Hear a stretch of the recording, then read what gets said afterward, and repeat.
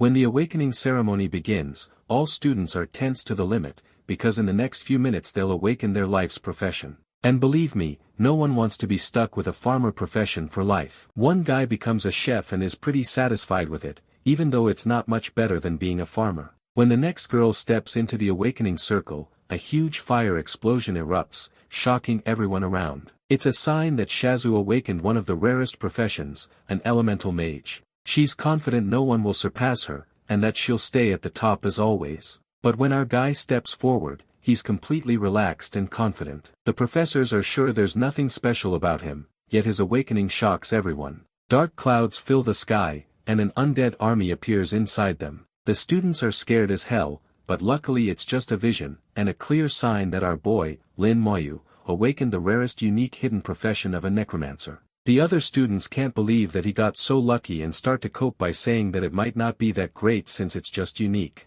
Before he walks off the stage, the formation master approaches him and asks if he can demonstrate his skills, since this is the first time he has seen this profession. The hero looks at his stats window and notices that he has 2 skills. The first one allows him to summon skeleton warriors, while the other is an offensive skill called Soul Blaze that burns his enemies. Judging by his spiritual power, it seems like he is a mage, but his summoning skill is similar to the summoner class. He uses his skill to summon a single skeleton warrior, which makes everyone gasp in horror. The formation master tests it out by attacking the skeleton, but the hero commands it to stay put. When the skeleton doesn't move, the old man realizes that the kid can control it well. Even though the skeleton is low-leveled right now, he guesses it will level up with the hero. He thanks him for his time and our boy walks back. His friend approaches him with a curious expression and comments that the skeleton looks like a rag. The hero uses his recall skill to put it back inside the subspace. He then notices the number in the subspace going up by 1.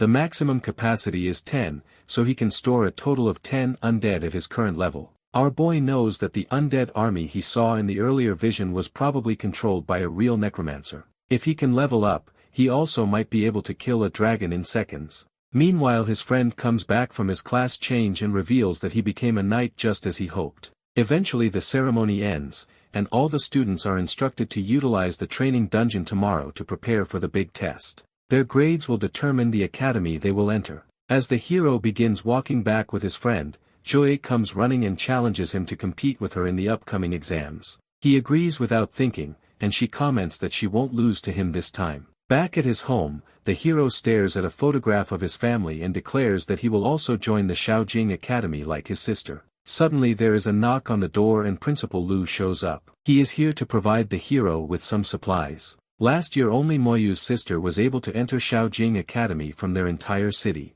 He promised her to take good care of her younger brother before she left. Later that night our boy gets a strange notification on his system window. It mentions that he has unlocked a unique profession and prompts a few system updates. As a result, the hero gets a new passive skill that increases the effects of all his other skills by 5 times. He also gets a damage transfer skill that transfers all the damage received by him to his summons. To test it out, he summons a skeleton warrior and notices that its stats have increased by 5 times. With his other skill combined, our boy almost feels invincible. The scene shifts to the next day, and we see the hero standing in front of the training dungeon with his friend Yang beside him. His friend invites him to raid the dungeon together, but he refuses. Hearing this, he starts acting dramatic again, saying that he feels betrayed. The hero calmly explains that solo raiding is better at the start because teaming up divides experience, which slows down leveling. At that moment, Shui arrives and supports his reasoning. She explains that solo leveling is best below level 10 and teaming up only becomes efficient after that. Soon, the principal shows up and instructs all students to form teams,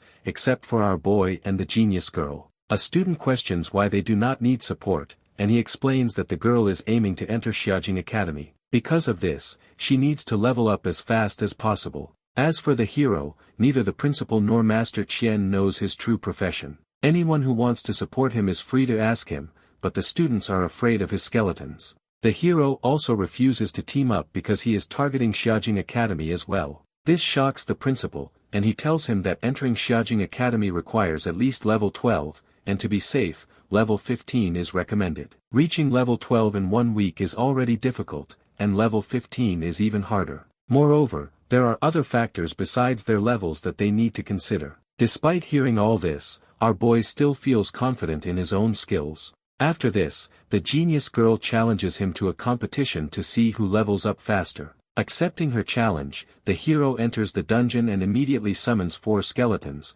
ordering them to wipe out all the monsters. His skeletons kill level 1 monsters, granting him 10 experience each. To reach level 2, he needs to defeat 100 level 1 monsters. Within just 30 minutes, he reaches level 2. All his stats increase by 10 points, and his summoning space expands. He then summons a level 2 skeleton with greatly enhanced stats and continues hunting. The skeleton easily one-shots level 3 and level 4 monsters, giving him even more experience. Our boy notices that the skeletons leave a trace of their movements on a map, which helps to record their position. At the same time, he turns back to see one of the monsters still alive and decides to test out his skill. Moyu uses his Soul Blaze skill, burning the monster's soul and killing it instantly. Shortly after, he reaches level 3 and summons more skeletons. These skeletons can even one-shot level 6 monsters. After 4 hours inside the dungeon, our boy manages to reach level 4. He thinks to himself that if he can get to level 8 here,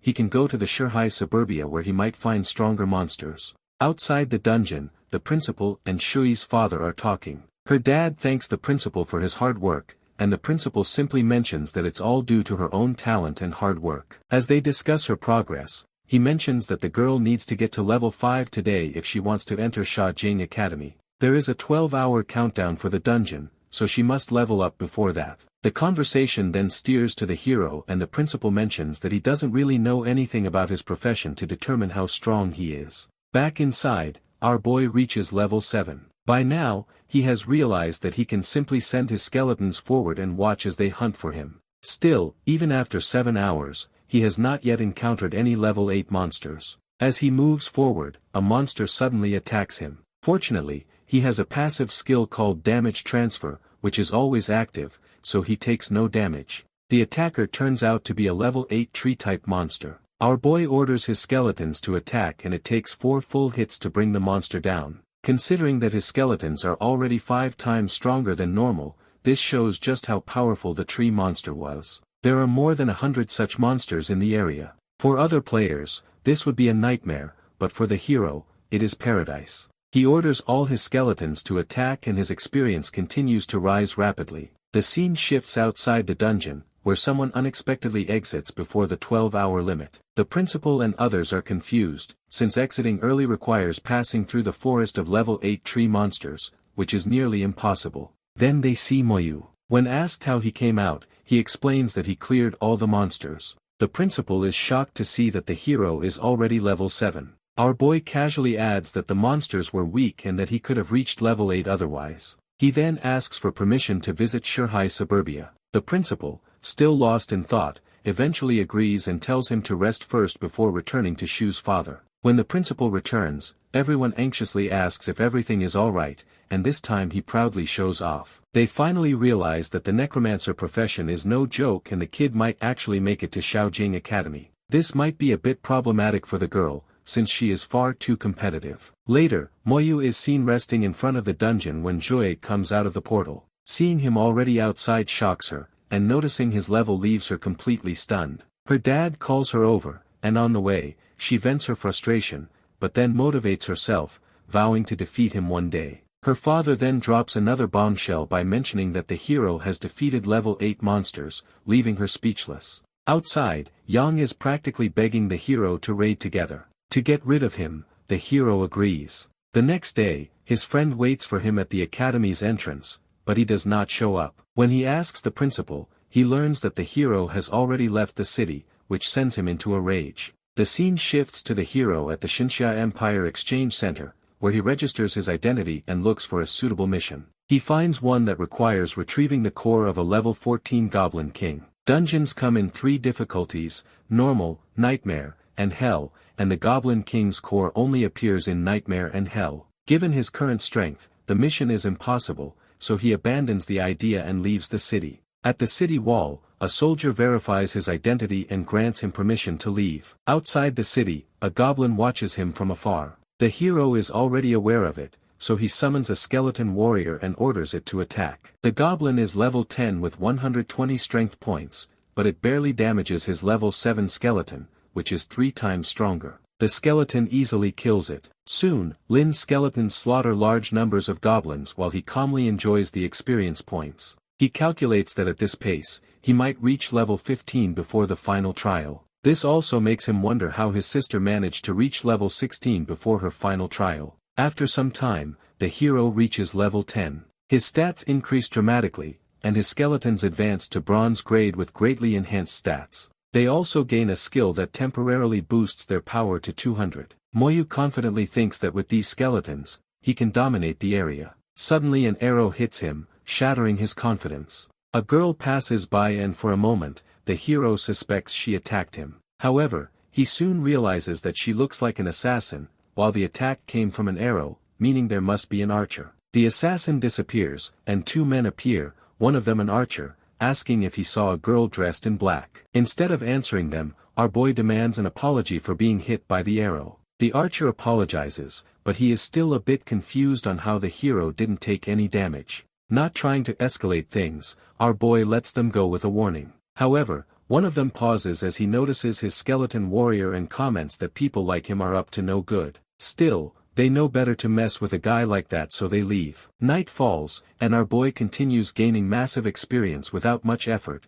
casually sitting on a rock. After clearing the monsters, he sets up a campfire and thinks about how to reach level 15 before entering the academy. Thinking about his sister, he wonders if she teamed up with others to raid a nightmare difficulty dungeon in order to reach level 16. Suddenly he hears footsteps. The same assassin from earlier appears and asks if he has food. Without thinking much, he offers her bread. She devours it quickly and drinks nearly a liter of water before thanking him. After she's done with the food, the girl asks for his name, but the hero stays quiet. She realizes that he doesn't like to talk and offers to analyze each other's skills. Our boy tries it, but it fails and he can't read her at all. The girl on the other hand can clearly read all of his stats and occupation title. It makes her a bit surprised since this is her first time hearing about a profession like this. Confused, our boy asks her why his analysis didn't work. The girl laughs and reveals that she is using a blocking badge so anyone below level 10 can't analyze her skills. After taking the badge off, she tells him to try again. This time he can see that her name is Ning Yi and she is a level 19 shadow assassin. As Moyu examines her information, he suddenly senses hostile presences. The same people who attacked them earlier appear again, this time with an additional companion. Moyu mentions they have been chasing her for days over a mid-tier scroll. She decides to leave and tells the hero that if fate allows, they might meet again in the future. Before she can go far, an archer fires an arrow at her. She dodges it in time, but the arrow turns out to be a special marking arrow designed to counter assassins and invisible targets. Since our boy was also caught in the zone, the arrow is tracking his location as well. It isn't long before the attackers show up thinking that the hero and the girl are working together. The assassin girl tries to clear Moyu of any involvement and offers to give up the scroll if they let them leave, but these people clearly have no intention of sparing anyone. Realizing the danger, she tells him to run while she buys him time. The hero asks about her safety and she claims she has ways to escape in the dark, however he can tell she is bluffing since she is already marked and cannot hide anymore. The attackers decide to stop wasting time, and their mage suddenly activates a skill that floods the area with light, completely erasing the darkness, making it especially effective against assassins. With nowhere left for her to run now, the others prepare to finish the girl off. They are surrounded from all 3 sides by the attackers and things look bad. However, our boy doesn't even flinch and simply summons his skeletons. Seeing the skeletons makes the mage a bit disgusted and he counters with his massive fireball. Realizing the danger, the girl tries to pull the hero away, but she notices spiritual strings binding her legs and preventing her from moving. Using this opportunity, the archer fires a triple shot at the 2 of them. In order to save the hero, Yi pushes him away, but he now stands directly in front of the fireball. However, the next moment, 2 skeleton warriors pull up and block both attacks at the same time. Another skeleton takes care of the sword guy while one deals with the mage. The man starts to panic and wonders how a level 10 necromancer can summon skeletons this strong. Despite their high level, none of their skills seems to be working against the undead. Within moments, the skeletons grow into an entire army and completely overwhelm them. Even the girl is shocked and turns back to look at the hero who is fully in control of all the undead warriors. At level 10, his talent skill has increased to level 2, which means that all of his skills effects now get increased by 10 times, including the stats of all his skeletons. Desperate to survive, the mage quickly raises a defensive barrier, but it shatters in a single strike. His fire attacks prove useless, and the undead skeletons kill him almost instantly. The archer also tries to flee, but he can't outrun the skeletons despite having high agility. He also gets caught and killed. Finally, it's the knight with his extreme defense skill who manages to hold on against the undead warrior. Even though this skill is quite impressive, the knight knows he's screwed and starts regretting his decision to come here. Our boy uses the skeleton's berserk skill and orders them to finish him off. The knight's extreme defense skill only lasts for a minute, and if the attacks are intense, it lasts even shorter. Surrounded by all these skeletons, it doesn't take long for him to crack and he too falls down. He can only stare in shock as she realizes that the hero killed all of them without even moving. Killing professionals also drops items, so he wonders what these guys had. They end up dropping a bunch of bronze E rank items, and the girl recognizes that they must have raided the Carmen's Orc Legion dungeon. Even though our boy finds these items useless, he stores them in his portable storage and decides to sell them later. The hero also finds a primary skill scroll and initially considers selling it, but the girl stops him and suggests he use it himself, since it has a chance of giving him a new skill. Since it's his first time using the scroll, he doesn't know how to do it properly. The girl explains that he simply has to hold it in his hands and say the word, use.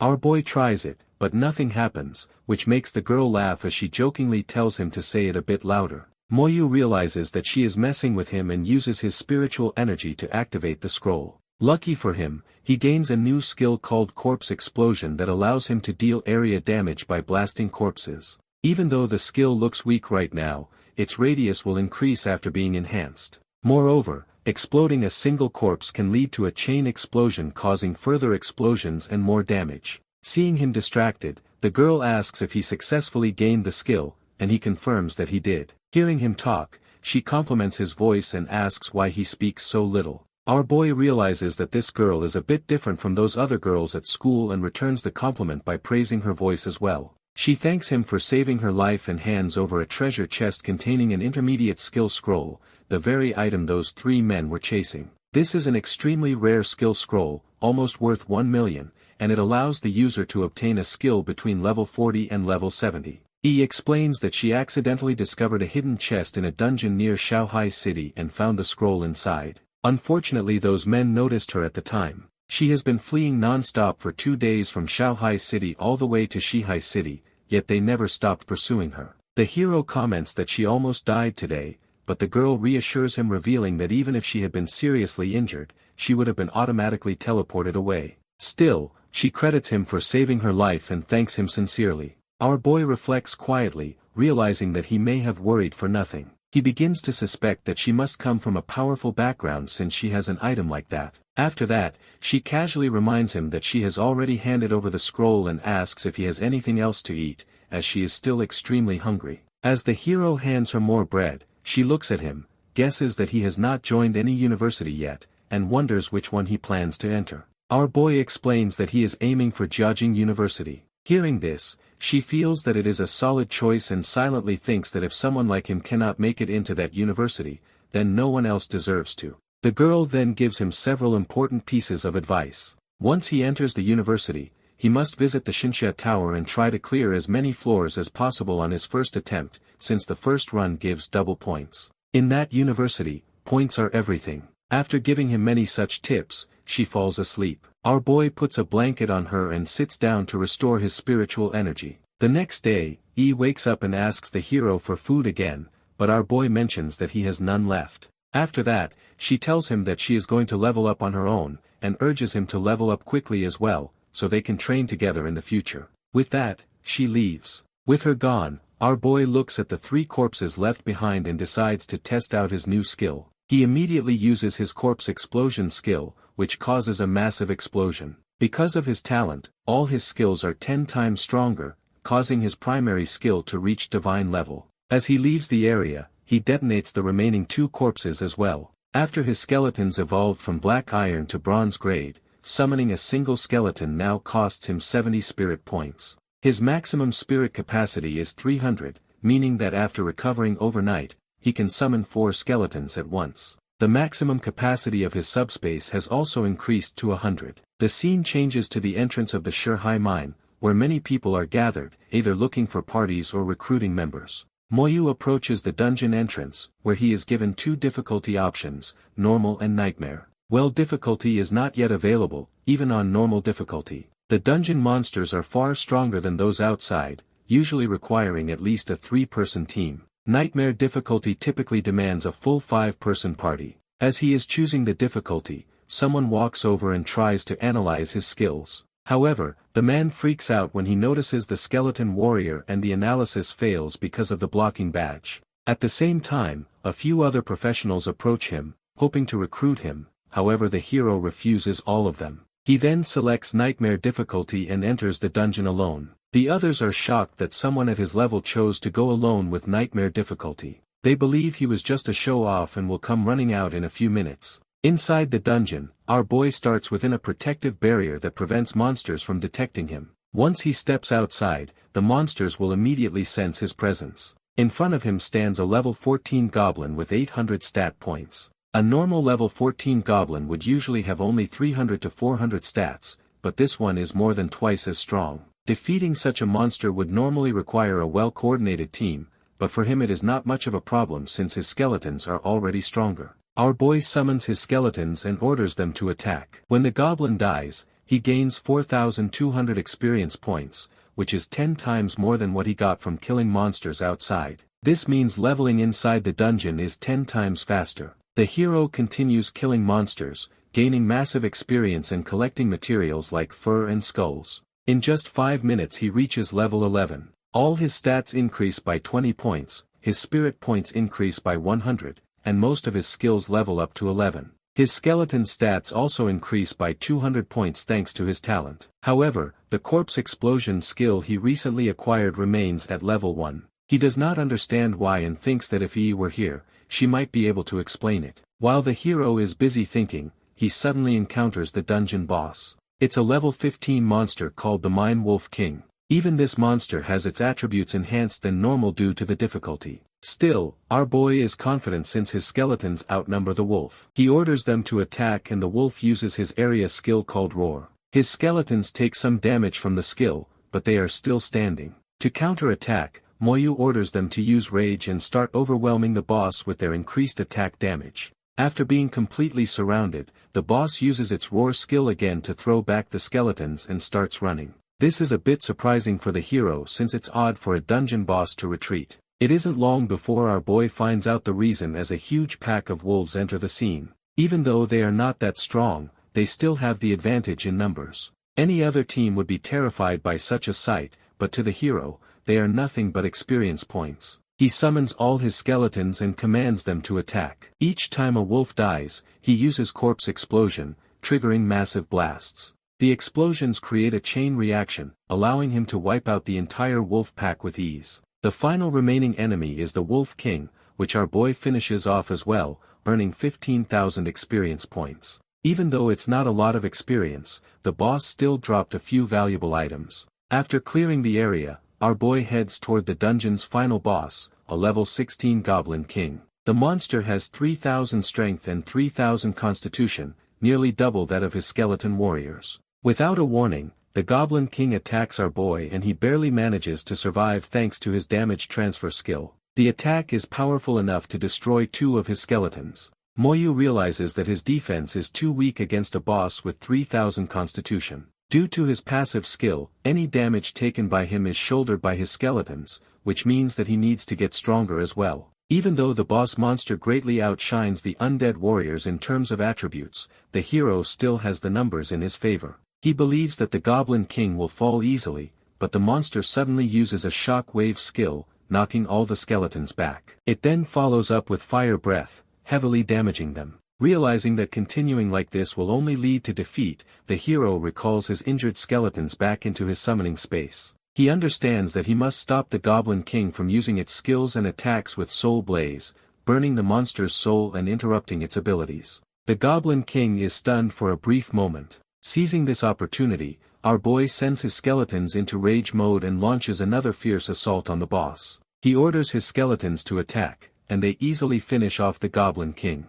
After defeating it, the hero gains 40,000 experience points and obtains 3 items. One of them is a goblin sword. Another is a wisdom robe, which increases his maximum spirit points by 10 and reduces his cooldowns. He also acquires the Goblin King's Core, an extremely valuable item. With this, our boy finally reaches level 12. After reaching level 12, his spirit points fully recover. He summons 4 skeletons, all now at level 12. This time, summoning a single skeleton costs him 110 spirit points. After that, the hero leaves the dungeon along with his skeletons. As soon as the people outside see him walking out, they are shocked. Seeing his robe and realizing that he has cleared the dungeon solo, they are left completely stunned. Ignoring all of them, the hero thinks to himself that he should simply wait for the 12 hours cooldown of the dungeon since killing wild animals won't give him enough experience. He moves to the side and begins recovering his spirit points while also trying to come up with a solid strategy to quickly clear the dungeon.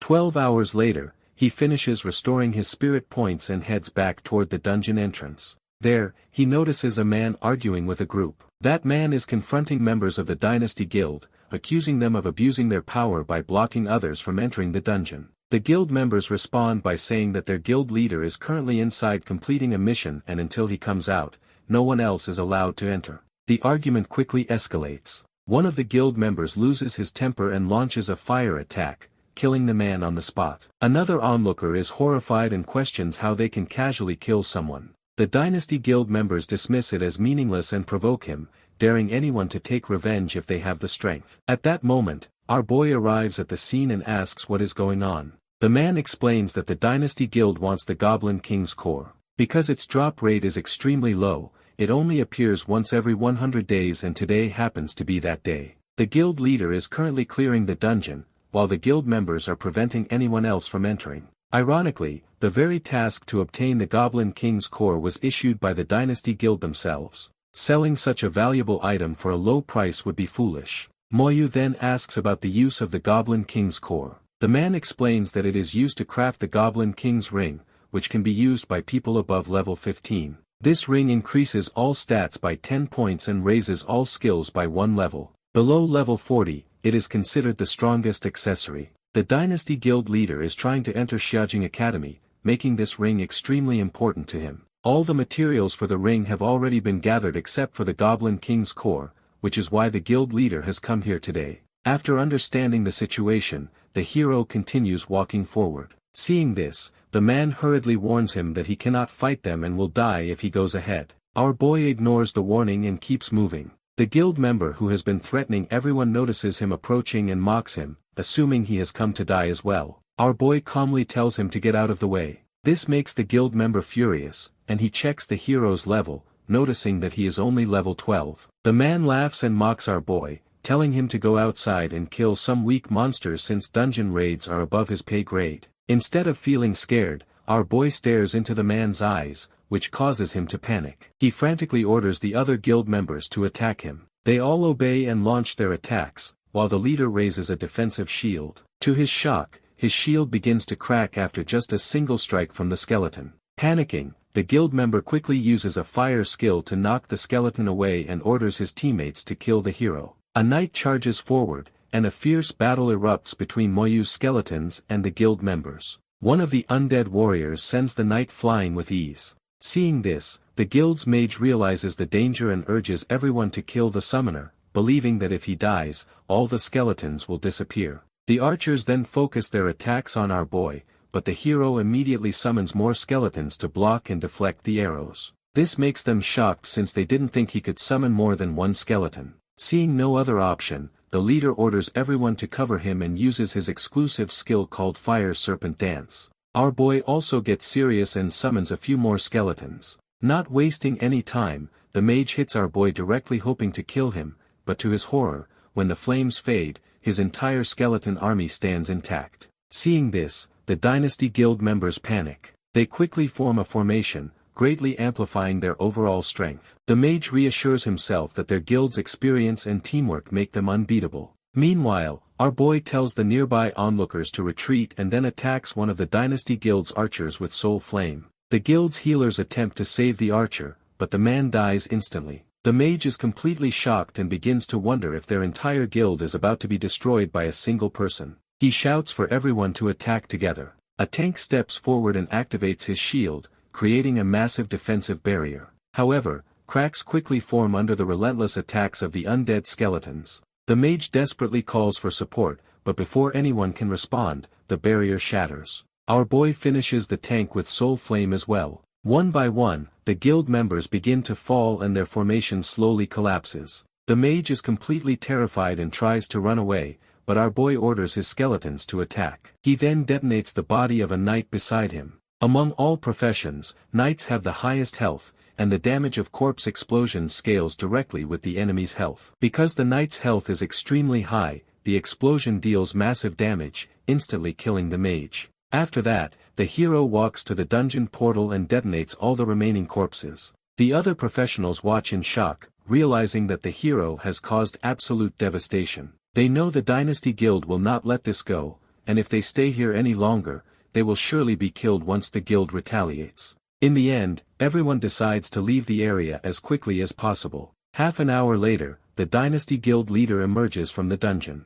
He complains that once again, he has failed to obtain the Goblin King's core. The woman beside him points out that no one is around. The guild leader becomes confused, wondering where everyone has gone and why all his people are missing. He orders someone to send a message to the mage named Zhao Ji, believing that if he is nearby he will respond. As no reply comes, the guild leader begins to suspect that something is seriously wrong. Considering the mage's strength, he should have been the strongest among them, so the possibility that he has been killed feels alarming. The guild leader decides not to linger, and orders everyone to leave immediately. The scene then shifts forward by an hour. Moyu once again defeats the Goblin King. This time, he gains 40,000 experience points and obtains a magic book. The book increases both physical and spirit attributes by 10 points. Although it does not directly benefit his skeletons, it greatly enhances his soul blaze and corpse explosion skills. After gaining all this experience, our boy is now at level 13.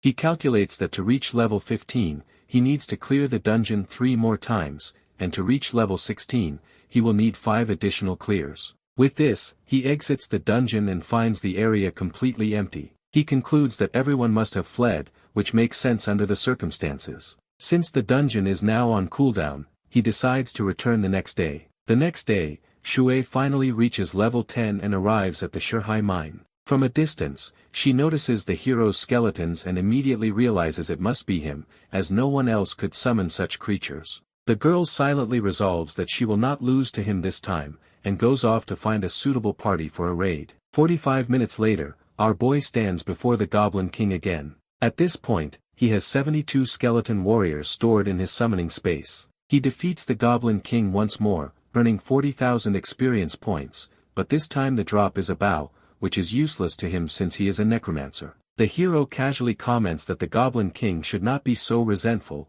since he will leave eventually. He even admits that he does not want to kill it, but leveling up leaves him no choice. After another 12 hours, he returns to face the Goblin King again. With a strange smile, he defeats it once more. This time, he gains 40,000 experience points and obtains a scripture. The hero finally reaches level 14, with 60% progress toward the next level. As the hero is waiting for the dungeon's cooldown, the girl walks over, having just exited the dungeon herself, and asks about his level. When she learns that he is already level 14, she is completely stunned and cannot understand how he is leveling so fast. At present, she is only level 11, which makes the gap even more shocking. Frustrated, she declares that she will not lose to him this time and storms off. Our boy watches in confusion as she leaves. He wonders why she is already looking for another party when she has just exited the dungeon. As far as he knows, there should be a 12-hour cooldown, yet it does not seem to apply to her. This leaves him deeply puzzled. An hour later, the girl exits the dungeon again. She loudly announces that she is a level 11 elemental mage and is looking for a party. It doesn't take much time for her to find a group she heads back in. Another hour passes, and she comes out again, confidently claiming she will not lose to Moyu. Soon after, another team looks for a mage, and she immediately volunteers. Half an hour later, she finally reaches level 12. Completely exhausted, she sits down to rest. The hero asks if she is not tired, and she responds that her exhaustion should be obvious. He is left confused by her behavior and asks her why she is pushing herself so hard. Hearing this, she explodes with pent-up frustration and unloads everything she has been holding back. She reveals that for years he has always beaten her and taken first place, and yet he still has the audacity to ask her why she feels this way. The hero realizes that this is the only reason, and thinks to himself that if he had known how deeply this affected her, he would have willingly given up the top position long ago. However, the girl explains that it is not just about rankings. She also wants to enter Xiaojing Academy, just like him. He suggests clearing the dungeon in nightmare difficulty, but Shu mentions that it's hard to find any parties at that difficulty since she is only level 12. This gives our boy an idea, and he asks how she is able to ignore the cooldown time of the dungeon. She is surprised that he does not know about this, and teasingly hints that she could explain it if he were polite enough to ask properly. Moyu, being stubborn by nature, stays silent. Seeing his awkward silence, she sighs and remarks that he really does not know how to joke at all. She then hands him a beginner-level cooldown talisman that has already been used 3 times. The talisman can reset dungeon cooldowns. The hero asks if it is expensive, and the girl confirms that it is, mentioning that her father looked quite distressed when he gave it to her. Hearing this, he immediately assumes that he probably should not use such a valuable item. Shu explains that she has only 7 uses left and must raid 9 more times within 2 days to reach level 15. The thought alone exhausts her. Hearing this, the hero suggests that she team up with him. He assures her that she would not need to do much, and her leveling speed would increase dramatically. The girl suddenly realizes that he can clear dungeons solo. By teaming up with him instead of joining a full party, she would gain experience much faster. Seeing the clear advantage, she agrees to his proposal. He tells her to rest for a while, after which they will raid together. 2 hours later, both of them stand ready to enter the dungeon. The hero resets the cooldown and selects Nightmare difficulty before entering. She panics internally, wondering if he chose Nightmare by mistake and fearing they might die. However, when he keeps walking, she has no choice but to follow him inside. As they move forward, the hero casually asks why she is walking so slowly, teasing her about being scared. The girl denies it outright. Our boy then summons his skeletons and deliberately lures all the goblins to chase them deeper into the dungeon. Soon they reach the Wolf King. The girl is stunned, noticing that this version is far stronger than anything found in normal difficulty.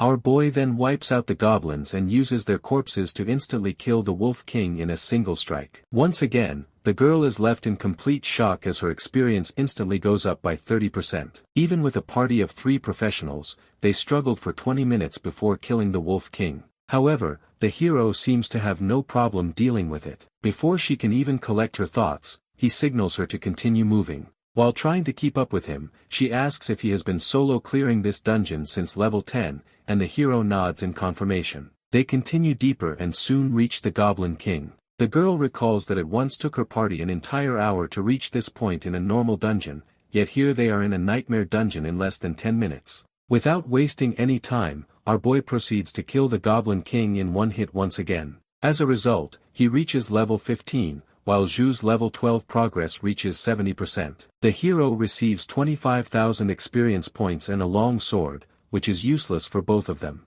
Zhu laments their bad luck, wishing it had been a staff instead. When the hero asks if she wants a staff, she explains that the Goblin King's staff is the strongest weapon for mages below level 20, but while it can be bought in the market, she does not want to ask her father for money again. Without hesitation, our boy hands her the Goblin King's staff. The girl is stunned and asks if he really does not need it, but he explains that he already has his magic book. The hero then turns to the Goblin King's corpse and casually remarks that it only needs to die 5 more times. The girl finds it strange that he is talking to a dead monster, pointing out that it cannot understand him anyway. However, the hero shrugs it off, saying it does not matter whether it understands or not. As they leave through the portal, the girl thinks to herself that he is a strange person since apologizing to monsters is not normal, but she also finds him oddly cute. They exit the dungeon and repeatedly use the talisman to reset the cooldown. They raid again, then again, and again, until the 5th run. By the end, Shu's level 14 reaches 20%, while Lin's level 15 reaches 85%. They still have 2 cooldown resets remaining. At that point, the girl asks him why he does not aim to become a champion, since he is already planning to enter Xiaojing Academy. Becoming a champion would earn him a massive amount of points, and points are incredibly important at the academy. More importantly, it would grant him a rare opportunity to enter the Creation Seminary. Curious, he asks what it actually is. The girl explains that while Shaojing Academy is filled with talented individuals, the Creation Seminary gathers people who stand at the very peak of talent. From their entire EXI High City, only the senior Suchinjin has managed to enter so far. She believes that if he truly tries, he also has a chance. If that happens, the principal would be overjoyed beyond measure. Hearing this, Moyu thinks to himself that since he is already planning to enter Shaojing Academy, there is no harm in attempting the Creation Seminary as well. While he is lost in thought outside the dungeon, the girl notices his friend Yang, who is currently level 11 and searching for a suitable party. Because his level is too low, no one is willing to take him in. Seeing this, the hero suggests that they take him along with them, and the girl agrees. The scene changes to the Dynasty Guild, where the guild leader is being harshly scolded. Someone angrily questions whether he has lost his mind, criticizing him for provoking trouble around dungeons without understanding the consequences. He reminds him that both the country and the association are not just for show, and warns him not to drag the entire guild down with reckless actions. Since the guild leader has already reached level 16, he is ordered to stay inside the guild for a few days and focus solely on the upcoming exam. After enduring the lecture, the Dynasty Guild leader asks about the mage and the others. He is told not to worry, as investigators have already been sent out. Internally, the man finds the situation intriguing as someone daring enough to stand against the Dynasty Guild is bound to make things interesting. The scene returns to Moyu and Shui as they approach Yang.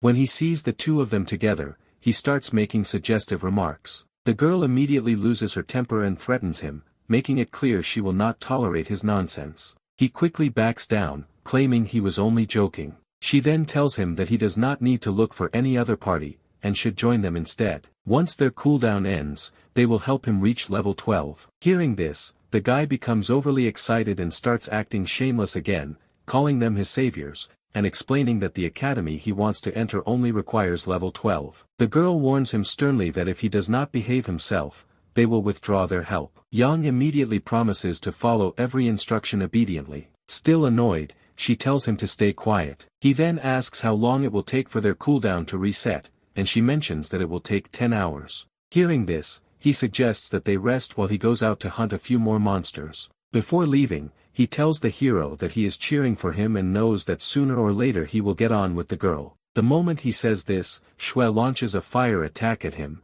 forcing him to flee in panic. Blushing with anger, she curses him, while our boy calmly remarks that his friend has always been like this. After 10 hours pass, the scene shifts again. Moyu resets the dungeon and selects Nightmare difficulty. Seeing this, the blonde guy panics and wonders if they selected the wrong difficulty by mistake. The girl tells him not to ask unnecessary questions and to follow them quietly. As soon as they teleport inside the dungeon, he becomes visibly terrified. Watching his reaction, Shui realizes she is not the only one who reacts this way, since she herself was just as scared the first time. Before long, the hero easily kills the Goblin King, and his friend is completely stunned by what he witnesses. Clearly enjoying his reaction, the girl treats it as nothing special. In the next moment, the man drops all dignity and grabs the hero's leg, begging to be taken along on future dungeon runs. The girl scolds him for lacking self-respect, reminding him that he is a knight. However, he responds that self-respect means nothing compared to survival and benefits. Eventually, our boy agrees to take him in, and he finally lets go. The scene then shifts to the city wall, where multiple principals are waiting for their students. An elderly principal remarks to Principal Lu that he heard two geniuses from his school are attempting to enter Xiaojing Academy. The principal confirms that Moyu and Shui are both trying. He explains that according to last year's standards, students at level 15 have a good chance, while those at level 16 are guaranteed to pass. However, it's not that easy to level up. While they are talking, a student at level 12 appears, prompting a comment that this result is acceptable given that school's standards. Soon after, another girl arrives at level 13 from the same school, leading to a comparison and mild boasting. One of them comments that levels are not everything since exam results matter the most. Meanwhile, Principal Lu grows uneasy, wondering why his 3 students have not arrived yet. The next moment, all 3 of them make a bold and confident entrance. Seeing them arrive safely, the principals finally relax and begin checking their levels. They are shocked to notice that the girl has already reached level 15. It means she has an 80% chance of getting into the academy. However, their mouths are left wide open when they notice that Moyu has reached level 16. Moreover, judging from the items in their hands, the principal can tell that they repeatedly cleared the dungeon. Without wasting time, they usher the students onto the bus. Principal Lu cannot hide his excitement, thinking that the elders had been acting far too proud earlier, and now the real fun has finally begun. While sitting on the bus, our boy reflects on his progress. Now that he has reached level 16, he feels confident about entering Shaojing Academy. His next goal is to secure first place so he can qualify for the Creation Seminary. The next day arrives, and our boy is in peak condition, with his spirit points fully recovered and his body refreshed. He meets up with his friends, and the three exchange a few words before Principal Lu distributes teleportation stones to all students. The principal reminds them that the stones will send them directly to the exam site and emphasizes that their safety is the most important thing.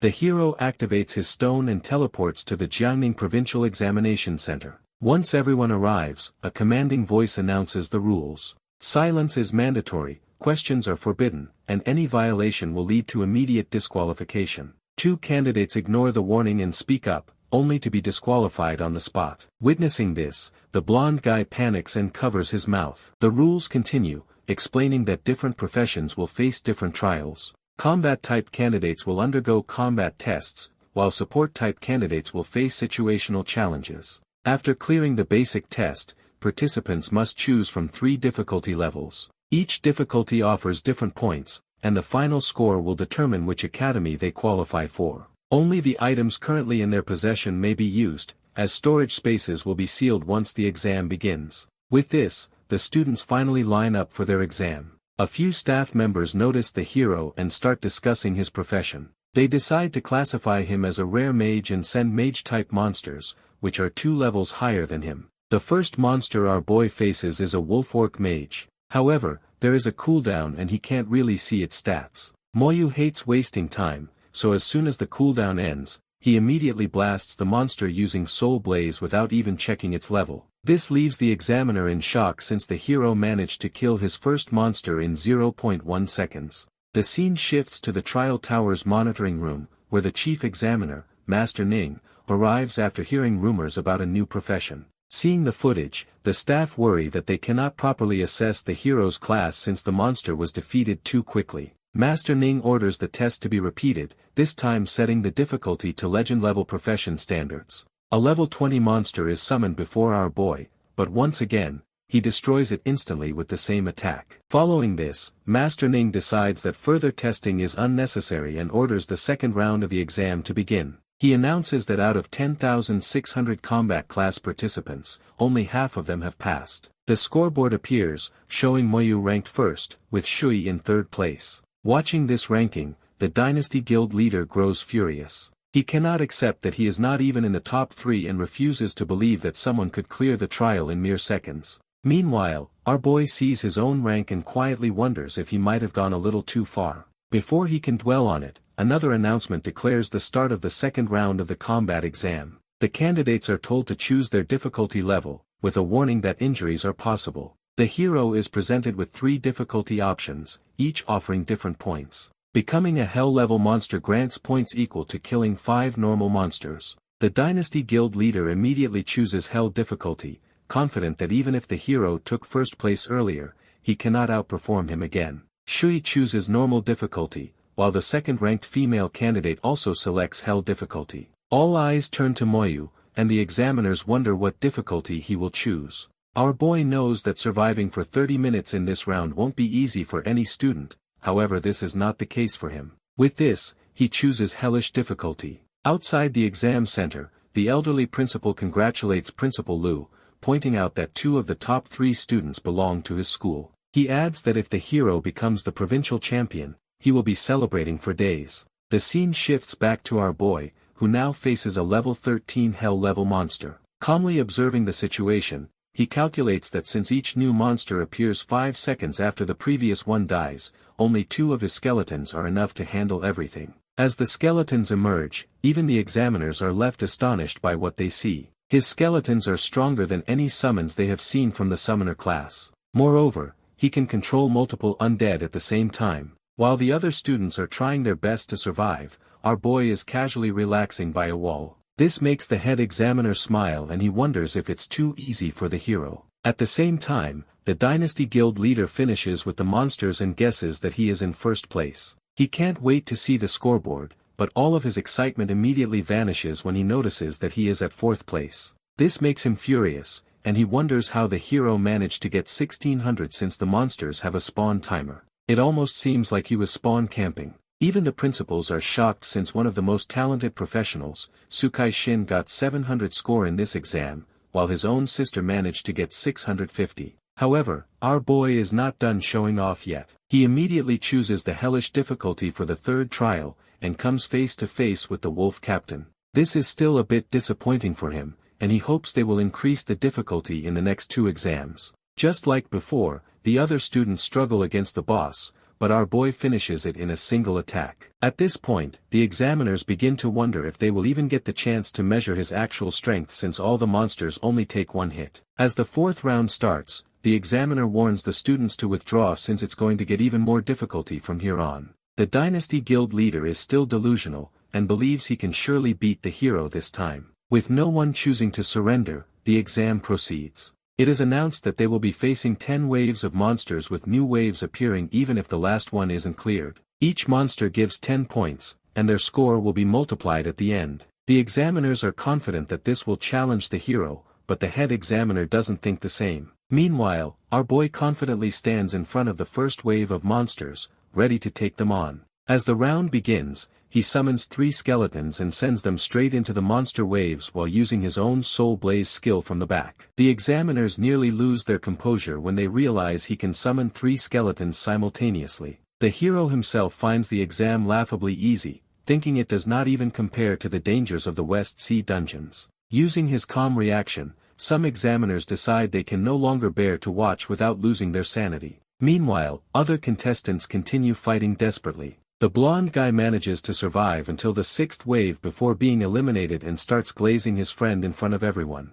After some time passes, only 5 contestants remain. At the 5th place is a level 15 Saint Swordsman named Feng Su, who comes from a powerful family. On the other hand, we have the Dynasty Guild leader Jihao at 4th place, still holding on. Eventually, the final wave ends, and all 5 contestants clear the 4th round. Once again, the top 4 rankings remain unchanged, with the swordsman placing 5th. Even then, he foolishly believes he can still claim first place in the next round. Meanwhile, Shui feels relieved simply for making it into the top 5, believing this should be enough to enter Shaojing Academy. The candidate at the 2nd place also thinks the same. However, they soon hear an announcement clarifying that reaching the top 5 alone does not guarantee entry. If the candidates fail to perform well in the 5th round, they will still be eliminated. Anyone who truly wishes to enter Shaojing Academy must prove themselves one final time. The rules of the 5th round are then revealed. All remaining contestants will be teleported into an expedition dimension,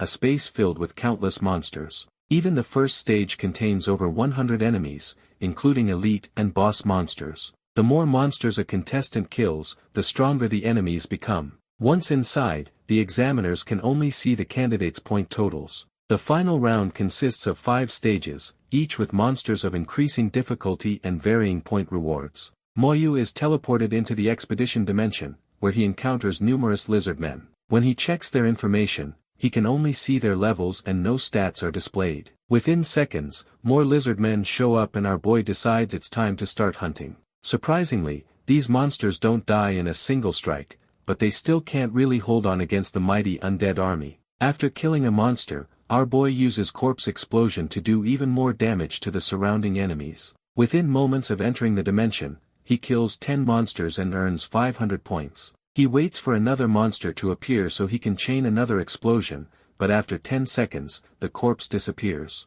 Adjusting his strategy, he summons more skeletons and orders them to herd all the monsters into one location. Once the enemies gather together, he triggers corpse explosion again, causing a devastating chain reaction that wipes out the entire group. His points skyrocket instantly, leaving everyone in disbelief. The head examiner cannot help wondering how powerful this child truly is and where his real limit lies. Meanwhile, the hero finishes eliminating every monster inside the dimension and waits calmly for the next wave to appear. Suddenly countless fireballs rain down from the sky toward him, but he blocks them effortlessly using his skeletons. Moments later, several level 16 mage monsters materialize before him. Seeing this, Moyu decides that they have had enough chances and launches his counterattack. The hero strikes mercilessly, using corpse explosion to wipe them out, causing his points to surge once again, jumping from 8,000 to a total of 14,600. Witnessing his terrifying killing speed, all the examiners are left in complete shock. They begin to wonder if his necromancer class actually surpasses the legendary classes.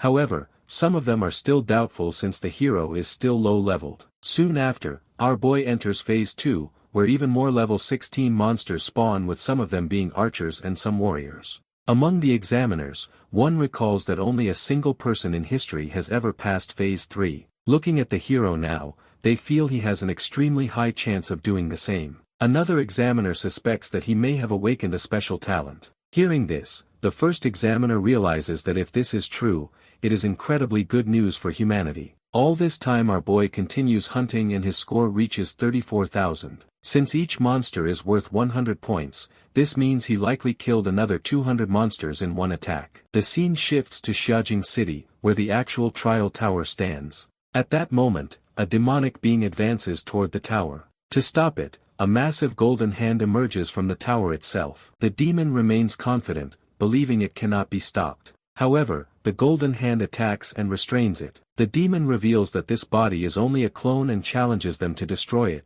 but before it can say anything, its monstrous skull gets crushed into pieces. Outside the trial tower, Bai Yi-wan, one of the top masters of the Shangsa Empire, floats in mid-air alongside his companions. They didn't expect the abyss to launch a surprise attack. One of the group members makes contact with the trial tower, and discovers that the soil inside it was originally taken from abyss essence soil, making it highly beneficial to them. Restoring order will take about an hour. Meanwhile, inside the exam battleground, all the monsters suddenly vanish, and for the first time, the players can see each other. Zhu approaches the hero, explaining that she was fighting when the monsters suddenly disappeared. She asks if he knows why, but he has no idea either, though just to be safe, he surrounds himself with his skeletal warriors. At that moment, streaks of light pierce through the black battleground, and one by one, the examinees reappear. At the same time, a figure of Master Bai appears, and he introduces himself. Red Examiner Ning and the players are stunned to see him, assuming something serious has happened in battle space. The Master explains that abyss demons have invaded and are targeting the students. He and his team are working hard to restore the space rules, which will take about an hour, so until then, it's up to the students to protect themselves. They have no idea how the demons will attack, but as long as the candidates stick together, the invasion force cannot harm them. He reminds them that the people of Shangxia are not afraid of death. Inspired, everyone shouts that they are not afraid to die. Our boy, however, is deep in thought. The weakest monsters in the abyss are at level 70, and since Master Bai advised them to stay together to fight the invasion force, it means that the monsters may not be as strong as expected. The commotion is intense on the battlefield, but even outside, the examiners are just as stunned. The team is deliberately targeting the big exam, and their goal is to eliminate the most talented students participating in the 5th round to cut off the roots of the Shangxia Empire. At that moment, the blood moon appears in the sky,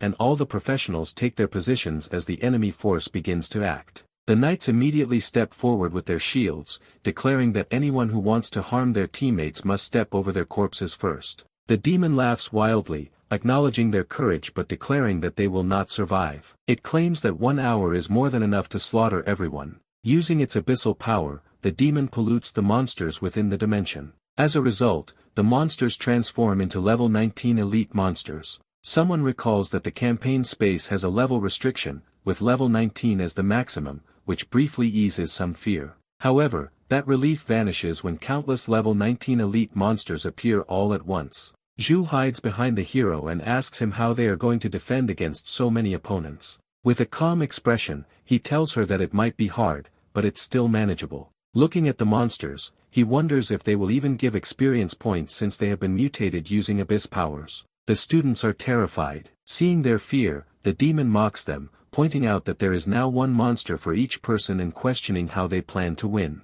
Panic spreads, and the Dynasty Guild leader becomes so shaken that he cannot even lift his weapon. Still, a few people manage to stand their ground. At this critical moment, our boy steps forward. The girl tries to stop him since there are hundreds of elite monsters ahead, but he ignores her warning and simply tells her to retreat. Zhu also doesn't listen to him and follows him anyway. Seeing him advance, the other professionals begin to wonder if he plans to fight alone. Gradually many of them follow him, declaring that they fear neither battle nor death. The demon finds their determination amusing and mocks them again, even suggesting that they become slaves of the Demon King, promising to open a gate just for them. Suddenly our boy stops moving and the demon offers to open a gate just for him. Moyu smiles as he thinks to himself that this might be the perfect distance to use corpse explosion. Meanwhile the people following him are confused and wonder why he stopped. Instead of answering, he summons more than 100 skeleton warriors, which leaves everyone completely stunned. Even Zuomei, the girl at second place,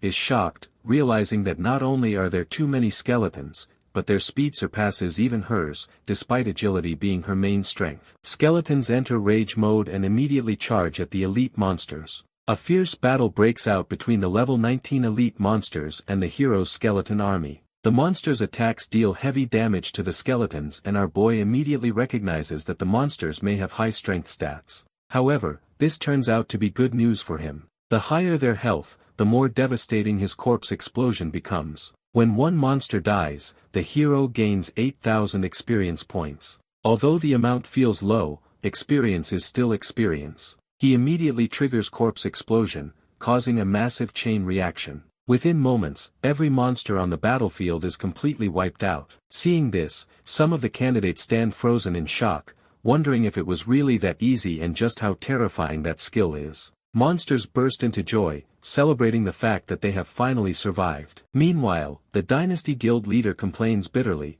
feeling that fate has treated him unfairly for not giving him such a powerful profession, and he continues sulking over it. The scene then shifts to the Abyss Demon, who is burning with rage. The demon cannot accept what just happened and becomes furious, determined to personally deal with the child who has humiliated it. Moyu quickly locks onto the Abyss Demon hiding within the Abyss Blood Moon. With the help of his skeletons, he throws a monster high into the air and leaps upward himself. Reaching the demon, he detonates the monster mid-air, causing a violent explosion that inflicts intense pain on the Abyss Demon. As the demon screams in pain, our boy immediately uses Soul Blaze to inflict even more damage. Surprisingly, the demon still manages to survive, but it's heavily injured and screaming since it didn't expect a profession to have a skill that could burn the soul. The hero casually steps back on the ground and comments that this is payback for invading their space. Outside the tower, Master Bai stands alongside another master, both closely monitoring the situation. They notice that the power of the abyss is weakening,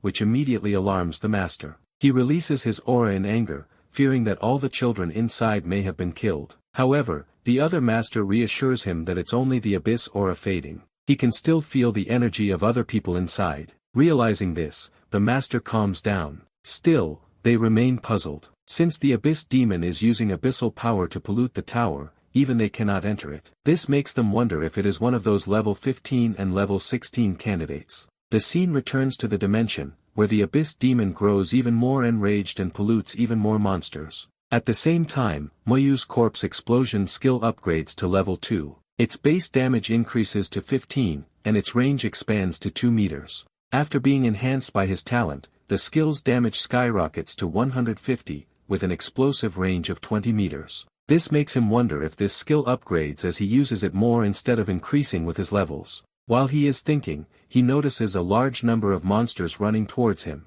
To our boy, this is nothing but a blessing. He clears them all effortlessly and levels up, leaving the students in disbelief. They cannot understand how someone can casually level up using such bizarre and terrifying monsters. The hero continues fighting as if celebrating a festival, repeatedly throwing monsters into the air and detonating them mid-air. Overwhelmed by rage and frustration, the demon finally lets out a furious scream and retreats. Outside the tower, the demon's power continues to fade. The masters observing the tower confirm that Abyss's power is nearly gone. Master Bai immediately asks about the children inside, and is told that every single one of them is safe, with 0 casualties. This outcome completely exceeds his expectations. He decides to temporarily teleport all the children back and investigate what exactly happened inside the battle space. Meanwhile, Jua is worried about the hero and asks him if he is okay. He turns to her and says that he is completely fine. Master Bai then enters the battle space and announces that Abyss's power has been completely exhausted and the environment has returned to normal.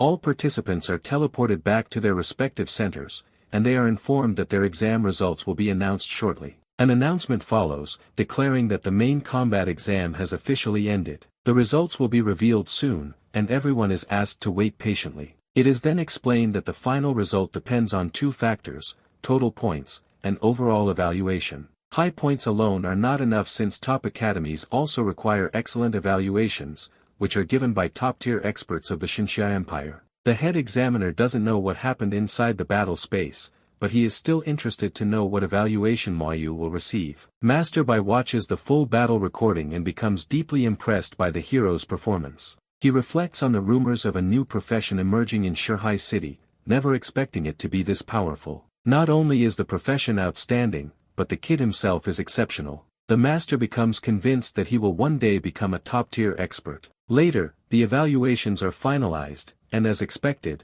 our boy gets the top scores. Principal Lu is overjoyed and celebrates enthusiastically. The elders beside him offer their congratulations, noting that his academy has produced a top scorer who will be praised for decades to come. Swa congratulates the hero for getting the top score in the province, and he responds with a rare smile. She teases him, pointing out that he actually looks good when he smiles and wondering why he does not do it more often. Moments later, the second place is revealed, and it turns out to be Shui. This makes the principal even more proud since both his students got first and second place. Following them are Feng, Swa, and the Dynasty Guild leader at third, fourth, and fifth place respectively. Despite getting the fifth place, the guild leader receives a poor evaluation, which pushes him to the edge. He refuses to accept it and causes a scene, which ultimately leads to his disqualification from the exam. Finally, the announcement is made, declaring our boy as the top scorer for combat class professions. Hearing this, everyone in the academy starts cheering, especially his friend. Just then, the announcer asks the crowd to calm down, and reveals that an imperial order has arrived. According to this order, the national top scorer of this year is Mou. The moment this announcement is made, Principal Lu is left completely stunned. He can hardly believe what he has just heard, and repeatedly questions whether his ears are playing tricks on him. Once he finally realizes that the news is real, his excitement shoots through the roof. Those standing beside him try to calm him down, warning him not to get overly excited. The scene then shifts to our boy as the other two candidates ranked in the top 4 congratulate him. Mou expresses sincere gratitude, acknowledging that without him, they might not even be alive. Mou responds modestly, brushing it off as nothing extraordinary. They mention that they will likely be heading to Sha Jiang Academy as well, and suggest meeting again there. His calm and restrained reaction leaves them slightly confused, but Shui quickly explains that he is naturally quiet and rarely talks, mentioning that she has been his classmate for 3 years, and that they have barely exchanged 10 sentences. The hero unexpectedly corrects her count, which makes everyone laugh. Later at his home,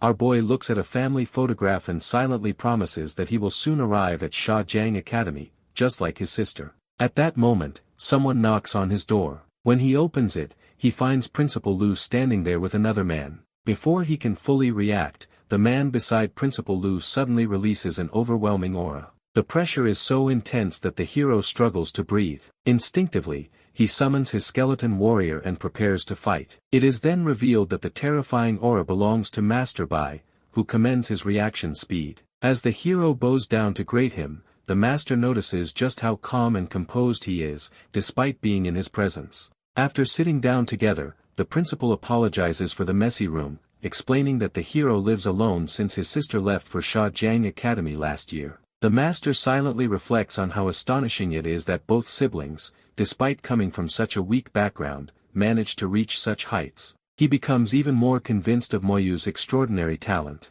He also observes his skeleton and notices that its visible stats are only 250, which confuses him. This makes him wonder how the hero managed to achieve such incredible feats in the battle space with such low stats. Our boy realizes that people can only see the base stats, not the talent-boosted ones. Master Bai then asks him about his talent. He explains that his talent is amplification, which enhances all of his skills. This immediately clears up the old man's doubts, as everything now makes sense. He explains that he has come for 2 reasons. First, to discuss the reward that he will receive from Sha Jiang Academy. Second, to personally take him to the academy ahead of time, because an important internal competition will be held there in 2 days. Although participation is not mandatory, he strongly believes it will greatly benefit the hero and hopes he will take part. After learning that it's an exclusive competition, the hero immediately agrees. Pleased with his response, the master moves on to explain the rewards. As the national top scorer, he will receive exceptionally generous rewards. Firstly, he is granted 100,000 additional points, added directly to his total. He also receives 1 primary skill and 1 intermediate skill scroll. In addition, because of his outstanding performance in the battle space, especially injuring the Abyss Demon, he is given a special reward, a chance to enter the Divine Summer Tower. Master Bai emphasizes how rare and important entry into the Summer Tower is and advises the hero to prepare thoroughly before going. Seeing how serious the old man is about this reward, Moyu understands its true value and accepts it with caution and resolve. With everything settled, they prepare to depart for Shajiang Academy. General Liu is sent off, and the two of them teleport away. The scene shifts to the grand gates of Shajiang Academy, where our boy arrives with the master. The old man explains that the gate is not merely an entrance, but a powerful weapon. Even a top-tier expert would have to pay a heavy price to force their way in. For the night, our boy is instructed to stay and rest while the master leaves, assuring him that someone will come to guide him the next morning. One of the academy staff secretly wonders what kind of background the kid must have for Master Bai to personally escort him. He asks him where he wants to stay and presents him with several accommodation options. The first is a 4-person room that costs 500 points per month. The second is a 2-person room, priced at 1,000 points per month. The place even offers single rooms that cost 2,000 points per month. There are also practice villas of different levels, so newcomers are asked which one they want to stay in. The man advises him to save his points for now, explaining that points are extremely valuable inside the academy. Even after hearing this, our boy still chooses a single room. The staff member feels puzzled, since he clearly suggests saving points, yet the hero insists on the single room anyway. In the end, he lets it go and escorts him to his room. When the guy asks for his card to process the payment and swipes it, his total points appear on the screen. Seeing the amount, he is completely shocked and wonders where he got so many points from. Our boy casually explains that he received them because he is the national top scorer. After that, the man leaves and reminds him to bring a communication device tomorrow. Left alone, the hero looks out of the window and sees many people practicing outside. Watching them, he thinks that the atmosphere of Shaojing Academy is excellent, and that such an environment makes leveling up much easier. The next day, he finishes his meditation when someone rings his doorbell. When he opens the door, he realizes it is Yi. She grabs his hand and starts giving him a tour of the academy, saying she will first take him for breakfast and then show him around. At the cafeteria, he is about to pay with his points, but she stops him and scolds him for wasting them. She tells him that gold should be used in such places, and that points are far too precious to spend casually. When she notices his balance and sees that he has more than 100,000 points, she is stunned. Even so, she firmly warns him to save his points as much as possible in the future, and he agrees. After that, Bro casually hands her a Goblin King core. The girl is pleased at first, but immediately realizes what it is and asks if he is really giving it away. When he confirms it,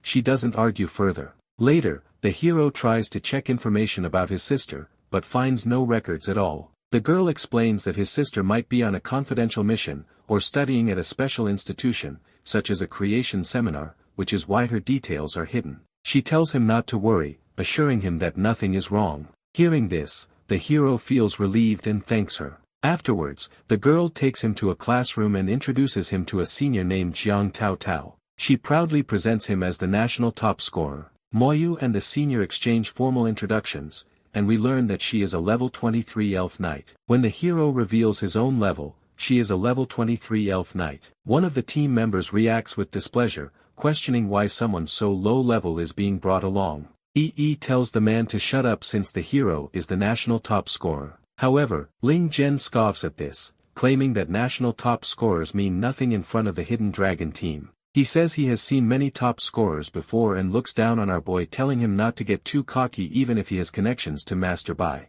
In their team, strength is all that matters. He agrees to bring him along for the trial, but also mentions that he won't speak a word and try not to hold them back. Hearing all this trash talk, our boy calmly asks him if he has lost his mind. This makes the man furious and prepares to attack when Tao Tao suddenly uses her skill to stop him. Gritting his teeth, the man says he is only letting him go out of respect for her. As he walks away, the girl turns to the hero and tells him to meet again here tomorrow so she can explain everything about the trial. He also reminds him that they have a few more things to do, so they both leave. After they leave, the senior girl warns the man not to let personal grudges interfere during the trial. She also reminds him that Master Bai is backing the hero. The guy replies that he knows his limits and only wanted to see whether the boy who replaced his brother is truly worthy. Senior Tao Tao angrily responds that Moyu is a national top scorer, which already proves something, and that his class is a newly introduced unique class. However, the guy argues that new classes are introduced every year and most of them turn out to be useless.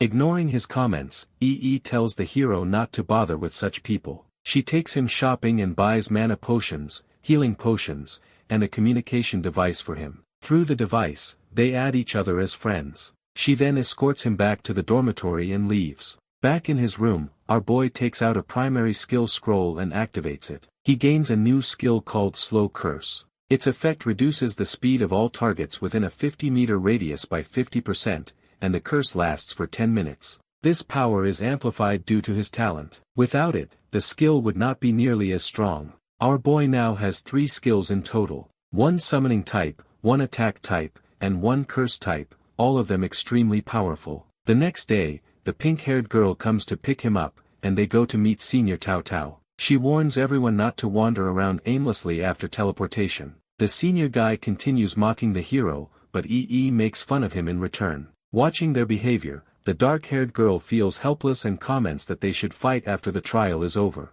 After that, everyone in the team formally introduces themselves. They have 6 members in total and we already know 4 of them. The 2 new members include a nerdy girl named Miao Yu who is a level 20 elf elder and a guy named Duan Gao who is a level 20 diviner. After the introductions, Tao Tao sternly warns everyone that if anyone causes trouble during the trial, she will not hold back later and will not accept any excuses. EE assures her that their conflict won't affect the trial. Finally, the group teleports in front of the Divine Xia Tower and then moves again to reach Mermaid Island. Once there, the girl instructs everyone to touch the mission stone so they can receive the details of the trial mission. The hero also touches the stone, and the mission information appears before him. The trial requires them to defeat the final boss of the Mermaid Tier dungeon and obtain the Mermaid Tier. There are 3 strict conditions. First, a team can have a maximum of 6 members, all of whom must be level 20 or below. Second, the Mermaid Tier only drops on Nightmare difficulty. Third, only 3 Mermaid Tiers drop each year. The dungeon's location is shown to be at the center of Mermaid Island. The senior girl then explains the importance of Mermaid Tiers. They are used to craft special equipment with extremely powerful effects, but the problem is their rarity as only 3 appear each year. Since Mermaid Island does not belong to the Xingxia Empire, teams from other countries also come here annually. This year, 10 teams from the Hidden Dragon Academy have arrived, and their team ranks second among them. This means they are not only competing with students from their own academy, but also with teams from other nations. Shaojing Academy consists of multiple colleges, and Hidden Dragon is just one of them. Hearing all of this, the pink-haired girl wonders what would happen if they encounter teams from other countries. Tao Tao explains that such encounters have happened before. Usually those teams guard dungeon entrances to block others from entering, and many deaths have already occurred because of this. She warns everyone not to take the situation lightly, as deadly battles can break out at any moment. Noticing her worried expression, our boy reassures EE that nothing serious will happen this time. As the group prepares to enter the island, the girl commands the diviner to apply buffs to everyone. Once the buffs are cast, everyone's attributes increase significantly, and their skill power also rises. Our boy then summons his skeleton warrior, and asks the man to buff it as well. The support tries, but the buff fails to apply. This happens because Moyu's talent itself is a powerful buff-type ability, so no additional buffs can override it. Seeing this, Jin mocks the hero again, commenting that his summons are even more useless than imagined. Even though our boy remains calm, his skeleton doesn't seem to take this lightly. As the guy provokes him to fight, the senior steps in once again and orders them to stop. Before walking away, the skeleton gives the man a cold look, which sends shivers down his spine. The trial officially begins, and the team moves toward the island. Taiyu Tao tells the elf girl that their target is the mermaid dungeon, and that they must reach it as quickly as possible. If possible, they should avoid fighting monsters along the way. As they advance, a monster spots them, hides in the water, and launches a sneak attack when the girl gets close. They have no choice but to react, and the group starts fighting the monster. As it is busy dealing with the dark-haired girl, he sneaks up on the monster from behind, and finishes it off. Soon after, the senior notes that level 21 monsters have started appearing. If they stop to fight them, it would take another 3 hours, slowing them down significantly. She decides they cannot afford that delay, and asks the elf girl to take control so they can pass through the monsters instead of fighting them. The girl uses her skill to control the monsters, allowing the entire team to slip through safely. As they move further, they encounter an even denser group of monsters. Chow Chow questions whether they can still pass through, but the elf girl is not sure if she can handle them since the monsters are at level 22. At that moment, our boy steps forward and offers to handle it. Jean immediately mocks him, calling him a level 17 newbie who has not done anything so far, and telling him to stop joking and hide behind others. The senior ignores the taunts and asks the hero about his plan. Our boy calmly explains that he intends to use his skeleton warrior to distract all the monsters. She finds the idea reasonable and tells him to try. Moyu's skeleton warrior charges forward at full speed, drawing the attention of all the monsters. Taking advantage of the distraction, the entire team slips past the area. Afterward, he dismisses the skeleton warrior. The senior is extremely pleased with the hero's performance and openly praises him. The guy, however, complains that if he could do this, he should have done it from the start, as they would have reached the mountain much earlier. He snaps back at him, telling him to keep quiet if he cannot contribute. Bro wants to get destroyed so bad, so he continues trash-talking the hero, but our boy simply warns him that this is the last time. Suddenly, a large number of monsters launch an attack on them, and Chow Chow urgently orders everyone to retreat. It is revealed that a team from Country Y has launched this attack. They possess a special class known as the Shikigami Summoner and are deliberately blocking the path to stop others from climbing the mountain. The summoner from Country Y declares that the team must stop there. He states that if they cannot handle the monsters, they should use their teleport stones and leave, claiming that this year's dungeon belongs to Country Y. This infuriates the members of the Shinza Empire, but they are unable to act, because clearing these monsters would take several hours. At this moment, our boy begins summoning his skeleton warriors. Seeing this, Senior Chow Chow anxiously wonders if he can really handle it. His first skeleton warrior draws away nearly 30 monsters. The other members are shocked to see a summon pulling monsters away like that, but they notice that nearly 2/3 of the monsters still remain. The hero then summons a second skeleton warrior, which lures away half of the remaining monsters. The senior is stunned to realize that he can summon 2 skeleton warriors. Finally, he summons a third skeleton warrior, which draws away all the remaining monsters. With the path cleared, the members of the other teams praise the hero and thank him sincerely. Jen, however, is not too pleased with the hero getting the spotlight. Meanwhile, the summoner from Country Y is stunned to see the other teams advancing even though he blocked their path moments ago. He runs to the archers and orders them to start shooting.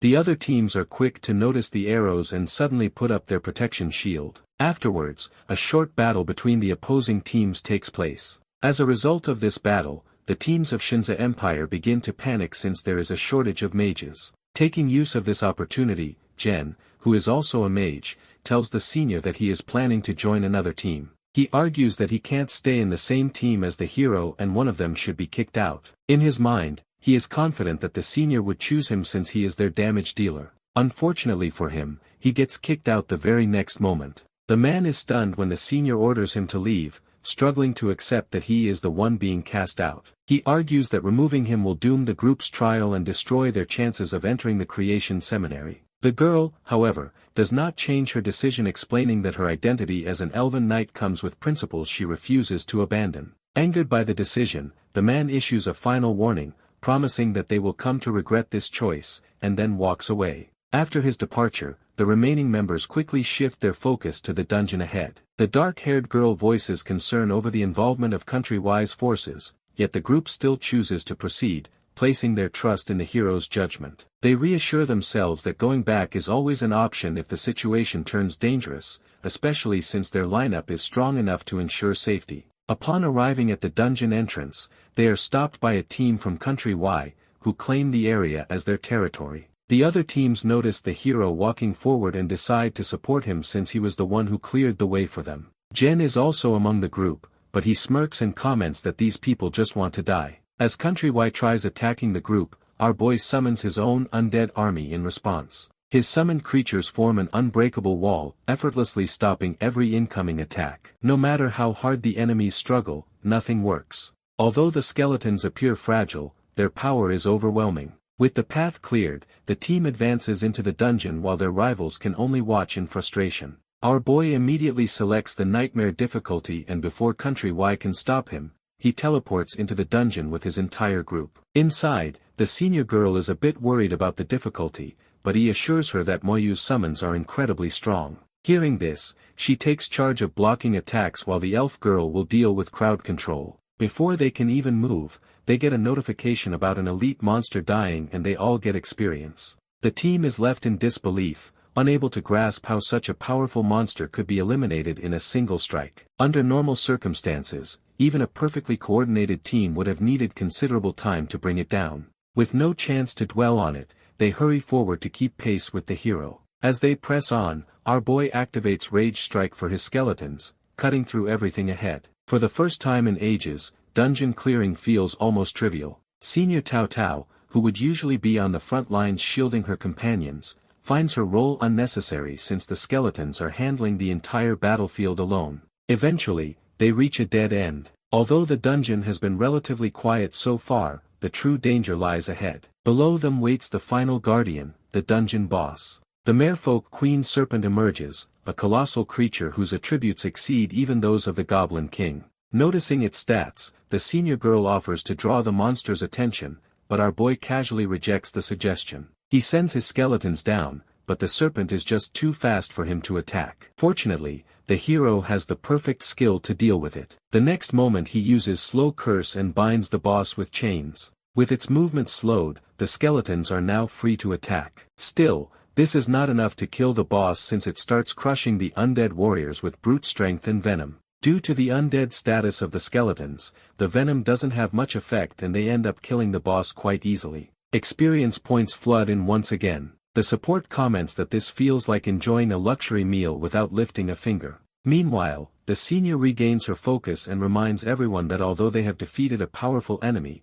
the dungeon's true boss still lies ahead. As they move deeper, fish-like monsters begin appearing more frequently. Eventually, the team reaches the end of the dungeon, where a crude palace stands. In front of this palace, 180 enhanced elite guards wait, forming the final barrier. Our boy calmly orders his skeleton warriors to charge forward, preparing to confront the last obstacle head-on. Tao Tao knows that his skeleton warriors are extremely strong, but attacking too recklessly could backfire. At that moment, Yi notices that even more monsters are approaching. Noticing them, the hero activates his Rage Strike and tells the group to cover their ears. The girl is a bit confused, but follows his instructions. In the very next moment, the group suddenly gains a huge amount of experience points, leaving everyone confused about what just happened. It quickly becomes clear that Moyu has used his corpse explosion skill, which somehow works even underwater. Soon after the palace doors open, revealing the Marefoot Queen, whose stats are incredibly high,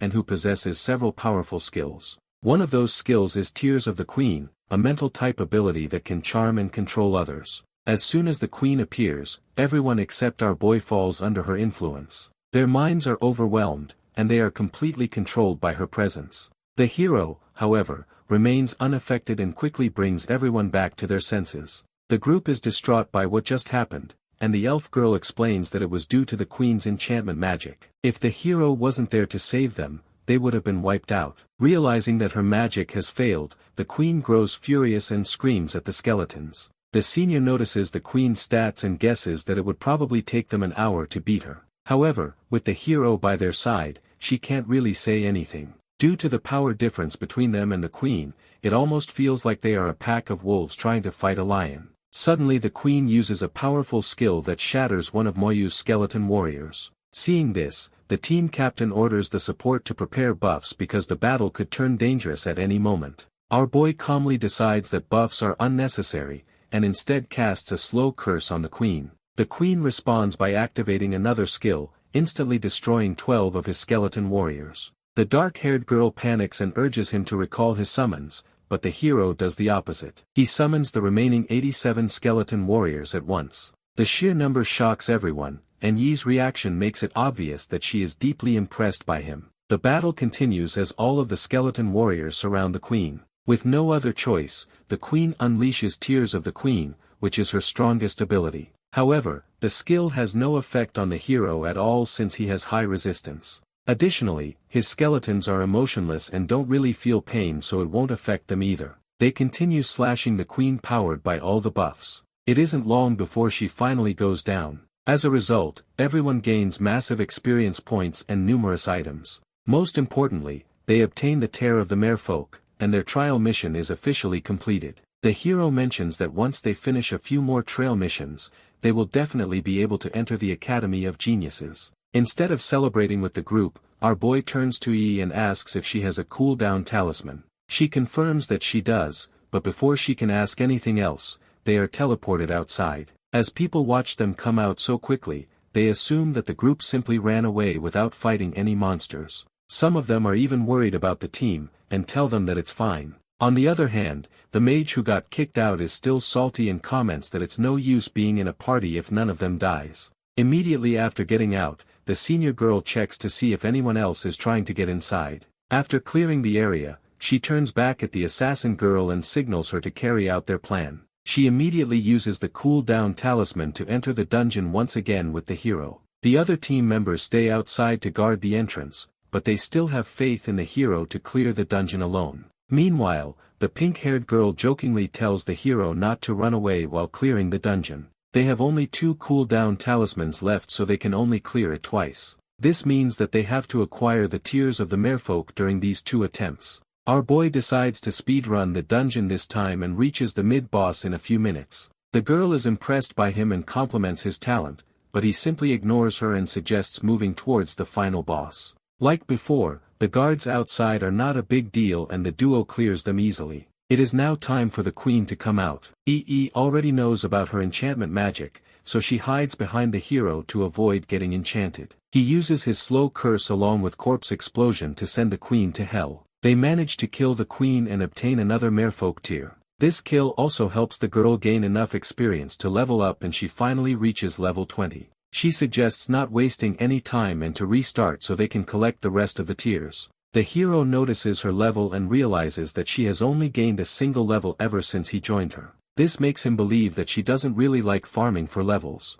The group is teleported outside once again where they meet the judgmental eyes of the crowd. The people mock them for wasting the cool-down talisman as they can't comprehend the possibility of someone clearing the dungeon in such short amount of time. Mocking them back, EE uses the cool-down talisman and enters the dungeon once more. This time, she even puts on a timer to see if they can beat their previous record. Their final time for this attempt is 8 minutes and 58 seconds. Holding the Tears of Merfolk in her hands, the girl can't wait to see the faces of all the doubters outside. As expected, they immediately trash talking after seeing the group teleport back. However, this time, the dungeon begins to disappear. This is a clear sign that someone has already acquired all the Tears of the Merfolk. Finally, they realize that the hero wasn't simply going inside to look around. Before the group can leave, the summoner from before rushes forward and declares that they won't be allowed to leave until they hand over the Tears. The other teams aren't too happy to hear this and decide to help Tao Tao, however the man is too quick. He immediately appears in front of her and intimidates her with his powerful summons.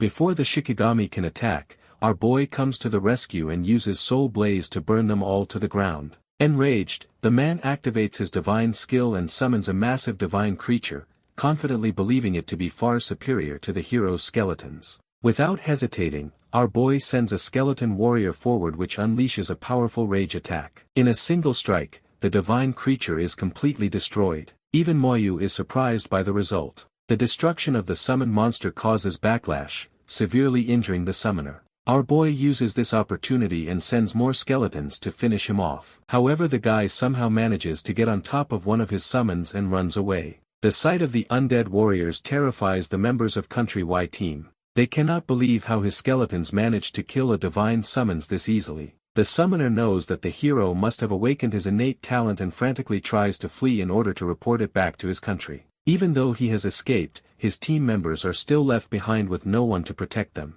They take a single look at the skeleton and realize that it's well above their pay grade. In moments, all of them start running for their lives. The teams from Xingxia Empire laugh as they watch them run with their tails between their legs. However, they still don't know who the hero truly is and see him as some kind of a role model. Meanwhile, in all of this, Jun is still regretting his decision to leave the team, since he would have finished the trial by now if he stayed. Consumed by resentment, he convinces himself that it is not his fault and swears to take revenge someday. After completing the trial, the senior decides to head back using the teleportation stone. Despite not doing much physically, EE is completely exhausted. Senior Tao Tao expresses deep gratitude toward the hero, acknowledging that the trial would never have been completed without him and that it meant a great deal to her. The assassin girl tells her that she does not need to be so formal, adding that although the hero is quiet, he is genuinely a good person. Suddenly our boy receives a message from Master Bai, requesting him to come meet immediately. The scene shifts to the Academic Affairs office,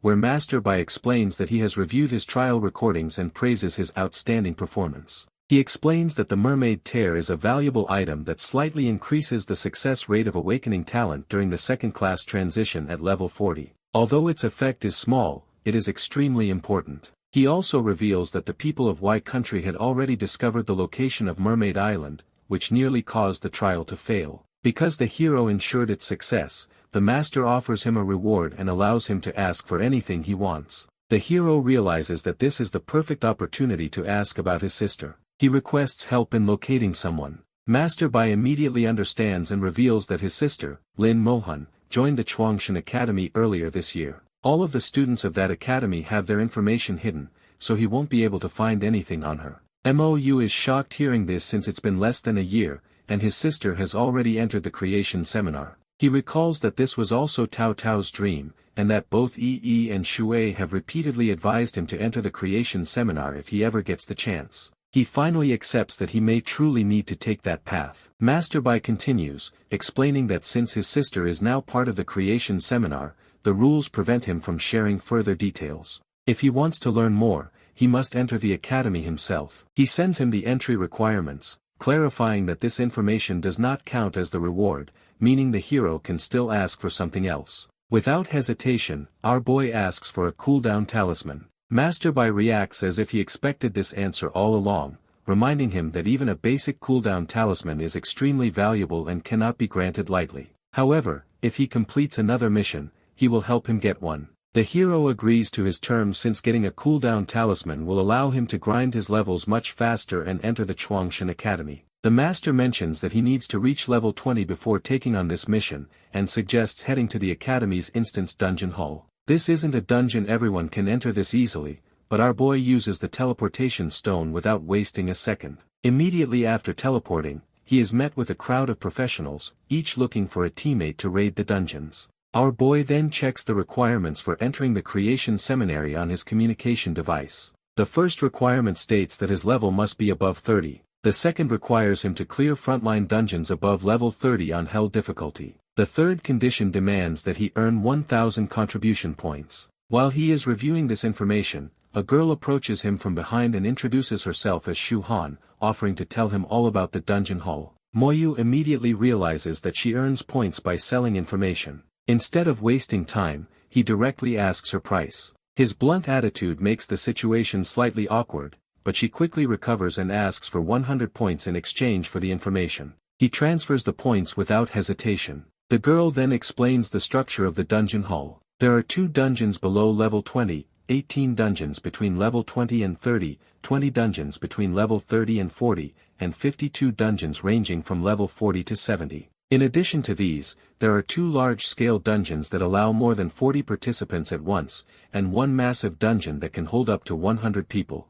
In total, the dungeon hall contains 95 dungeons, each with its own clearance record. Breaking a record earns special rewards. She also explains that the area they are standing in functions as both a task center and team recruitment zone. After finishing her explanation, the girl asks if he has any questions. The hero asks how contribution points can be earned, and she explains that earning them is extremely difficult. They are obtained mainly by completing academy-organized trials and tasks. However, competition is fierce, and only those who finish first usually receive the points. Our boy needs 1,000 contribution points, yet even the highest-paying tasks offer only 10 points, while most give just 2 or 3. At that moment, a notification appears, informing him that he has received 50 contribution points. This immediately shocks the people around him. Soon after, Gao from his previous team calls him and excitedly mentions that he received 20 contribution points, while Tao Tao received 30 and is extremely happy. The hero casually replies that he received 50,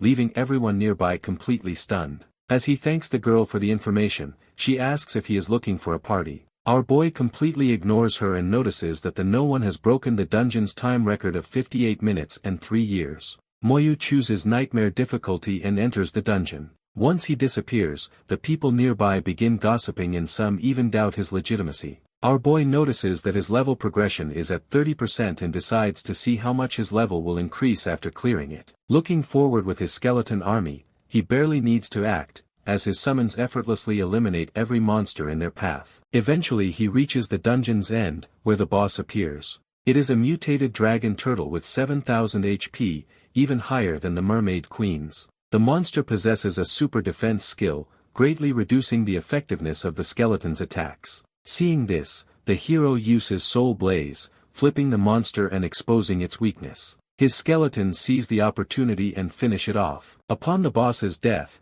our boy gains 15,000 experience points along with multiple items. His level progression instantly jumps by 35%, which means that he just needs to clear it one more time to reach level 18. Back in the dungeon hall, a bell rings, signaling that a new record has been set. Students immediately gather, speculating about which elite team achieved it. Months later, a screen appears, announcing that Moyu has solo cleared a level 17 dungeon in just 35 minutes. Our boy then teleports back into the dungeon hall and receives 1,000 points along with 5 contribution points. He realizes that breaking dungeon records is another way to earn contribution points. This gives him another motivation to clear the rest of the dungeons as well. However, his level is still low, so he re-enters the mutated forest dungeon. Half an hour later, he exits once more, now having reached level 18. The surrounding students are stunned and begin speculating whether he is about to challenge the Spider Nest dungeon and possibly set yet another record. Just then, a notification pops up once more informing them that he has improved his own world record. Everyone begins to wonder where this man came from and whether he will set a new record in the other dungeon as well.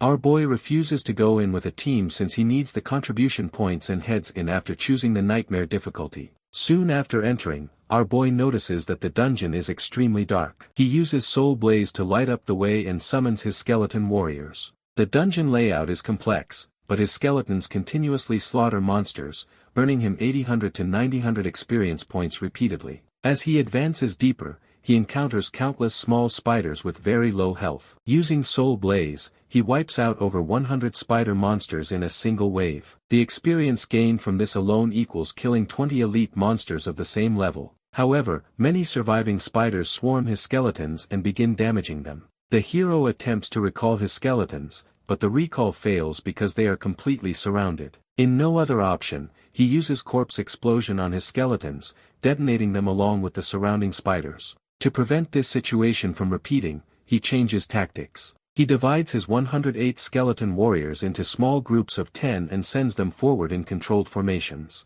10 minutes later, he reaches the final area and stands before the level 21 spider boss. Instead of hesitating, he summons all his remaining skeleton warriors at once and prepares for an all-out assault. Outside the dungeon, the crowd begins speculating. Some doubt that the hero can set up a record for this dungeon since an hour has already passed. Meanwhile, inside the dungeon, our boy finally finishes killing the boss. The experience gained pushes his level progression to 80%, but he has already passed the record time. He needs those contribution points, so he decides to restart. Outside, Shohan begins to worry since it's been more than 90 minutes. Just as doubts peak, he finally exits the dungeon. When it becomes clear that he has successfully cleared the Spider Nest dungeon alone, the onlookers are left in complete shock. Solo clearing a dungeon filled with endless monsters was considered nearly impossible. Moyu then turns to the girl and asks which dungeon provides the highest experience gain. He learns that below level 25, the Spider Nest dungeon gives the most experience. However, while the rewards are high, the clearance time is too long. He then asks if there is a dungeon that can be cleared faster while still offering good experience. After some thought, he is told about the Tyrant Desert Dungeon, a large-scale dungeon that opens after level 20 and allows more than 40 players. Veteran players often charge points to let newcomers join their teams. The hero begins wondering whether a large dungeon like that could be cleared solo, deciding that he will only find out after reaching level 20. After thanking her, he returns to the spider nest dungeon once again. Elsewhere, several powerful figures observe his performance. Master Bai remarks that although he has watched him before, his performance continues to exceed expectations every single time. Master comments that solo clearing a mermaid-type dungeon and collecting all 3 tiers is truly astonishing. When asked about the hero's talent, Master Bai explains that it is an enhancement-type ability, though its amplification limit remains unclear. The experts agree that the hero has immense potential.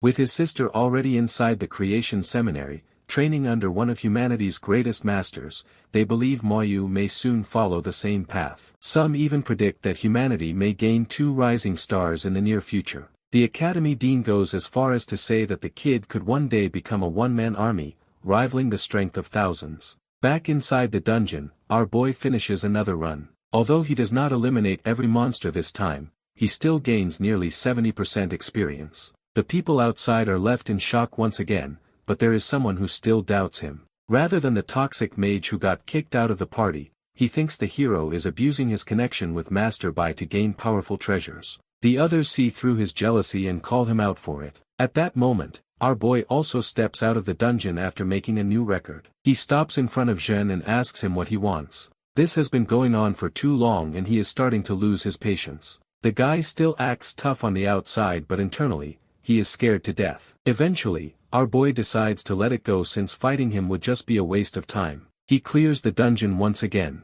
This time, he finally reaches level 20. His strength, agility, and physique all rise to 300 points, while his spirit reaches 1,300 points. His summoning space expands from 120 to 200 units. Both Soul Blaze and Summon skills reach level 20, allowing him to summon silver-grade skeleton warriors. Using 500 spirit points, he summons a silver-grade undead skeleton. All of its stats reach 4,000 points and it possesses Rage Strike level 2, which allows it to deal over 3,000 damage in a single attack. Moyu realizes that summoning a single skeleton costs too many spirit points. He also notices that his current equipment has become too weak to keep up with his growth, which means that he needs to buy new items. With this in mind, he heads to the Academy's trading area. As soon as he arrives, many students begin gossiping about him. The hero places all his equipment on the counter and requests that it be sold. He instructs that the gold earned should be used to purchase beginner-level skill scrolls.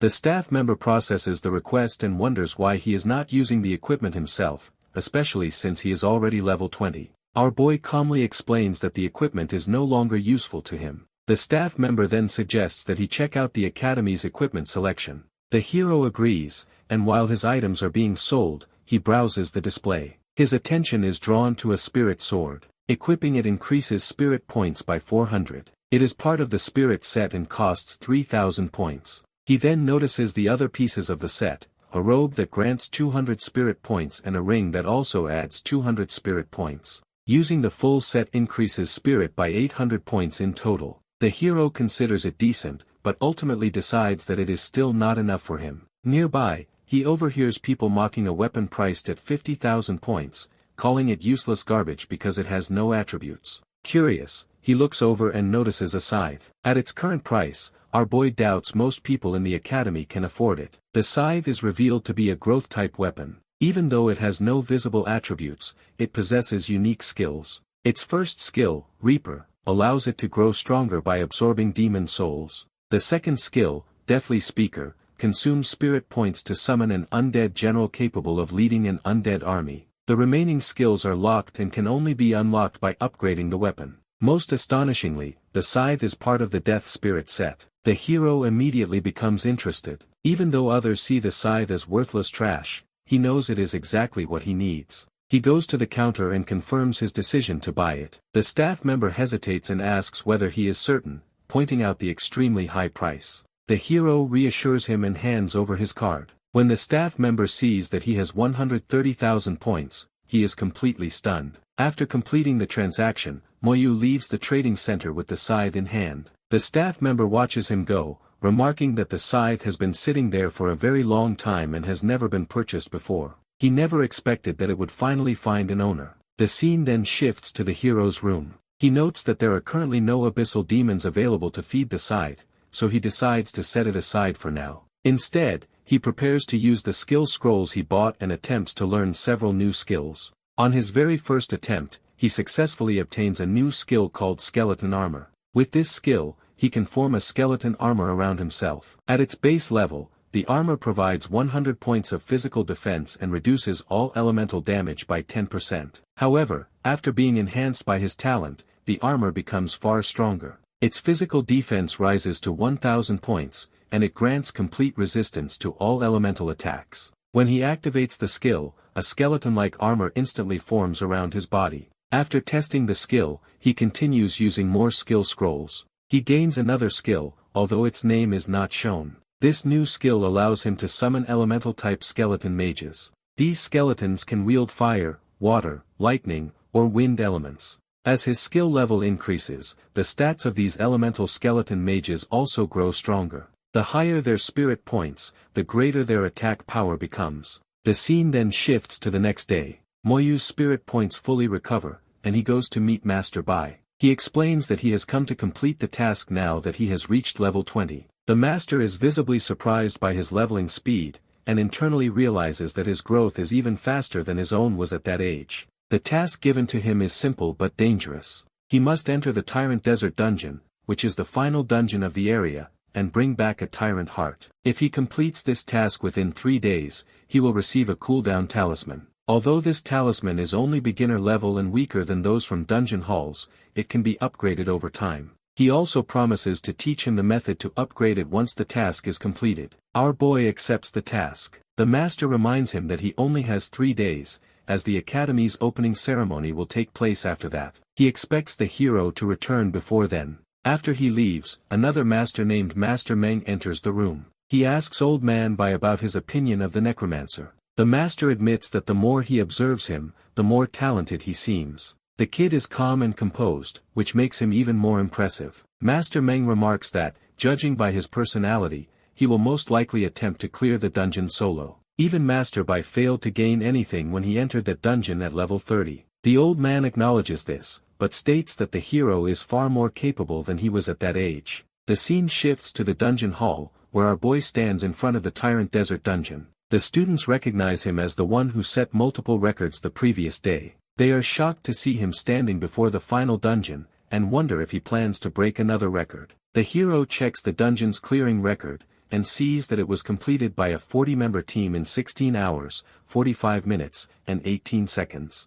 At that moment, the girl from earlier approaches him. She realizes that he intends to enter the Tyrant Desert Dungeon to obtain the Tyrant Heart. The Tyrant Heart is dropped only by the final boss, and can be used to create a powerful boss-tier equipment called the Tyrant Necklace. It only drops once per year, and no one has obtained it in the past 2 years. The girl doubts that he can achieve this, especially since he is only level 20 and appears to be alone. Soon after, a fully prepared 40-member team from the Bile Academy arrives, aiming to set a new dungeon record. Their equipment is entirely gold grade, and their leader urges everyone to stay focused and avoid mistakes at all costs. The hero realizes that this team is also heading into the Tyrant Desert Dungeon. Without hesitation, he enters the dungeon alone. Seeing this, the team leader mocks him internally, believing that he is walking to his death by challenging a final dungeon solo. They decide to ignore him and proceed to teleport inside. Inside the Tyrant Desert Dungeon, the environment is harsh,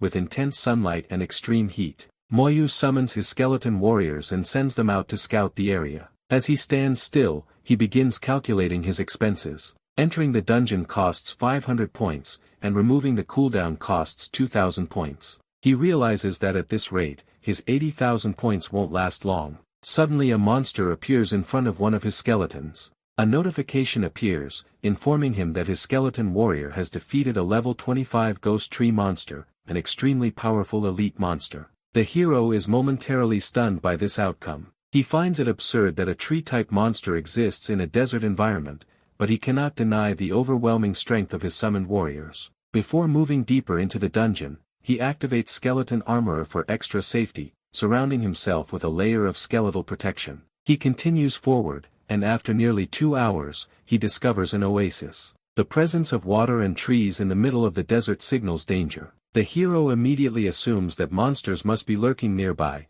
so he sends his skeleton warriors ahead to scout. As expected, a scorpion monster launches an attack. One of his skeleton warriors counters with a rage attack and kills it instantly, rewarding him with another 300,000 experience points. The hero soon notices strange fruits growing beneath the trees, surrounded by multiple scorpion monsters. He orders his skeleton warriors to retrieve them. Shortly after, a skeleton brings back a fruit known as the desert oasis fruit. Consuming this fruit allows spirit points to recover at an extremely fast rate. However, it must be eaten within 5 minutes of being picked and cannot be stored. As soon as he eats the fruit, his spirit points rapidly recover. He quickly realizes the opportunity in front of him. Using this near-limitless spirit recovery, he begins summoning skeleton mages repeatedly. Each summon enhances and levels up his skills, which in turn makes the skeleton mages even stronger. Our boy follows a continuous cycle of summoning mages, consuming fruits, and restoring spirit points.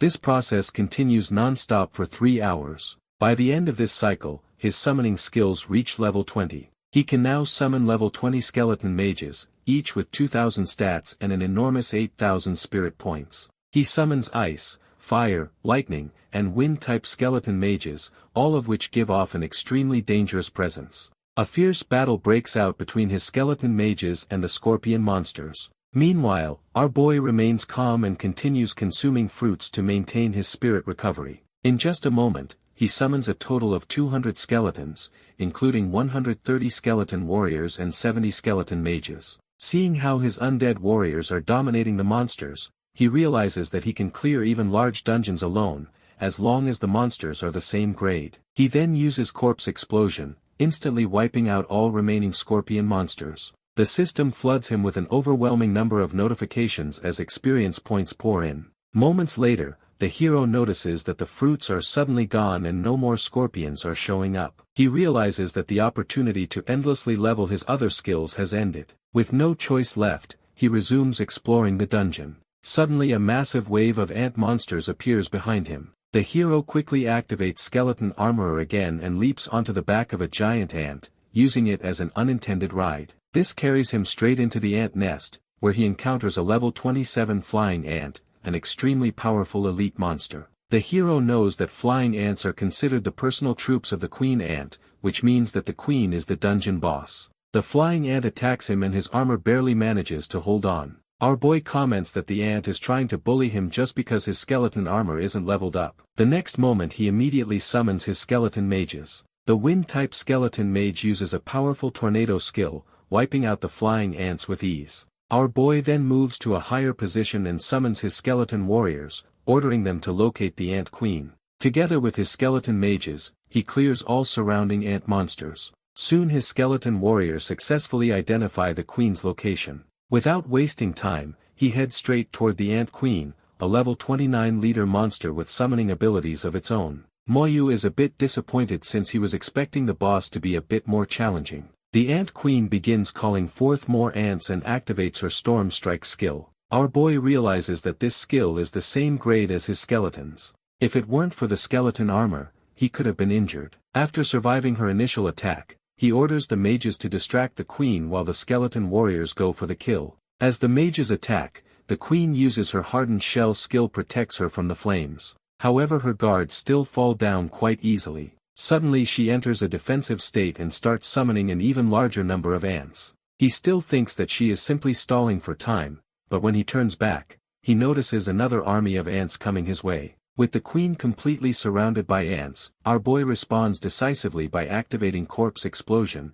triggering a massive chain reaction. The explosion kills the ant queen in a single strike. As a result, he gains 800,000 experience points and obtains an ant queen egg, which could potentially hatch into a new ant queen if used by a beast tamer. His level progress also reaches 78%. The hero recognizes that this dungeon is an excellent place for farming experience and plans to return in the future. However, for now, his priority is to clear the dungeon as quickly as possible. He continues advancing, while his skeleton warriors eliminate every monster that appears along the way. Eventually he reaches the end of the dungeon. Before him stands a palace resembling something out of an Arabian Nights tale. Inside the castle resides a world-level boss, the Lion Tyrant. Numerous monsters kneel in submission before it. As Lin observes the fortress, he notices level 29 lion archers positioned along the defensive walls. Each of them possesses 5,000 strength and a powerful skill called 100 arrows. Inside the castle, level 28 lion warriors stand in perfect military formation, each with 6,500 strength,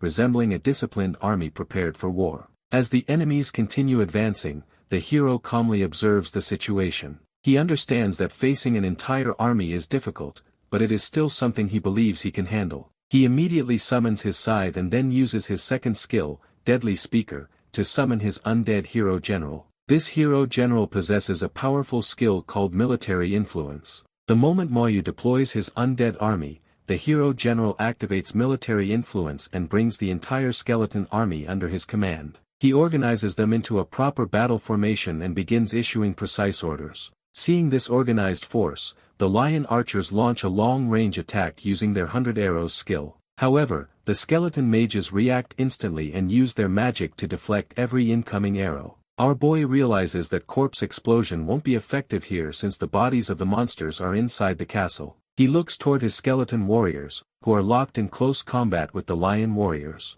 He then orders half of his skeleton mages to focus on destroying the castle's main gate. While some of the mages continue deflecting the archers' attacks, the rest bombard the gate with magic. Despite the massive number of attacks, the gate remains completely intact. At that moment, the hero senses that he is missing something. Soon an idea strikes him. He commands his skeleton warriors to collect all the dead bodies scattered across the battlefield and pile them in front of the main gate. Once the corpses are gathered, he activates Corpse Explosion, causing a massive blast that finally destroys the gate. He then enters the castle alongside his undead general. Inside the castle, the dungeon boss is revealed. The lion tyrant sits on its throne, radiating overwhelming pressure. Its stats appears, showing that it is a level 31 world-level boss with 13,000 strength and 12,000 physique points. It possesses 3 extremely dangerous skills, Hell Roar, Fury Pounce, and Revolving Storm. As soon as the lion tyrant notices the hero,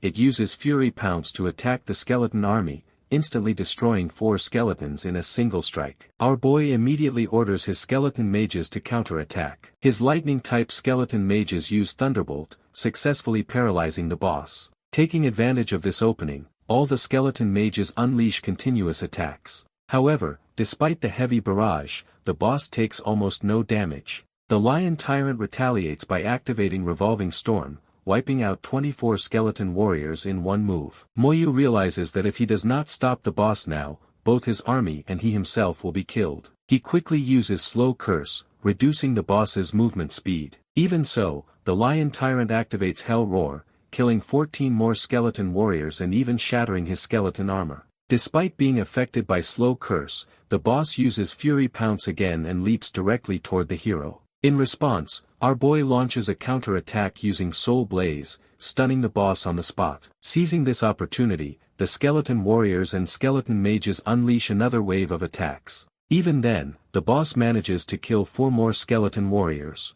The hero continues using Soul Blaze repeatedly to disrupt the boss's movements. His skeleton army maintains relentless pressure for nearly 20 minutes. Eventually, the lion tyrant is finally defeated. After the boss's death, our boy receives 2 million experience points along with gold-grade equipment, including a sword and a staff. He also obtains the special item he came for, the Tyrant Heart, which has a drop cooldown of 1 year. With this, our boy reaches level 21. His strength, agility, and physique each increase by 30 points, reaching 330, while his spirit points rise to 1500. At the same time, his skeleton mage summoning skill automatically upgrades to level 21, and his skeleton mages also reach level 21. This is highly unusual, as most of his skills such as Corpse Explosion or Slow Curse do not normally level up with him. However, because he has mastered his summoning abilities, this skill upgrades naturally alongside his level. Suddenly, 6 bells ring throughout the dungeon hall, signaling that a new record has been set in the final dungeon. Students begin discussing who could have achieved such a feat. Bai Li Sheng, the grandson of the Bai Li Academy's headmaster, thinks that the record was broken by his own academy. However, someone else mentions that Mou also entered the final dungeon alone. Hearing this, the grandson questions which academy he belongs to. When one of his men reveals that the kid went inside alone, the man bursts out laughing. He quickly mocks the idea, as the final dungeon is designed for 40 players, making solo entry seem absurd. Yet a few students defend the hero, pointing out that he has already solo cleared 2 dungeons and set records before. Despite this, Li Sheng remains confident that a level 20 individual cannot possibly set a record in the final dungeon, insisting that the achievement must belong to his academy. At that moment, a notification appears announcing that the Tyrant Heart has been spawned, confirming that the dungeon's core objective has been completed. As soon as this notification is heard, the grandson feels extremely pleased. He believes that not only has his side set a new record, but they have also obtained the Tyrant Heart. However, his excitement is instantly crushed when another notification appears. It announces that MOU has cleared the last dungeon in 14 hours, 11 minutes, and 43 seconds, setting a brand new record. The moment this message appears, the man is completely stunned. He stands frozen in shock. Soon after, our boy exits the dungeon. The guy approaches him, trying to confirm his identity, but the hero does not recognize who he is. His only focus is completing Master Bai's task as soon as possible, so he briefly excuses himself and leaves. This scene causes the surrounding crowd to burst into laughter as everyone realizes that Bailey Academy has been publicly humiliated. Many students comment that the hero has solo cleared a final dungeon at level 20, something considered nearly impossible. They acknowledge that this clearly demonstrates the terrifying true strength of a necromancer. The scene then shifts to Master Bai, who receives a call from the hero. The master initially assumes that MOU is struggling to find a party. However, he is shocked when our boy calmly informs him that he has already obtained the Tyrant Heart. The old man is momentarily confused as he had only assigned the task recently. Realizing that he has already completed it, he hurriedly asks about his location. The hero explains that he is at the dormitory entrance, and the call ends. Soon after, our boy receives another notification. For setting a new record in the final dungeon, he gains 5,000 points and 30 contribution points. At that moment a surge of energy surrounds him, and he is teleported away. The hero arrives in Master Meng's garden, where his old master greets him. He introduces him to Master Meng Anwen, a divine-level formation master. After formally greeting the old man, they sit down and the master tells him to bring out the Tyrant's Heart. When the hero takes it out, even Master Meng is visibly shocked. The old man confirms that the hero has once again cleared the dungeon solo and asks about the clear time. Upon hearing that it took around 14 hours, both masters are left speechless. The formation master reminds his friend of a previous promise. Master Bai acknowledges it and throws a cooldown talisman toward the hero. Our boy immediately realizes that this item will allow him to level up even faster. The master then asks whether he wishes to enter the creation seminary. Moyu agrees but explains that he still needs a large number of contribution points. Because of this, the old man proposes that he join the Yuan battlefield in the future. Our boy accepts without hesitation, as contribution points are exactly what he lacks. Afterwards, the master instructs him to rest for now, and assures him that once the opening ceremony is complete, he will personally take him to the battlefield. After the hero leaves, the formation master questions whether sending him to the Yuan battlefield so soon is a wise decision. The old man explains that although the hero is only level 20, his strength already rivals level 40 warriors who have evolved their professions twice. Because of this, entering the battlefield earlier will only benefit him more. His friend agrees but points out that the kid has not yet been told about humanity's greatest enemy on the battlefield. Back in his room, our boy decides not to think about the academy for now since he has a lot of work to do tomorrow.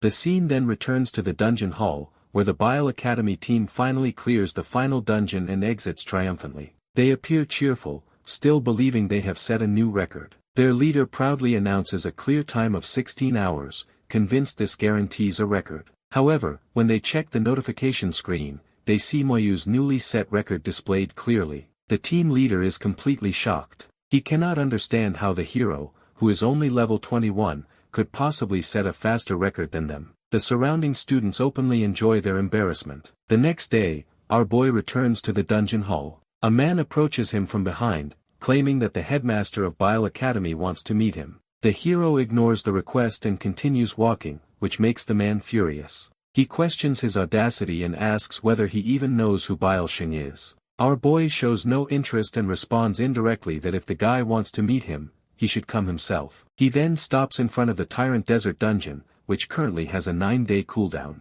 To remove the cooldown, he would need to spend 2,000 points. Seeing the hero standing there, several students grow excited. Some approach Shu Han, begging her to ask the hero whether he would take them along. They are even willing to pay points and ask for no experience or equipment, knowing that he is capable of solo clearing the dungeon. Elsewhere, the scene shifts to Li Sheng. One of his followers reports that the hero has refused to meet him and insists that he should go personally if he wants an audience. Hearing this, the man becomes furious. He assumes that the kid has grown arrogant after clearing the tyrant dungeon. For the moment, he decides to let the matter go, but he silently vows that he will deal with him in the future. The scene then shifts to the hero, where the girl calmly explains the entire situation to him. Soon after, a student standing behind her approaches him and desperately asks for help. He explains that he only wants to complete his task and offers 1,000 points in return if he takes him along just once. Another student quickly makes the same request. The hero is confused,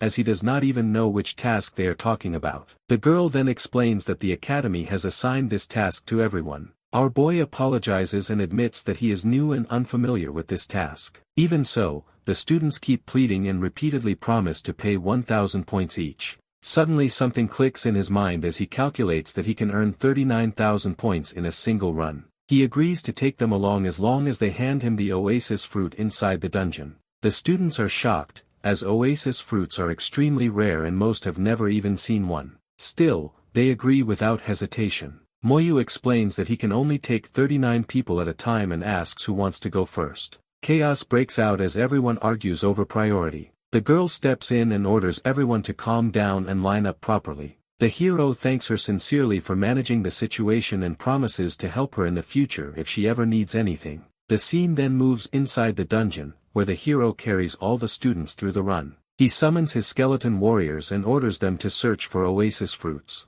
Along the way, the skeletons instantly kill a ghost tree monster with a single strike. One student is stunned, remembering how their previous party took several minutes to defeat the same monster. The overwhelming power of his skeletons leaves everyone speechless. The hero, however, feels dissatisfied, as the shared experience points are very low. Still, he comforts himself by remembering that the real reward is the points he is earning. Eventually, they reach the oasis, but our boy feels disappointed when he sees that the oasis tree has no fruit at all. Even so, he presses forward. Seeing more than 100 monsters ahead, he uses corpse explosion and wipes them all out in a single attack. He tells the students to wait there while he goes ahead to defeat the queen ant monster alone. As the hero leaves, some students whisper among themselves, admitting that his strength is far beyond what they imagined. After waiting for around 20 minutes, they begin to grow restless. One of them suggests attacking a monster for fun, believing the enemies are not that strong and that their own levels are higher anyway.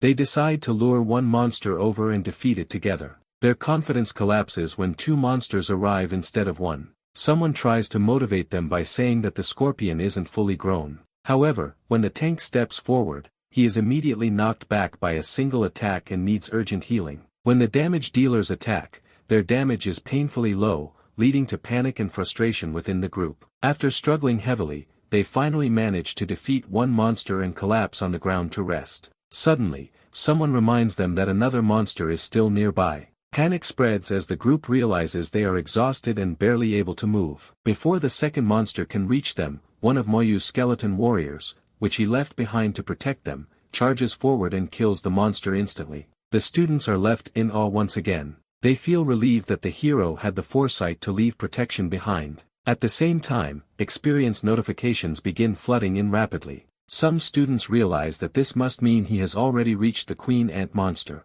They discuss how dangerous the queen ant is, noting that it is known for its terrifying power and fast regeneration. However, for the hero, the fight lasts only moments. The instant he uses corpse explosion, the queen ant monster is completely annihilated. Our boy soon returns and signals everyone to move forward toward the castle. In no time, the group reaches the dungeon's final area. Without hesitation, he uses corpse explosion once again and blows open the castle's main gate. The students are completely stunned, realizing that this may be the first time anyone has ever destroyed that gate. However, the pressure emitted by the boss monster is so overwhelming that none of the students are able to step inside. The battle between the hero and the boss monster begins immediately. Watching the fight, some students feel amazed by how effortlessly he handles the boss. One of them even jokes that it looks so easy that anyone could defeat the monster in a single attack, though others quickly dismiss that idea as unrealistic bravado. Before anyone can do anything reckless,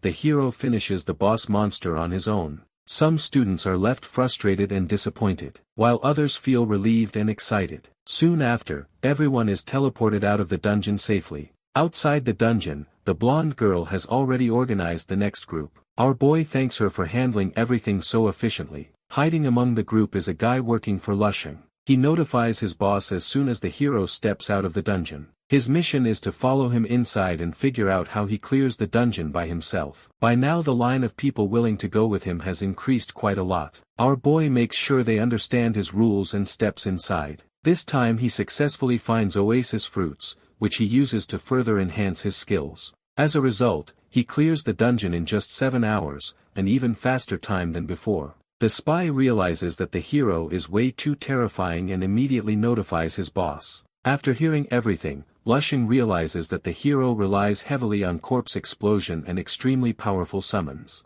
He concludes that, like every profession, he also has weaknesses. If his summoning ability is restricted and no corpses are available, the kid would basically be useless. With this in mind, he orders his subordinate to arrange a meeting with the mage, Jen. The scene changes to the dormitory of Shaojing Academy, where Shui has finally arrived. She thinks about how many valuable items the academy offers, yet feels frustrated because she does not have enough points to buy them. The girl cannot help feeling slightly jealous of the hero, who has so many points that he can buy almost anything he wants. Principal Lu told her that Moyu reached the academy only a few days ago, which makes her wonder how he is doing. However, knowing him, she guesses that he is probably fine. The next day, all 3 masters, including Master Ning, the dean of Shaojing Academy and Yi's grandfather, sit together. Old man Ning complains that the hero has gone too far. When the master asks him what's wrong, the old man reveals that the hero is collecting money from other students to carry them through the Tyrant Desert. Master Bai still doesn't think it's weird. However, the real problem is that the hero is taking 39 students at once, allowing many people who had been stuck on this task for years to finally complete it. The master finds this amusing, but the dean remains serious. He explains that the true purpose of this task was to filter students and identify truly outstanding talents. The hero's actions are disrupting the system entirely. Hearing all this, the master argues that Moyu has not broken any rules, and that the task itself is outdated. Many talented students failed not due to lack of ability, but because they could not find proper teams and were stuck for years. From his perspective, the hero has done something positive. Master Meng agrees, stating that the academy's system is clearly outdated and in need of reform. This makes the old man furious, and he storms off in anger. The 2 masters comment that his temper has still not changed, and there is only one person in the entire world who can handle him. The scene shifts back inside the dungeon. The hero upgrades his skeletons to level 21, raising their defense to 2,100 points, which increases to 21,000 due to his talent bonuses. His slow curse skill also reaches level 21, expanding its radius to 105 meters, reducing enemy movement speed to 105, and lasting for 1 full minute. We then go back 1 hour before the opening ceremony, where we see Shu talking to the same student who ranked 3rd during the entrance exam. The 2 of them ended up in the same room and are now going to have lunch. Soon after, another boy appears, the one who ranked 4th in the exam. All 3 of them turn out to be students of Shaojing Academy and begin chatting together. Shu notes how popular the girl is, while the conversation eventually shifts to the hero. Before boy soon reaches level 22, all his stats rise to 360, his spirit points increase to 1700, and all of his skills except corpse explosion reach level 22 as well. He calculates that he has accumulated 350,000 points, but realizes it is still far from enough. A single piece of intermediate grade skill scroll costs 80,000 points, and he wants the full set. He understands that he will need to earn far more points. Finally, the scene shifts to the opening ceremony. The dark-haired girl and the others wait anxiously, noticing that only 10 minutes remain before it begins and wondering why the hero has not arrived yet. Just then, our boy appears, having come straight out of the dungeon. As he walks in, a strong battle aura still surrounds him, making it obvious that he has just come out of a dungeon. Seeing this, everyone immediately realizes where he has been. Zhu calls out to him, and Moyu notices that they have all gathered already. When they ask about his level, he calmly reveals that he is now level 22. Hearing this, everyone is completely shocked, because less than a week has passed since they last saw him. One of them guesses that he must be using the dungeon hall's reset system that consumes points, which explains how he levels up so quickly. The girl points out that he has so many points that resets are easy for him, unlike the rest of them, who struggle to earn even a small amount. Our boy, however, finds it strange when they describe earning points as difficult. At that moment, an announcement welcomes all students to Shaojing Academy.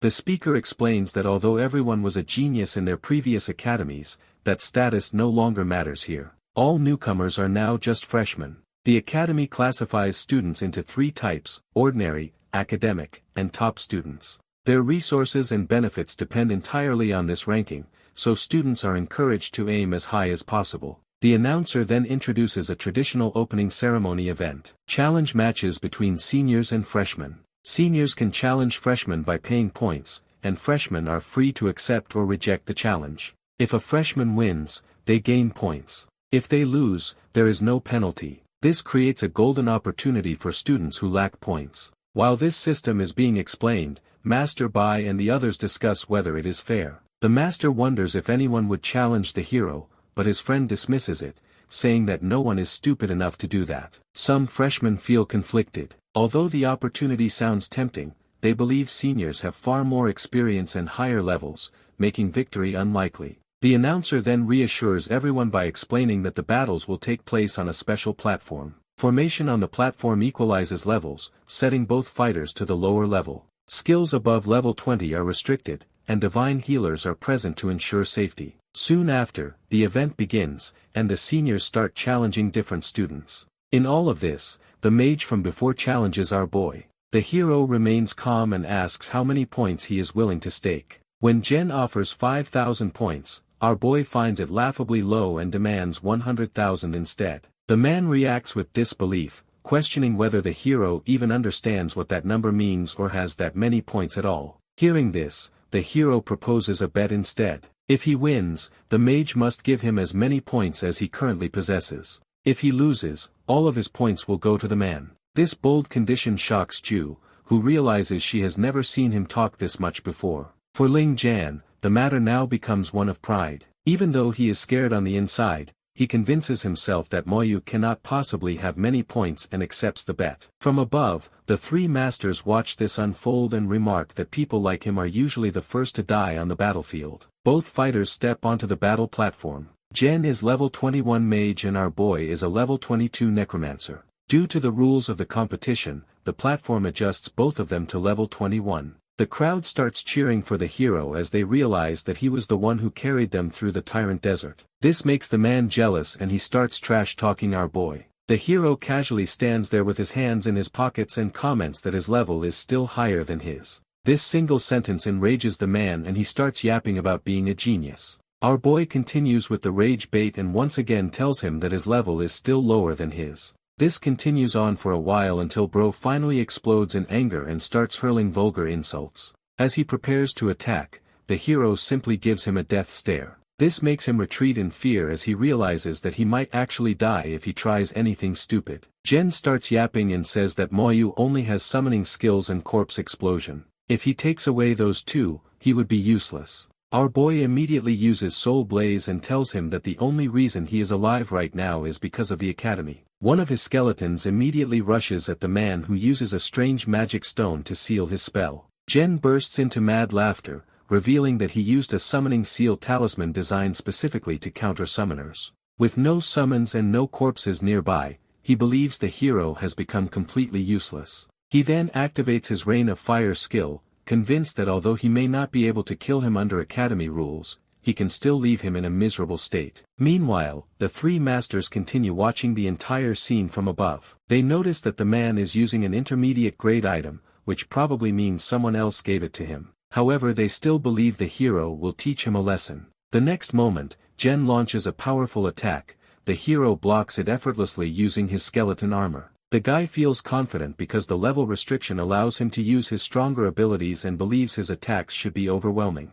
He expects the hero to be suffering, but to his shock, Moyu takes no damage at all. Confused and frustrated, he cannot understand why his skills are completely ineffective. He immediately follows up by using several more abilities in quick succession, yet none of them have any impact on the hero. Our boy calmly asks him if he is done and comments that his skills are really weak. He then unleashes his Soul Blaze skill directly at the guy. The moment it hits, Jen's condition deteriorates so badly that without the protection barrier and the timely intervention of the healer, he would have already died. As our boy slowly moves closer, the man completely panics, realizing that the gap between them is far greater than he imagined. Unable to endure the pressure, he finally admits defeat and agrees to pay the points. At that moment, the announcer declares Moyu the winner of the battle. According to their agreement, Jen is required to transfer 358,000 points to the hero. Bro almost loses his mind as he hears this insane number. Jen is shocked and can't understand how this is happening.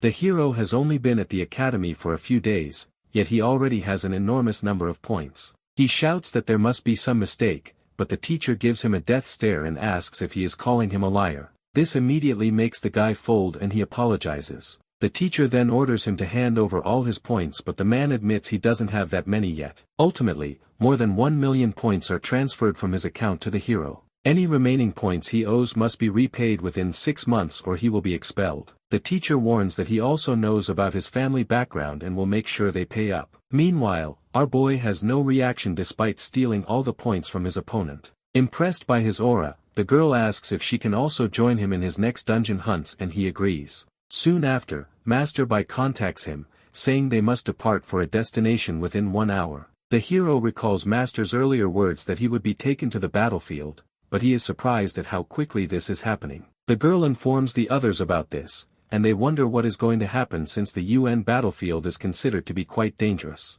Meanwhile, our boy arrives at the auction hall and sells all his materials, earning 2 million gold coins from gold-grade equipment. With about 140 skeleton warriors and 40 skeleton mages at his disposal, he doesn't need the equipment immediately. He then meets Master Bai, and the two of them teleport directly to the battlefield. Upon arrival, the first thing the hero notices is the Shanxia Tower. The master advises him to take it slow since he still needs to undergo his second evaluation to come here. As they teleport inside the fortress, our boy immediately senses that familiar aura once again. The master explains that a giant eye above the battlefield monitors demon activity and alerts all soldiers. In the main hall, high-ranking soldiers show respect to the master, highlighting his influence. He comments that these guards don't care about your identity as long as you have the high-ranking badge. The two walk inside the sergeant badge processing office, and the master demands that they make a badge for the hero. Upon seeing the general badge on his uniform,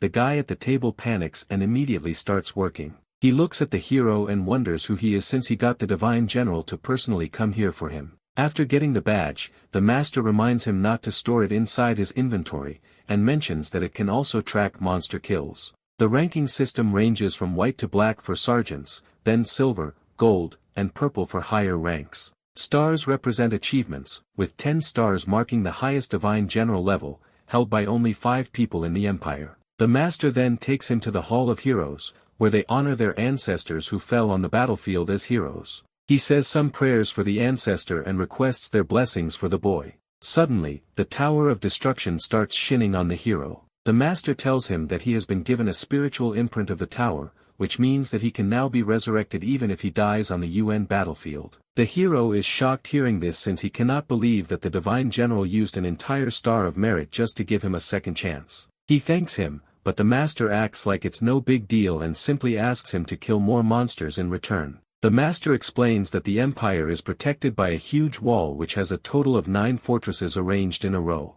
They are currently in the first fortress, which is also the front line. Once the hero reaches the battlefield, he will need to face monsters before he can even enter the dungeons. This is why he needs teleportation scrolls, so he can teleport back to any fortress if he is in trouble. With this, the master leaves him on his own and says goodbye. As our boy walks out of the fortress, the guards warn him that his level is too low, but he simply thanks them and keeps moving. Once outside, he notices that the entire battlefield is filled with the abyss aura, which makes it hard to see. While the hero is thinking, someone suddenly attacks him from the fog, and he barely manages to deflect. Without wasting any time, he summons his skeleton warrior and it slashes the monster. Turns out it's a battlefield ghost, which has immunity to physical attacks. Keeping this in mind, our boy summons the mage skeleton and tries using magic attacks on the monster. After killing it, he notices that even weak monsters drop valuable items here. Realizing that some monsters may be immune to physical attacks and others to elemental attacks, he knows he must stay alert because if a monster resists both,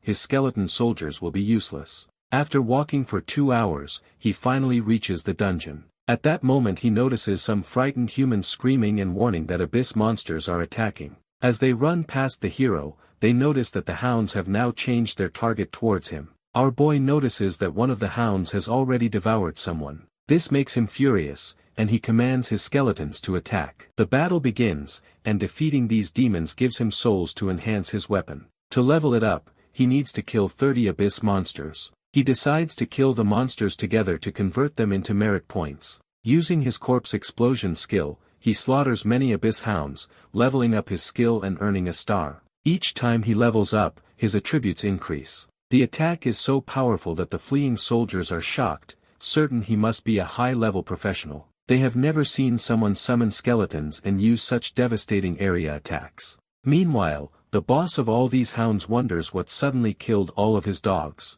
He decides to send more of them to take care of the intruder. Finally our boy reaches the dungeon area. The people outside notice how young he looks, probably under 20, and see that his rank is a 5-star sergeant, yet he has no stars, making him appear like a private. Some try to recruit him, but he refuses. Standing before the dungeon gate, he realizes this is a hell difficulty dungeon, far harder than the nightmare-level dungeons he has cleared before. Ignoring warnings, he teleports inside alone, shocking everyone outside. Not believing his eyes, a guy decides to check the dungeon stats using his dungeon detector. However, the stats show that at this difficulty, there has only been a single person who survived in this dungeon. Seeing this, the man starts making fun of him saying that he is stupid enough to go inside and die. While he is trash-talking our boy, a captain from the Empire threatens him and tells him to keep his mouth shut. If Moyu is able to come this far by himself, it must mean that he is powerful. Meanwhile, our boy enters the dungeon and arrives at the dragon frontline post.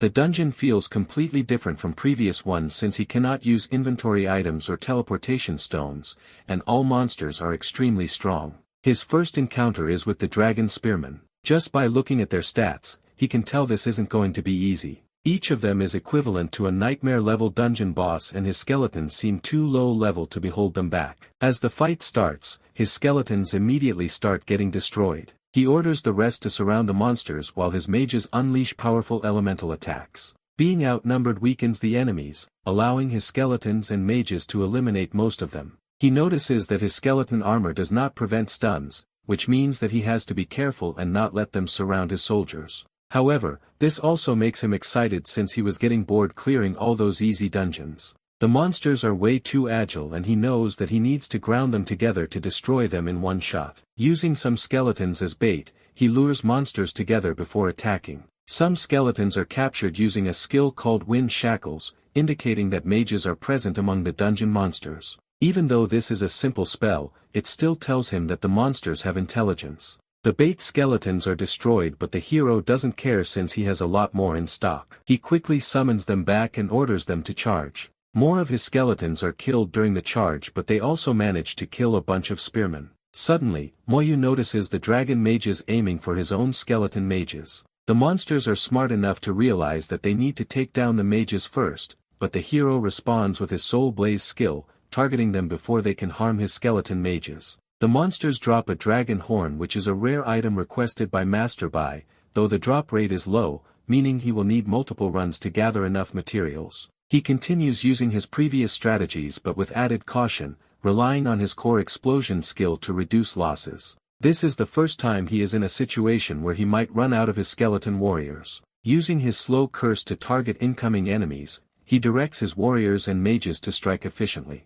Meanwhile, Master Bai and Master Meng discuss his progress. Master Bai confirms his task is complete, though the other master notices one of his stars is missing. He acknowledged the boy's life is more valuable than merit, and he has given him a spiritual imprint among the heroes, effectively saving him from certain death. In return, he wants him to collect materials from the dragon race where he will have to face Monster Sin the dragon frontline post. The master thinks this is good training for the boy. His drop rates are low even in nightmare difficulty. He will need to clear it multiple times. The master even gave him a cooldown talisman so he only needs to clear the dungeon 7 or 8 times. Master Meng reminds him that the dungeon also has a hell difficulty. Hearing this, the master starts to worry since he didn't think the hero would choose this difficulty. His friend assures him that it will be fine since he carried 39 people alone in the Tyrant Desert. Moreover, with the spiritual imprint, he could even be resurrected if needed. If the boy manages to clear the dungeon despite the odds, it will be an astonishing feat.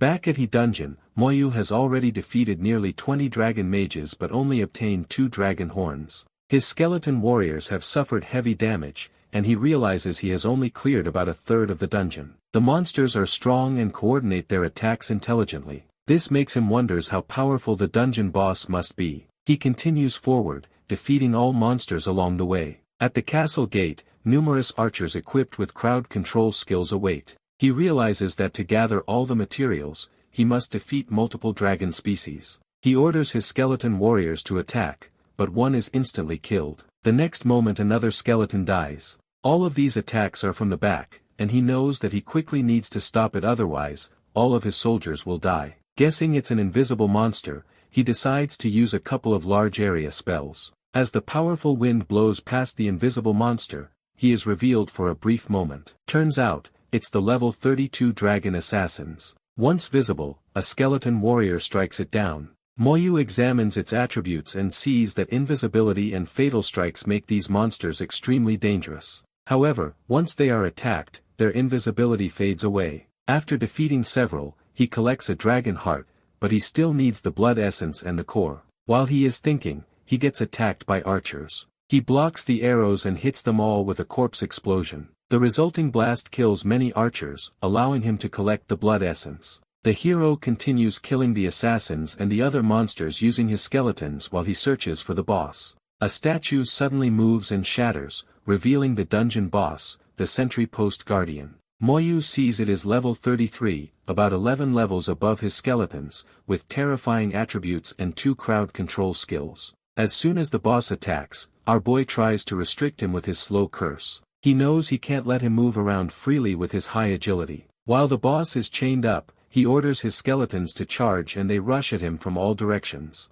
After getting close, our boy detonates them using corpse explosion. While the smoke clears, he wonders if he injured the boss. Unfortunately for him, the boss has buff resistance and he literally took no damage from that explosion. He quickly breaks the chains around him which were restricting his movements and uses his crowd control skills to destroy multiple skeleton warriors at once. Within moments, dozens of his skeletons are killed. Moyu knows that he can summon them again, but he still has a limit to his mana. If the boss continues using his stun skill, he might not be able to resurrect them again. He summons his undead general, who immediately uses its military influence to remove the stun buff from all his skeleton warriors. The hero realizes that it's greatly reducing the stun time from the skeleton, which means they can now survive the stun skill. At the same time, the hero orders his mages to attack using their elemental magic, and the boss uses his crowd stun in return. This time his skill has no effect thanks to the undead general. Seeing this, our boy smiles and mocks the boss for being useless without his crowd skills.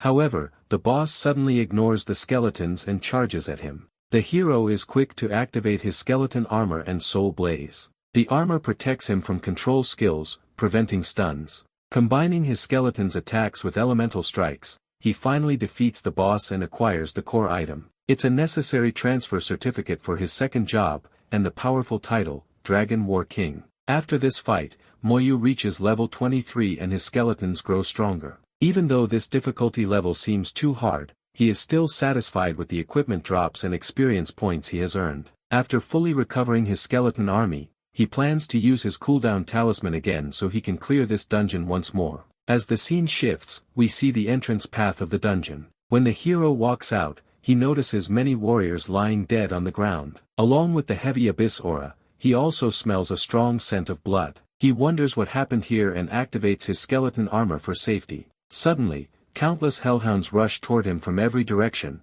but he quickly summons his skeleton army, and with their help, he easily cuts through the wave of monsters. He activates his Rage Strike skill as well. For him and his skeleton warriors, killing these hellhounds is not a difficult task at all. A few surviving soldiers call him over toward a protective barrier they set up to guard their team. Their leader warns him that the whole place is now overrun by hellhounds and that the monsters have taken control of this area. A healer tries to treat him, but he explains that he isn't injured. The warriors want to protect him and offer to hold back the hellhounds for a while. At this point, Moyu has only one option: use his teleportation stone and escape. Before leaving, he asks the group leader what exactly happened. The leader explains that the Lords of the Abyss released a massive number of hellhounds here, trapping their team in the middle of the attack. The leader admits that the members of Country Y probably cannot survive now, and his own team has already suffered many casualties. A girl reports that no one else is alive inside the dungeon. The leader decides it's time for them to break through the blockade.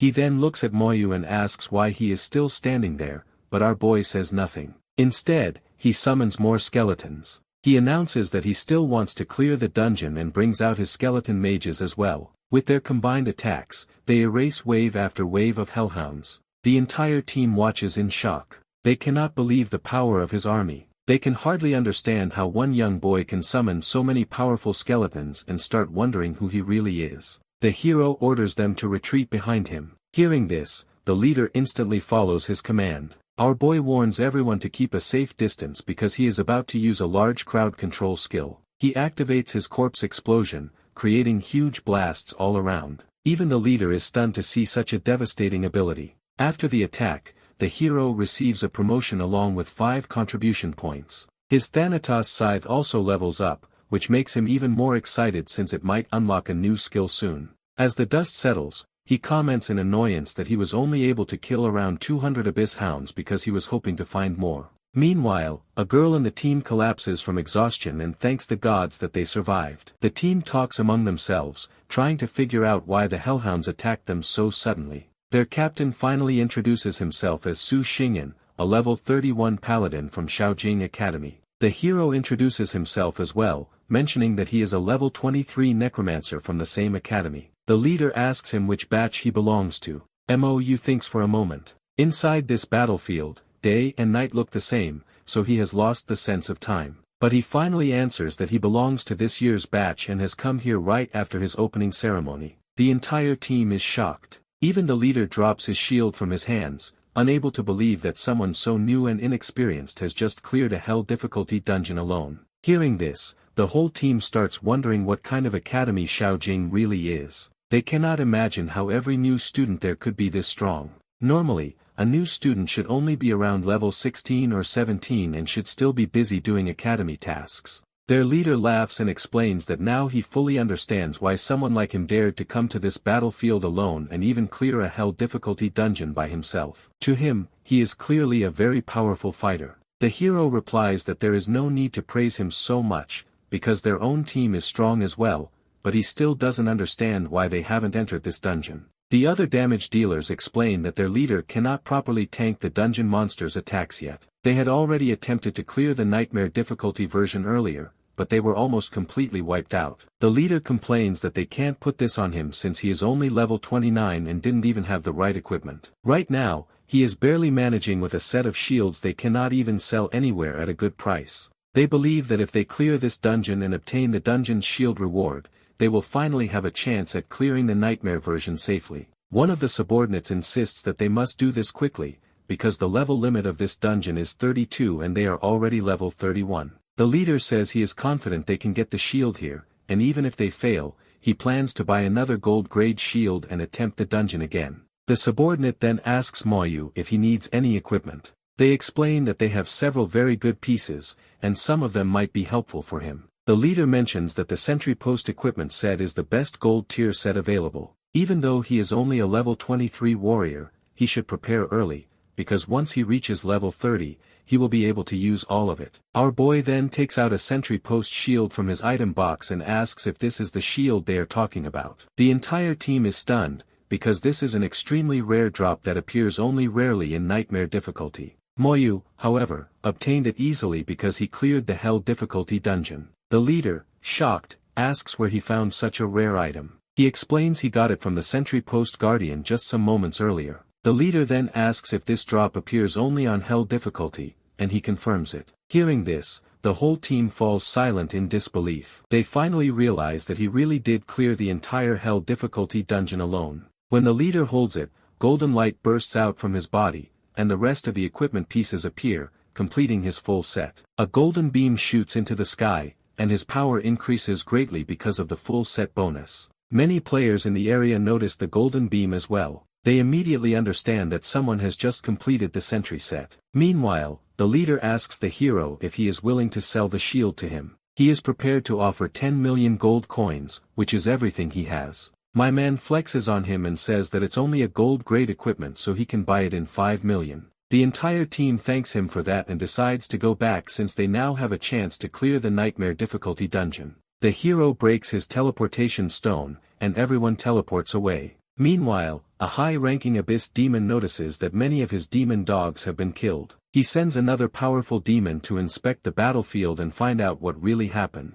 Back at the base, the leader continues thanking the hero for the set. While they both are talking, our boy hears some people gasping over the presence of a holy knight. He then notices his friend E standing with the knight and walks over to greet her. The girl asks why he is here, and he explains that he came to complete one of his tasks. Hearing this, she reveals that she also came for her own mission to collect materials from the dragon race. However, a mission like that would be too easy for him, so she guesses he is here for the boss drops. While they talk, the knight intervenes and asks her who the hero is. She introduces him as her friend. The man then introduces himself as a level 30 legendary holy knight, Zhou Leshun. Moyu also introduces himself as a level 23 necromancer. E becomes shocked when she hears his level because she is only level 21 herself. He laughs and jokes that they can go into a dungeon again, and he will carry her just like before. As she excitedly agrees with him, the knight gets mad and reminds her of their earlier deal since he was supposed to help her with her missions. She assures him that it's fine since he can carry her easily. The man doubts it and wonders how a level 23 necromancer can carry anyone alone. The girl becomes annoyed and says that this is none of his business since she doesn't need his help. Seeing his girl getting stolen, my man plays his last card and tells her that she can always come back if things don't work out. She friend zones him with a thumbs up and turns to Moyu to ask which difficulty is he going to choose. Our boy smiles and answers that he is going to clear hell difficulty. This shocks her a bit since the other guy only ever talked about taking her to this difficulty. She becomes excited since she wants to see how a hell difficulty dungeon feels in real life. However, the knight doubts everything. He cannot believe a level 23 player can clear any kind of hell difficulty dungeon and secretly hopes that by tomorrow, his girl will come back to him for help. Soon the hero and his friend arrive at the entrance of the dungeon. The people nearby start whispering that the two of them must want to die because they are entering the dungeon alone. Long ago, a very powerful girl once cleared this same dungeon on hell difficulty. She was called the Blade Dancer at that time. Before they begin, Moyu equips the girl with his skeleton armor for extra protection. He explains that he is only doing this for additional safety. He understands that as long as the monster's stun attacks don't affect his skeletons, he can clear this dungeon without any trouble. He relaxes even inside a hell difficulty dungeon because she believes in his strength. For most people, even the normal difficulty of this dungeon is already dangerous. Only our boy can handle everything so effortlessly. His skeleton mages and skeleton warriors wipe out all the monsters ahead of them. As they continue forward, he asks her if she needs any material besides the dragon core. She explains that her first mission is already complete and she has received the reward. Her second task requires a dragon core, reaching level 25, and getting promoted to a first-class private. She shows him a ring in her hand. He asks about it. The girl proudly tells him that it was crafted from the Goblin King's core, the one he gave her. She had completed her first mission using that core, but because she wasn't fully prepared at that time and almost died,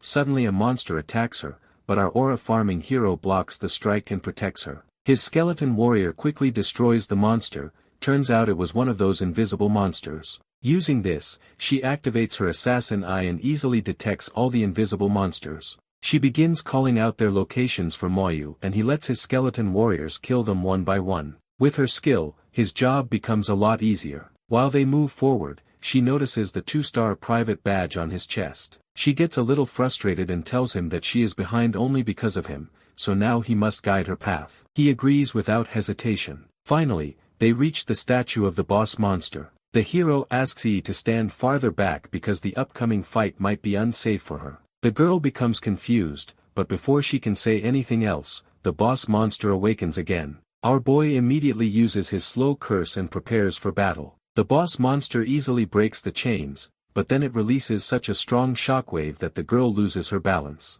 She was sitting on a tree branch, and the impact makes her drop the item in her hand. Moyu immediately uses his soul flame skill. With the help of his undead general, he forms a battle formation using his skeleton warriors. Then he recalls all the skeleton warriors for a moment to nullify the boss monster's burst skill. After that, he summons them again to restart the fight. The girl watches everything and wonders if he can really clear a hell difficulty dungeon alone. The skeleton army attacks the boss again, and because the formation is perfect this time, he defeats the boss with ease. Yi is shocked when she levels up. She receives a core and a class change certificate. Getting both makes her very happy, and she hugs the hero out of excitement. He reminds her that the class change certificate is a guaranteed drop in hell difficulty, but for her this item is quite rare. He then gives her a high-quality dagger and suggests resting for a moment before they continue. Meanwhile we see the other team fighting the Abyss demons at nightmare difficulty. This time the battles are easier because everyone now has a full set of sanitary type equipment. Suddenly a high-level Abyss demon appears.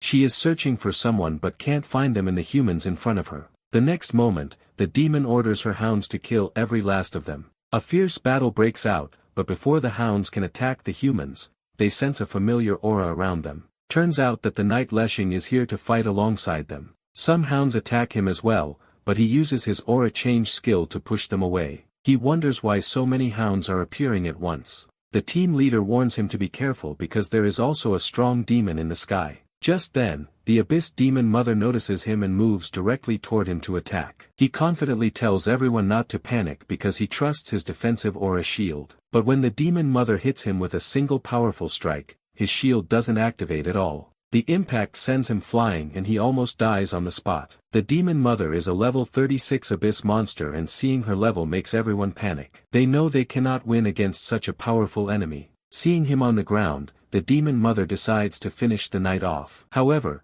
before she can get close, our boy returns to the battlefield with the girl. The demon mother immediately recognizes him and changes her target, but his skeleton armor prevents her attacks from hitting him. He uses his soul blaze to hit her in the eyes, which makes her retreat since she can't see properly. Seeing that she is trying to escape, he binds her using the slow curse along with the rest of her hounds. With her movements restricted, he summons his skeletons and orders them to finish the job. Both the team leader and the other soldiers stare in disbelief. The hero then uses his corpse explosion skill, creating huge blasts across the battlefield. With the support of his skeleton warriors and other skills, he easily kills the Abyss dog demon. He then absorbs all the monster's corpses into his weapon. The girl admits that she did not expect to get this much military merit since her task is now complete. Meanwhile, his Thanatos scythe reaches level 7. The knight grows jealous while watching his potential girl praise Moyu. He believes he deserves the credit. He is a level 30 holy knight,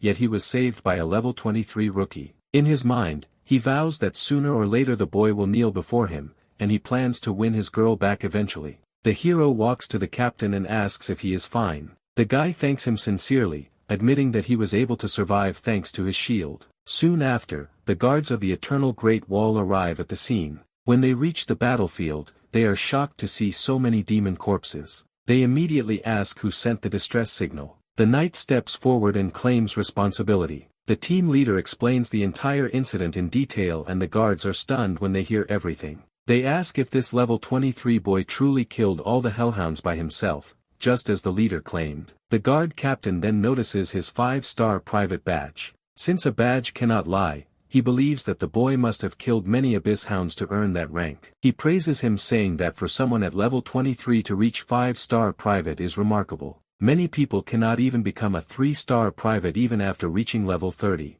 Suddenly another group arrives because of the distress signal. Among them is a girl named Mo Yun, a divine summoner. The captain recognizes her and explains that she is princess from the Mo family of Jiajing City. She is a legendary class professional capable of summoning divine creatures. The princess approaches and asks what happened here. The guard captain tells her that everything has already been resolved and the situation is under control. Mo Yun tells the group that if everything is settled they should not stay here any longer. As she speaks she notices Mo. She senses a dark aura coming from his body. The moment she feels it she becomes irritated. She dislikes that type of aura deeply. The guard captain observes her behavior and comments that she seems to be searching for something. She is known for going deep into the UN battlefield to fight powerful demons, so he did not expect her to appear in this area. Yi then mentions that she knows why the princess is here, claiming that she is searching for the Nirvana crystal. This crystal can increase a person's chance of evolving their class. When a professional reaches the second class change, their class direction becomes clearer and they get a small chance to evolve into a higher class. The captain gives an example. His own class is the rare paladin class, which has a very small possibility of evolving into the legendary class Holy Knight. But the probability is so low that it is almost impossible. However, if someone obtains a Nirvana crystal, that probability rises greatly. Inside the UN battlefield there is a powerful level 40 monster called the Wraith. It has a very tiny chance of dropping a Nirvana crystal. Yi laughs and reveals that she knows about a battlefield ghost king that is guaranteed to drop the crystals. However, the monster rarely appears and is quite difficult to defeat. Before reaching level 40, the captain still wants to gather a few Nirvana crystals so he can prepare for his second class change. The hero quietly wonders why the princess, who is already a legendary class, still wants to evolve even further. The first class change happens at level 40 and the second at level 70, so everyone technically has a chance to evolve their class. He wonders if classes higher than legendary might exist. The pink-haired girl interrupts and explains that her own class is a rare class called Shadow Assassin. Before she reaches level 40 and completes her second job change, she also needs to gather some Nirvana crystals. Meanwhile, far away, the Abyss Demon finally notices that all the Abyss Hounds he sent have been wiped out, including the powerful Abyss Dog Demon. His anger rises as he senses something strange happening. He tries once again to intervene. Some professionals suddenly sense a terrifying aura and realize it belongs to the Flame Demon King. One of them has already reported it to the higher authorities, so they are confident that it will dealt with. Elsewhere, Master Bai inquires Master Ming about the situation in the dungeon.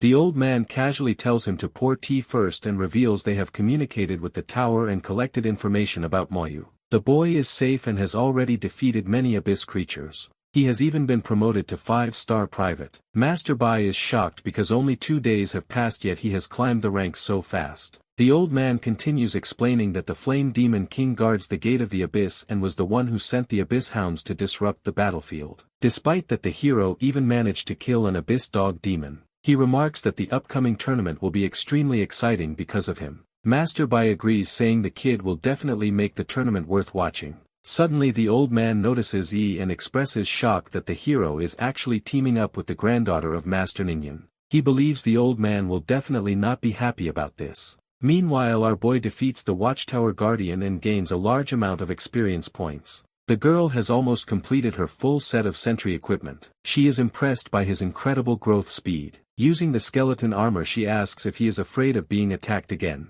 He replies that 2 dangerous incidents already happened today, so he wants to stay cautious for his own safety. Afterwards they both teleport away and notice a couple of soldiers talking about a Shikigami. In front of them is a bull-type Shikigami dragging some cargo. A team of 11 professionals is also present at the scene along with the Shikigami summoner. It seems like they are going to clear the Hell difficulty dungeon, which grants a special title. The girl wonders if such a title really exists, and our boy reveals that it's called Dragon War King. With that title, every one of the attributes rises above 500 points and the skill consumption is reduced by 50%. One of the new arrivals recognizes them. He remembers them from the Mermaid Tier dungeon where he and other summoners were also present. The two of them meet each other and we learn that the man is named Gakko and he is at level 30. One of the professionals looks at Moyu's level and calls him a weak level 24 kid. Meanwhile, the other guy can't believe that he has jumped from level 17 to level 24 in just a few days. Even his skeletons have grown significantly stronger than before.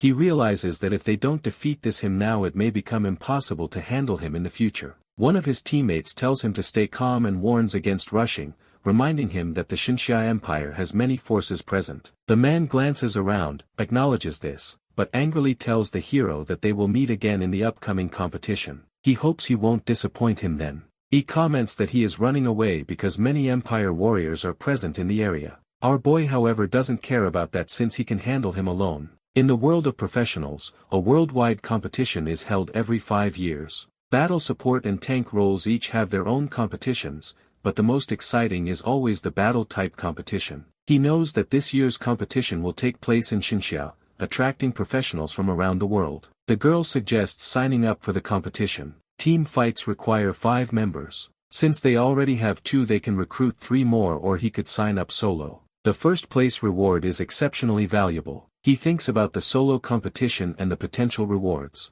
Suddenly all the badges of professionals start to shine as a military order is issued. Everyone is shocked and asks if an abyss monster has attacked the area. Officials order all candidates to gather at the fortress and return. Suddenly everyone with the badge starts to teleport back. All the Shinxia professionals appear at the fortress gate, where the team captain spots Moyue. The hero asks him if he knows what happened. The captain instructs them to look toward the Demon Watcher. The Demon Watcher directs attention to the abyss, where monsters are attacking, indicating a large-scale invasion. There is no other reason to gather all professionals in one place. The hero had previously underestimated the power of the Demon Watcher since he thought it was just a tool for observing monster activity. Professionals below level 30 are restricted inside the fortress for efficiency and they are told to prepare their teams. The girl notes that the hero is with her, so she does not need to team up with anyone else. Then, a professional named Ni Xiong arrives, belonging to an overload profession. Everyone becomes excited, recognizing that he is from the Ni family and possesses a legendary class. The man raises the morale of all the professionals and uses his overall blessing skill to increase the stats of everyone below. Everyone is shocked to suddenly feel their stats go up. However, the hero isn't too excited since his skeletons don't receive this benefit due to this talent. He points up and we see the Princess Aura farming by riding her unicorn on a metal chain. From a distance, they can see the entire army of monsters approaching. A girl with yellow hair uses her morale boost skill to increase everyone's defense and attack power by 30%. At the same time, Princess Moyun fires a powerful attack from above. The Abyss Dog Demon is impressed by her attack and flies towards her to kill her. However, the princess reacts fast and kicks her back with her unicorn. Down below, all her demon hounds are getting burnt to death. Our boy also summons his skeletons and they start fighting. The other professionals wonder how someone with such low level can summon skeletons this strong. After fighting, another dog demon manages to grab one of the professionals. Our boy watches from a distance and realizes that they might not have any professional above level 40 since a level 39 guy has to act as the vanguard. He asks the captain for permission to enter the battle even though he is below level 30. Seeing what he is capable of, the captain immediately agrees. As he walks forward, he calls out to him and warns him to be extremely careful. He simply tells her he cannot miss this chance since he needs both merit points and experience points. The captain notices him and asks what a junior like him is doing here. Our boy summons more skeleton warriors and replies that he's here to clean up the mess. The dog demon on the battlefield senses his presence. She recognizes him as the boy who killed her children and becomes furious, ordering her entire army to kill him. The demon that was fighting the princess immediately abandons her and charges toward Moyu instead. Soon, every demon's attention shifts to him. The hero slow curse on them, chaining the demons together with the chains. As the chains spread to all the monsters, the captain speaks up in awe, wondering what kind of skill he is using. Our boy realizes that this battlefield is perfect for his corpse explosion skill since there are dead bodies everywhere. He activates his skill, causing massive explosions across the battlefield. The bodies of the slain hellhounds burst apart, triggering more chain explosions, killing even more monsters in the process. The dog demon leader stares at him in disbelief, wondering who this boy really is. Before she can react, another corpse explosion detonates under her. The blast is so powerful that every nearby monster is caught in it and even the dog demon cannot escape. Moyuan watches in shock as the entire battlefield erupts in fire. Everyone standing near the front lines becomes nervous after witnessing such destructive power. Some soldiers begin to feel that they are no longer needed in this battle. Meanwhile, the hero is still not done with the monsters. The princess finally sees all of his skeleton warriors and realizes that the strange oppressive aura she sensed earlier must have come from these summons.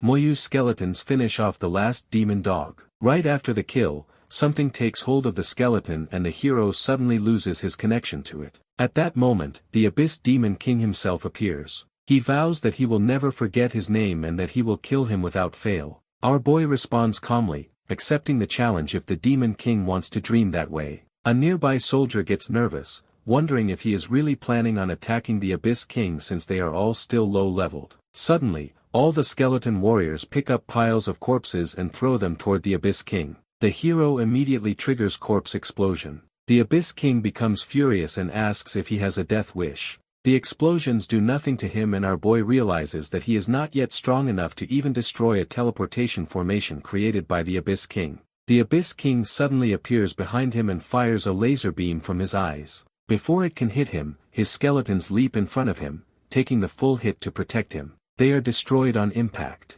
The laser still reaches him, but his shield blocks most of it. The leftover force hits his body directly. A damage transfer skill activates automatically. Because of that single laser attack, 124 of his skeletons die instantly. The beam continues forward and strikes the fortress as well, but the demon watcher standing there maintains a massive force field that blocks the worst of the impact. It fires back towards the Abyss King, which makes him retreat. The hero is pulled into the fortress's safe zone, saving his life. He admits to himself that he never expected the Abyss King to attack from within the formation. He also realizes that his armor could only endure 2 seconds of that attack. Without the damage transfer skill, he would have died instantly. This makes him angry, and he decides to make the Abyss King pay for all this. At the same time, the Overlord announces to the army that the battle has finally been won. The military merit distribution begins. He explains that the battlefield contained 10,000 Abyss Hounds and 100 Dog Demons. Defeating all of them has earned the army 20,000 merit points in total. 3,000 merit points are added for protecting the fortress, and another 2,000 for no deserters. This leaves 25,000 merit points to distribute. There were 1,152 professionals in this battle. Everyone will receive 20 merit points each, everyone except our boy and the princess. For her efforts, Princess Moyu is awarded 500 merit points, while Moyu gets 3,500 points. The princess smiles when she hears the number, and admits to herself that she feels a little jealous. The knight, meanwhile, feels humiliated. He struggles to accept that he is so much weaker than the hero, even though he is a holy knight. Our boy, meanwhile, senses that his Thanatos scythe has absorbed a huge amount of Abyss souls from the battle. He can feel the weapon changing inside him. Because so many warriors have earned merit, the rankings of the entire batch begin to update. Some people rise to the rank of 2-star private. Moyu's badge also begins to shine,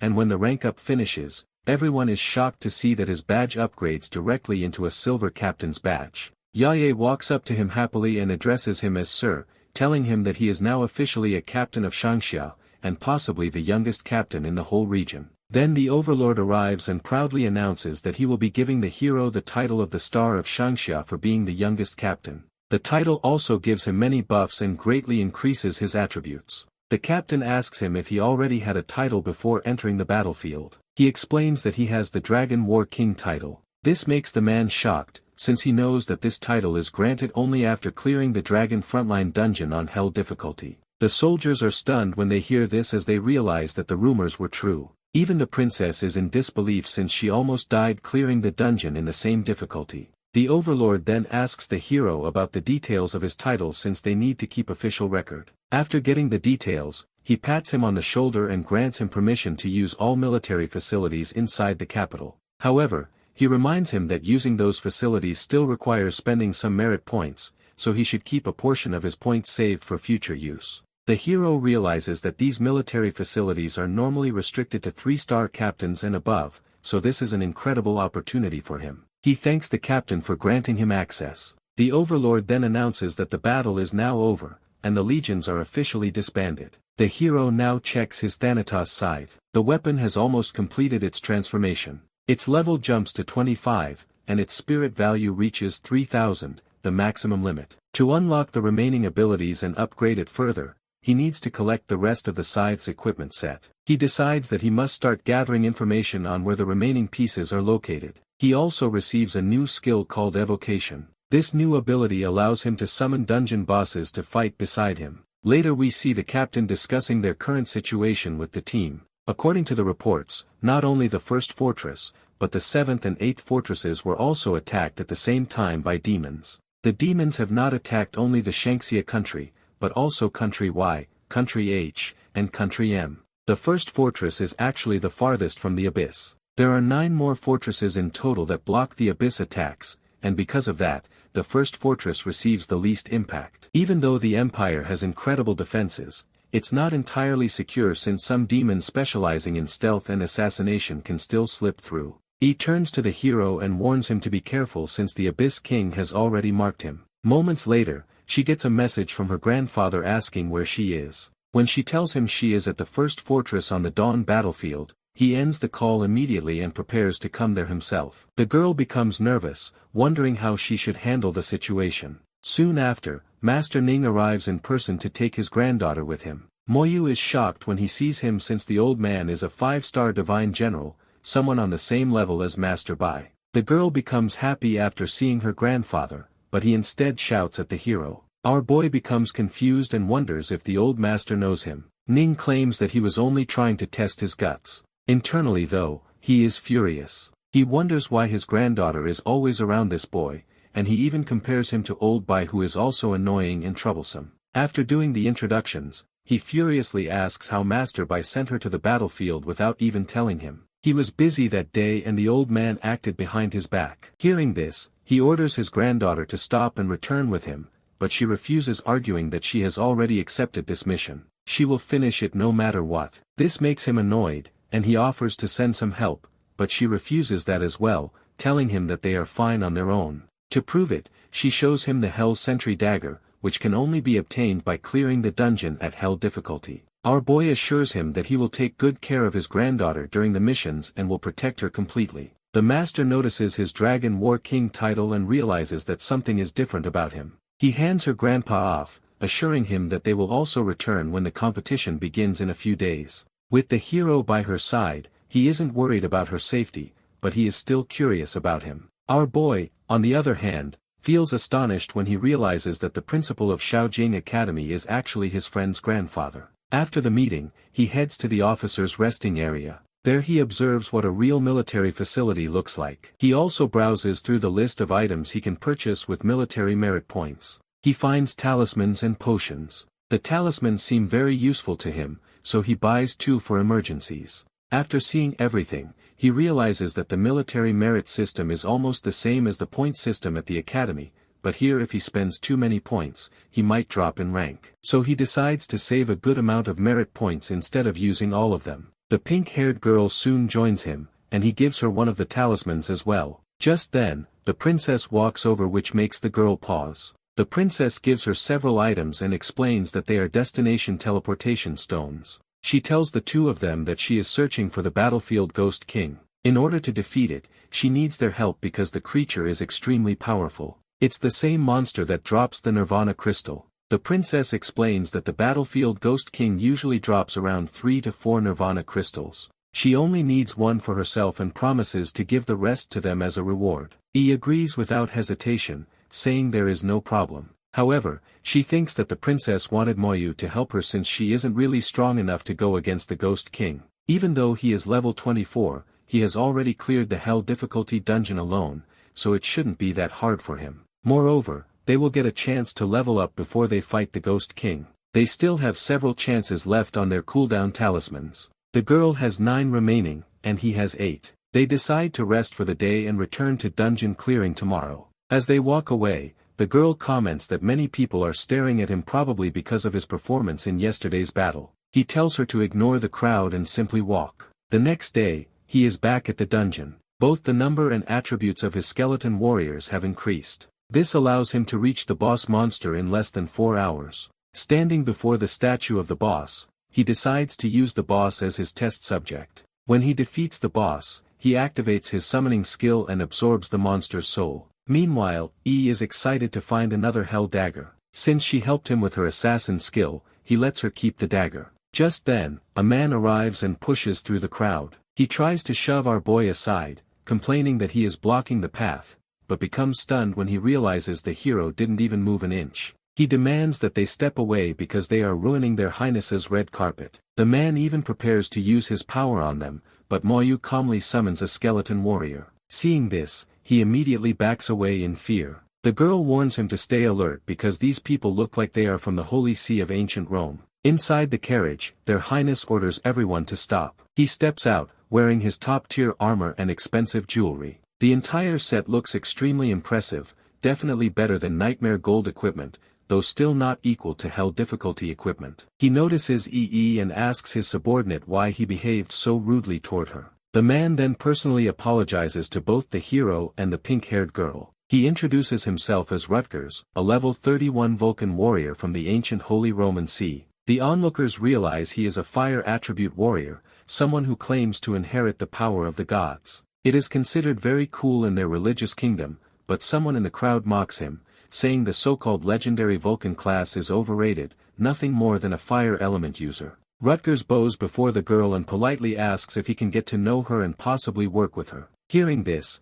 she hides behind the hero who firmly declines, stating that he is not worthy of her. The man becomes annoyed and claims that he himself is more qualified than a mere level 25 warrior like him. He tells him that low-level people tend to think narrowly and brags that he came here to solo clear the Outpost Century Hell difficulty dungeon to obtain the legendary title. Ro is even planning to invite the girl after he clears the dungeon. However, instead of being impressed, the girl starts giggling. Others nearby also laugh. Rutgers' subordinate then informs him that the legendary title has already been taken by someone and that someone is none other than the boy standing right in front of them. This makes him even more frustrated. He immediately gathers his soldiers and discusses something with them. After listening to him, they nervously ask if they are really going to do that, reminding him that this territory belongs to Shanxia and most professionals here are from the Empire. But the man just laughs, saying he only needs to make the situation look natural. If the two of them die inside the dungeon, everyone will simply assume they died fighting monsters. Our boy tells the pink-haired girl to ignore these people and focus on clearing the dungeon. She agrees and the two enter the dungeon again. Outside, Rutgers uses a dungeon tracking scroll to follow them. People watching are confused because he claimed he would solo clear the dungeon, yet he is entering with his whole party. Moyu and Yi reach the frontline area. The man also teleports there with his soldiers mocking them and saying they must be surprised that he tracked them down. He knows the hero already cleared this dungeon solo and earned the title, which means he can no longer claim it. His only remaining option is to kill him inside the dungeon. The girl notices that he used a teleportation seal scroll, meaning they cannot use their escape talismans anymore. Rutgers arrogantly asks if they are afraid, saying they angered the Vatican of ancient Rome and now must pay the price. He assures the girl that she doesn't need to fear much since he will not kill her. In his mind, she will make a wonderful toy for him. Hearing this, our boy simply laughs. The guy becomes angry that he is still laughing. The hero points out that since the scroll sealed the dungeon,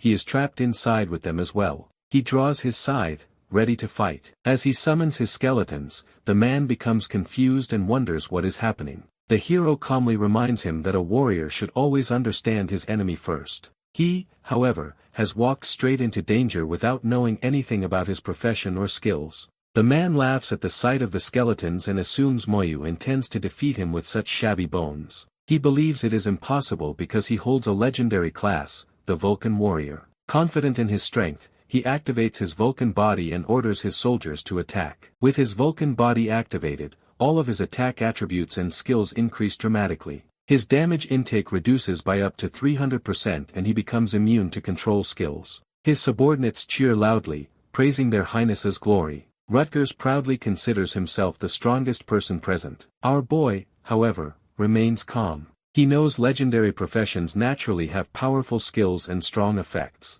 Then he asks the man whether his party members possess the same abilities. They clearly don't. Taking advantage of that weakness, he casts a slow curse on all of the soldiers around the man. Soldiers start to get worried when the skeleton warriors begin closing in. Their leader tries attacking the skeletons, but one of them blocks his attack with ease. Meanwhile, the hero's undead instantly strike down the soldiers one by one. Both the mages and support fighters realize the situation is hopeless and fear they are about to die in this dungeon. Rutgers is stunned as he watches his warriors fall. Moyu's skeletons massacre his soldiers without hesitation. He laughs quietly, thinking that only one fool remains, the overly confident Rutgers himself. The man grows furious and swears that he will kill him here. Our boy admits he has been waiting for a chance to use his new skill, and this situation finally gives him that opportunity. He activates his evocation skill and reminds the man of his earlier claim that he would solo clear this hell difficulty dungeon. Since he wants to prove his strength, our boy summons someone special for him to fight. The man quickly realizes that it's the same guardian dragon they fought earlier. He trembles, unable to understand how the hero can summon a hell difficulty boss. The dragon charges and attacks him. Rutgers tries to block with his sword, but the boss's power overwhelms him in a single strike, hurling him against a large rock. His Vulcan body shatters from that one blow, and he finally realizes the true might of a hell difficulty boss. The terrifying figure of the guardian dragon towers over him. The man tries to beg for his life, insisting that he is God's holy son, and that killing him will bring punishment upon everyone. But when he looks at the hero, he sees an even scarier expression. The boss strikes again, and this time, Rutgers dies instantly. The girl watches this and remarks that she didn't expect someone like him to know how to beg properly when facing death. She then asks our boy whether he feels afraid after killing someone from the holy see of Roman city. Moyu simply answers no. She smiles and promises that no matter what happens, she will always stay by his side and support him. With this out of the way,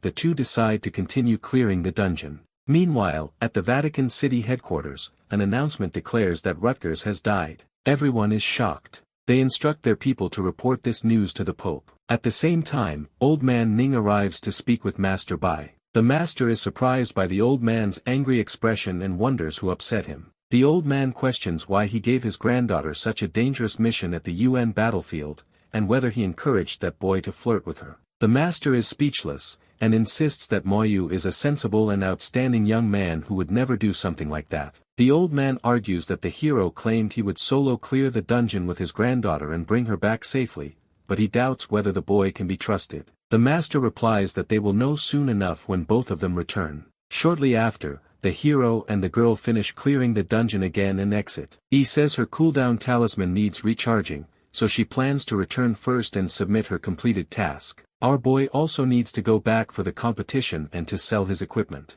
At the Shujing Academy Trade Center, the hero sells his equipment and receives 20 million coins. The manager is stunned when he realizes these items are all hell difficulty gear and wonders who this young man truly is. Moyu returns earlier than expected, and the master immediately wonders why he is back so soon. He explains that he has already completed his assigned task. Hearing this, Master Bai orders him to come over quickly. The master is shocked upon seeing that the hero has already advanced to a level 26 necromancer. Curious and confused, he asks how he managed to level up so fast. Moyu explains that he has been clearing the dungeon non-stop, but the master finds it impossible. Even if someone solo cleared a nightmare difficulty dungeon continuously, it still shouldn't be possible to reach such a high level this quickly. Our boy then clarifies that he has actually been clearing hell difficulty dungeons together with someone else. Old Man Meng laughs at this, reminding Master Bai that he had already predicted that the hero could solo clear even hell difficulty dungeons.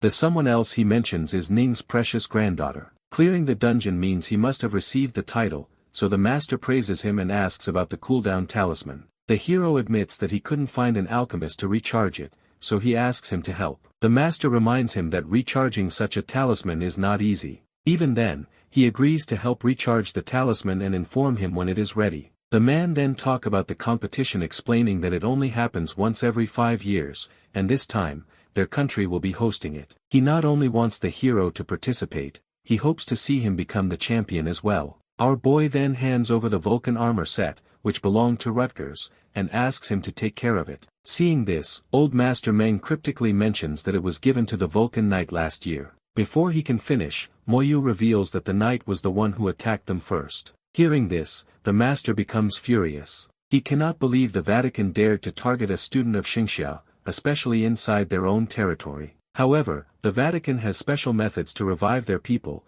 so there is a chance that the Vulcan warrior may still be alive. Even so, he suggests they don't act so hastily. Afterwards, he sends the hero back, assuring him that he will take care of it. After being inactive for so many years, people have forgotten that he was once called the slaughter god of Xingxia. Moyu recalls hearing the legends. Master Bai once invaded a country H alone, and personally killed 2 of its strongest 3 warriors. He nearly destroyed that entire nation by himself. The master admits that he cannot handle this situation alone, so he plans to take Old Man Ning with him. Since his granddaughter was also involved, he won't let it go this easily. Meanwhile, in ancient Rome, a massive fireball forms in the sky. Everyone panics, wondering what kind of terrifying magic this is. Some believe it must be related to the descendant of Vulcan, the fire god. When they look closely, they notice 2 people standing above the fireball. They immediately realize these 2 must be enemies who have already reached their 3rd job change. The panicked followers rush to inform their pope. The 2 intruders are none other than Old Man Ning and Master Bai,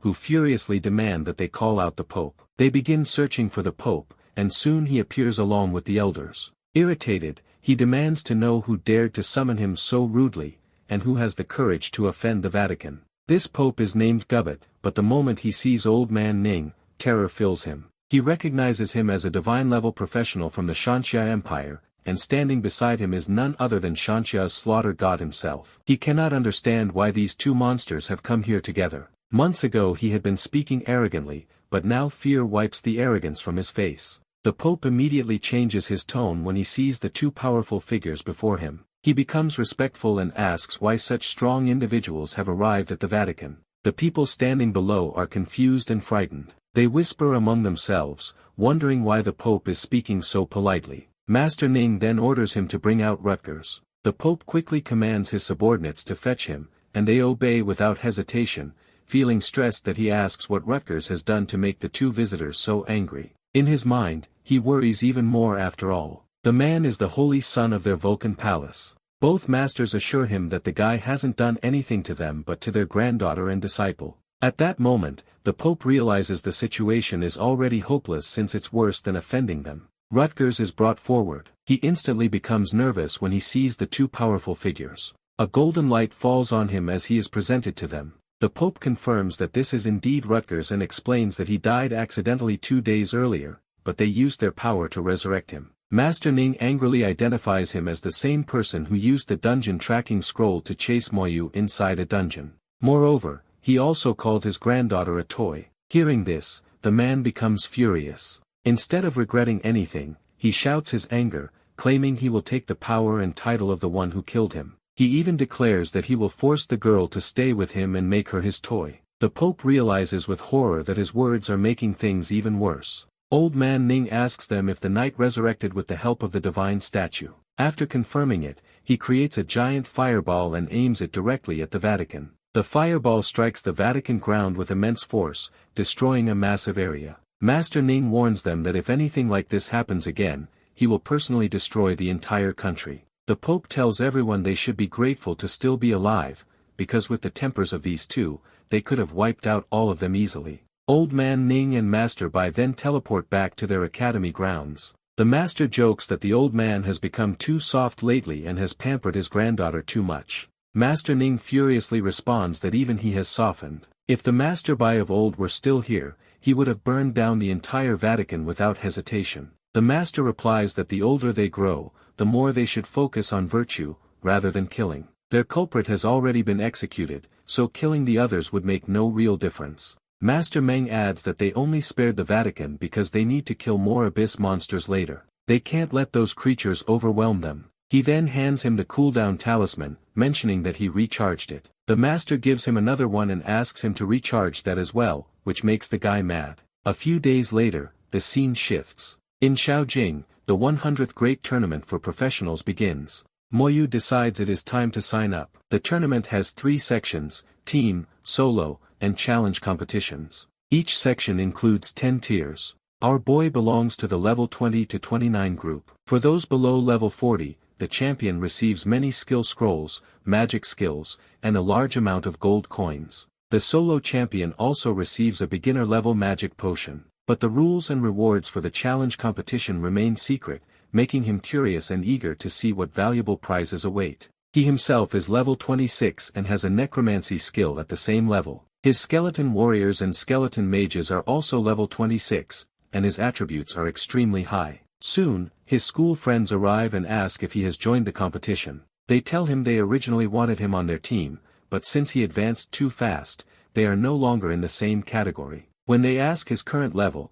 and he reveals he is already level 26, all 3 of them are shocked. Then Yi arrives and greets him. She introduces herself as his friend, and reveals she is a level 25 assassin, surprising the others even more. She explains that she leveled up so quickly only because he carried her through many challenges. They exchange introductions. Xiaozhi reveals she is a level 17 elemental mage, Sua Mei is a level 17 lurker, and Feng Shu is a level 17 holy swordsman. They comment that being so talented often brings trouble too. After some chatting, they say goodbye, explaining that they need to find 2 more teammates and leave. The hero tells them that if they ever want to clear the Tyrant Desert dungeon, they can contact him anytime he will help them. The girl realizes these must be his high school friends. She then teases him, saying he seems very close to Xia Shui.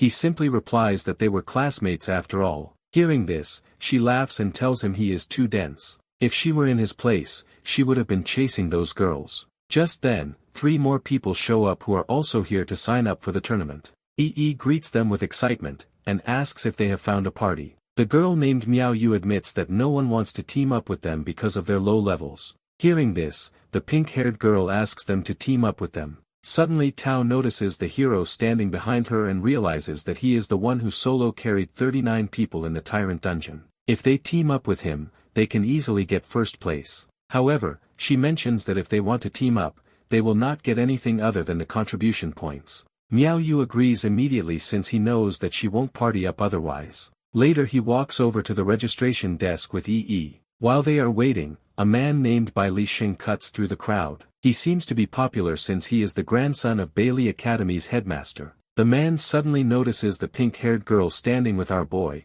and this makes him furious for some reason. He walks over to them, blocks their path. EE immediately recognizes him as that same annoying boy. Li Xing demands to know why she is walking around with the hero. Without hesitation, she holds Miao Yu's hand and makes it clear that the matter is none of his business. This makes him even more furious, and he insists that everything involving her concerns him because everyone knows she is his fiancée. His words make her mad, and she reminds him how he once came to her with a marriage proposal and she had rejected him on the spot. But afterward, he went around telling everyone that she had already agreed to be his fiancée. Because they are families or acquaintances, she had originally ignored the rumor, thinking it would fade. Instead, he repeated the lie so many times that he seems to believe it himself. She now feels he needs a healer to fix whatever is wrong with his brain. If he continues to spew nonsense, she will call her grandpa to take care of him. Our boy quietly observes that he has never seen her this angry before. Even he wonders why she is even bothering to be upset over a boy like Li Sheng,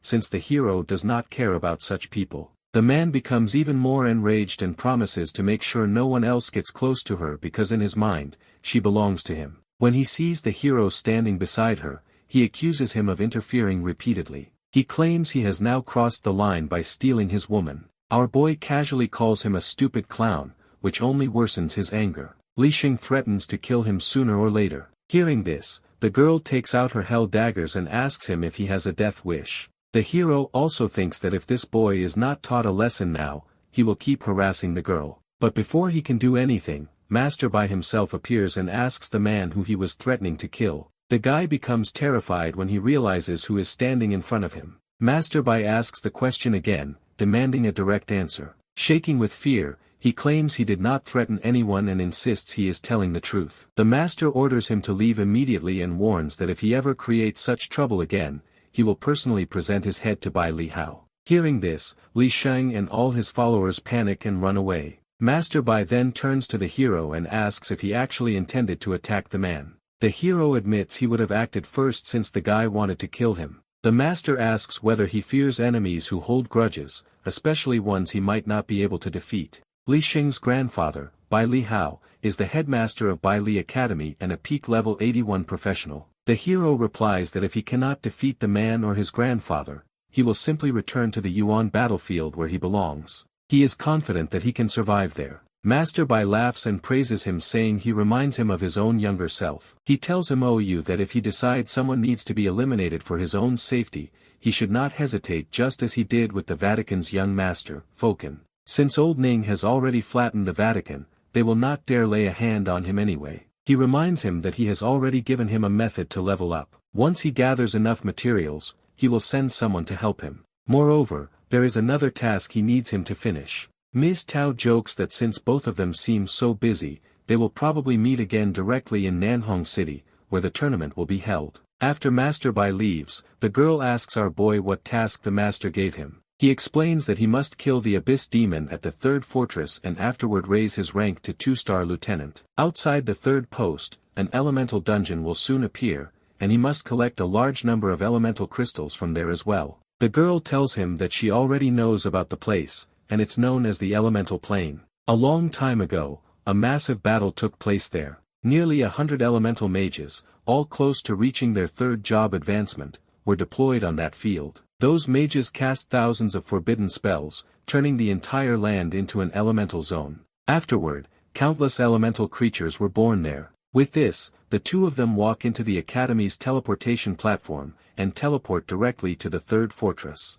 The girl guesses that elemental crystals might drop from elemental monsters in this fortress, and that other elemental creatures nearby will probably drop them too, allowing them to collect many crystals here. But she also notes that she personally does not need these crystals. At the fortress gate, two guards stop them. One guard warns the hero that if he enters the battlefield in his current state, he will definitely die. Hearing them argue, a captain arrives and asks what the commotion is about. A soldier explains that the two young warriors want to go outside. The captain expresses disbelief. He wonders if they came here to die, and he questions where their guardians are and why they were left alone. Before he can say more, a fire elemental spirit suddenly appears on the battlefield. The guard captain is shocked, but our boy immediately summons his skeleton warriors to fight. The skeletons charge forward with impressive speed. The captain is stunned because he has never seen skeletons move so fast. His skeletons use their rage strike skill and easily defeat a level 33 fire elemental spirit in moments, earning a large amount of experience. The guards cannot believe their eyes. They whisper that the boy killed the spirit with a single blow. The captain tries to understand how a level 26 necromancer can summon skeletons powerful enough to kill a level 33 elemental monster. He then notices the lieutenant badge on Moyu's chest and realizes he is a young officer. Even the captain himself only became a lieutenant at level 38. Seeing this, he finally allows them to pass. He mentions that the guards were only being cautious for their own safety since it's their responsibility, and the hero understands. Suddenly her hair starts floating upward as if charged with static electricity. She becomes annoyed and asks what kind of place this is. Our boy laughs at the sight, which irritates her even more. Right then, an electrical attack hits the area, creating a loud explosion. Thanks to the hero's skeleton field, the attack does not harm them. He calmly identifies the threat as a level 34 wind elemental spirit standing before them. The hero turns to the monster and asks if it's bullying his skeletons because they can't fly. He orders his skeleton mages to attack, and they unleash a fire spell on the spirit. However, the attack passes right through it almost like it has no body. This is a problem for the hero since he can't use corpse explosion. Suddenly the ground beneath them starts shaking and they notice several panicked people running toward them. A swarm of elemental monsters is chasing them. The girl panics and wonders if those people disturbed the monster's nest, causing the creatures to rush out. But Moyu explains that the elemental dungeon appears randomly in this region. Each time it appears, an elemental riot begins. A massive wave of elemental creatures spawns instantly and floods the area. He finds this situation fortunate, since he had been worried he might not find the dungeon at all. Some of the fleeing survivors notice the two of them standing calmly and call them insane. Ignoring them, our boy summons his skeleton warriors again and orders them to attack the swarm of incoming elemental monsters. The battle starts immediately, and his summoned warriors cut through the spirits with ease, killing them one after another. In the middle of the fight, EE suddenly feels something strange in the air and it causes her to feel dizzy. The hero also senses it, but his own spirit attribute is very high, so this strange energy in the area does not affect him. He understands that this disturbance might be coming from the ruler of the elemental secret realm, the elemental queen herself. Realizing this, he traps all the elemental monsters using his slow curse. Once the monsters are locked in place, his skeleton warriors attack them freely and wipe out the entire swarm. Far away, the group of escaping humans finally stop running after noticing that the monsters have stopped chasing them. One man points toward the battlefield and tells the others to look carefully. They all stare in shock, unable to believe what they are seeing. The summoned skeletons look far more powerful than any they have ever seen. The loud noise in the air finally stops and the girl calms down for a bit. Mou remarks that only the elemental queen can drop elemental crystals, so they should keep moving. She looks up at the sky and sees a beautiful aurora-like glow forming above them, but the hero feels like something is off. Soon the two of them arrive before a glowing portal, which is actually the entrance to the elemental secret realm. Inside, the hero explains that this realm is different from a normal dungeon. It is an independent space, and they may encounter many other professionals inside, so they must stay cautious. He summons his skeleton warriors again and orders them to scout the area. The two of them decide to wait here until the skeletons are back. It doesn't take long before the skeletons find the exit and the pair begins moving again. They soon come across a skeletal creature sitting on a throne named the Water Elemental General. It immediately attacks them. While dodging, the hero mentions that he now understands why this general has merged with the palace itself. It refuses to move from its place. He summons his skeleton warriors again, preparing for a difficult fight. The general has 50% resistance to physical damage, meaning his skeletons will deal only reduced damage. Still, he has enough warriors to overwhelm it. The general unleashes a skill called Ice Whirlwind, summoning countless icy arrows. Seeing the danger, Moyu calls all his skeleton warriors back into his summoning space and hides behind a huge rock with the girl to avoid the barrage. When the attack ends, he looks toward the general and finally understands why its agility is 0. It has an extremely powerful regenerative ability. He grips his scythe, deciding not to hesitate. If the monster's regeneration is strong, then he simply needs to deal even stronger damage, enough to surpass its recovery speed. He opens his Thanatos kit and summons a powerful undead boss named the Outpost Guardian. Even though the boss is only level 33, its attributes are stronger than the level 37 Water General. To seal the deal, he also summons all of his skeletons back and sends them all after the general. The Water General attacks again with icy arrows, but this time the Outpost Guardian tanks every hit easily. The hero knows such a weak skill cannot harm his elite undead. Together, the skeletons and the undead boss rush the Water General and launch a full assault. Overwhelmed, the general unleashes another powerful skill called Sky Flood, which fills the area with rising water, completely flooding the battlefield. Moyu and the girl quickly climb onto a giant rock to avoid the flood. He realizes the monster is using a large area counterattack specifically to neutralize his skeletons. When the water settles, the Outpost Guardian is still standing. The hero summons his skeleton warriors again and orders another full attack. This time, the undead boss unleashes its strongest strikes. The combined force finally overwhelms the Water General, and our boy kills the level 37 Elemental Commander. After the fight ends, he retrieves his undead boss back into the Thanatos kit. He uses his evocation skill, attempting to claim the Elemental General as well, but he fails. He realizes the general is a pure elemental life form with no corpse and no soul, so it cannot be turned into an undead. At his current level, he can only summon a boss monster for 3 minutes, but it's enough time for him to kill ordinary bosses. Ye looks around and notices that the elemental chaos in the realm has calmed down slightly. Hearing this, the hero suggests they continue forward. They walk along a frozen path, heading toward their destination. The hero activates skeleton armor around both of them for protection. Soon, they enter a lava biome. The girl notes that the armor is shielding them from the intense heat. Without it, any ordinary professional would take continuous damage in this environment. Meanwhile, our boy thinks about how they first passed a glacier biome, and now a sea of fire. He wonders if the next environment will be a wind or lightning type. As they move forward, they spot something that looks like a volcano. He immediately points out that it isn't a volcano at all, it is actually a massive concentration of fire energy. Soon another elemental monster appears. It is the Fire Elemental General. Moyu quickly understands the situation. This monster, like the previous ones, cannot move, and his physical attacks are useless against it, but he knows exactly what to do next. The Fire Elemental General launches its attack on his skeleton warriors. The attack, called Flame Eruption, is a large-scale area attack. Our boy responds with his freezing spell called Ice Storm, and it seems to work well. Suddenly a tremor spreads across the ground, and the monster prepares another skill known as Hell Explosion. Our boy realizes this is its final desperate move, and decides to retreat along with the girl. Even in front of an erupting volcano boss, Bro doesn't forget to farm some aura and tells his girl to watch the fireworks. After the boss is dead, she teases him, saying she didn't think he also knew how to flirt. My man goes back to his nonchalant mode and says that they need to keep moving. Outside the dungeon, a team from the country H appears. A girl in the group expresses her surprise that they finally found the entrance. While they are talking, their leader calmly explains that someone has already entered the High Seas dungeon, which is why the spirits are gone. This makes the group angry, but their boss tells them not to worry, since he can still sense the residual aura of the elements, meaning the ones who entered didn't go far.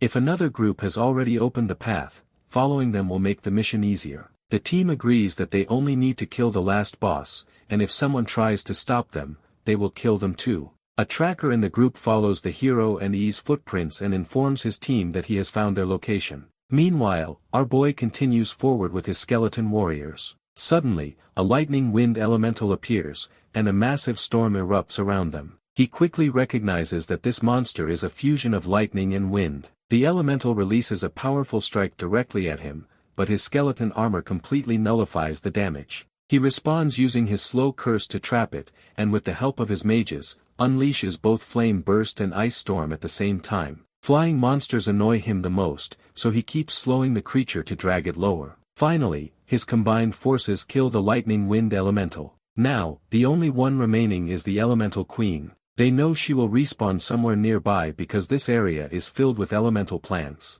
They eventually reach a floating island with a massive castle. Inside is the Elemental Queen, a level 39 monster and the ruler of this secret realm. The hero immediately launches an attack with his skeleton mages and warriors, but he quickly realizes that the Elemental Queen resists both physical and elemental damage. The Queen releases a powerful skill called Elemental Starburst, destroying many of his skeletons. Moyu understands that his army has weakened after all the previous battles. The Queen prepares another powerful attack and eliminates 5 more skeleton warriors. The hero starts to get a bit worried since she seems quite strong. She continues gathering energy, and repeatedly uses her high-level attacks, fire, water, and more, sending waves of destructive power at the skeleton army. One by one they fall. After several devastating hits, 11 more skeletons are destroyed. The hero realizes that he might lose at this point and wonders why the master even gave him such a difficult task. All these elemental monsters have no souls and no corpses,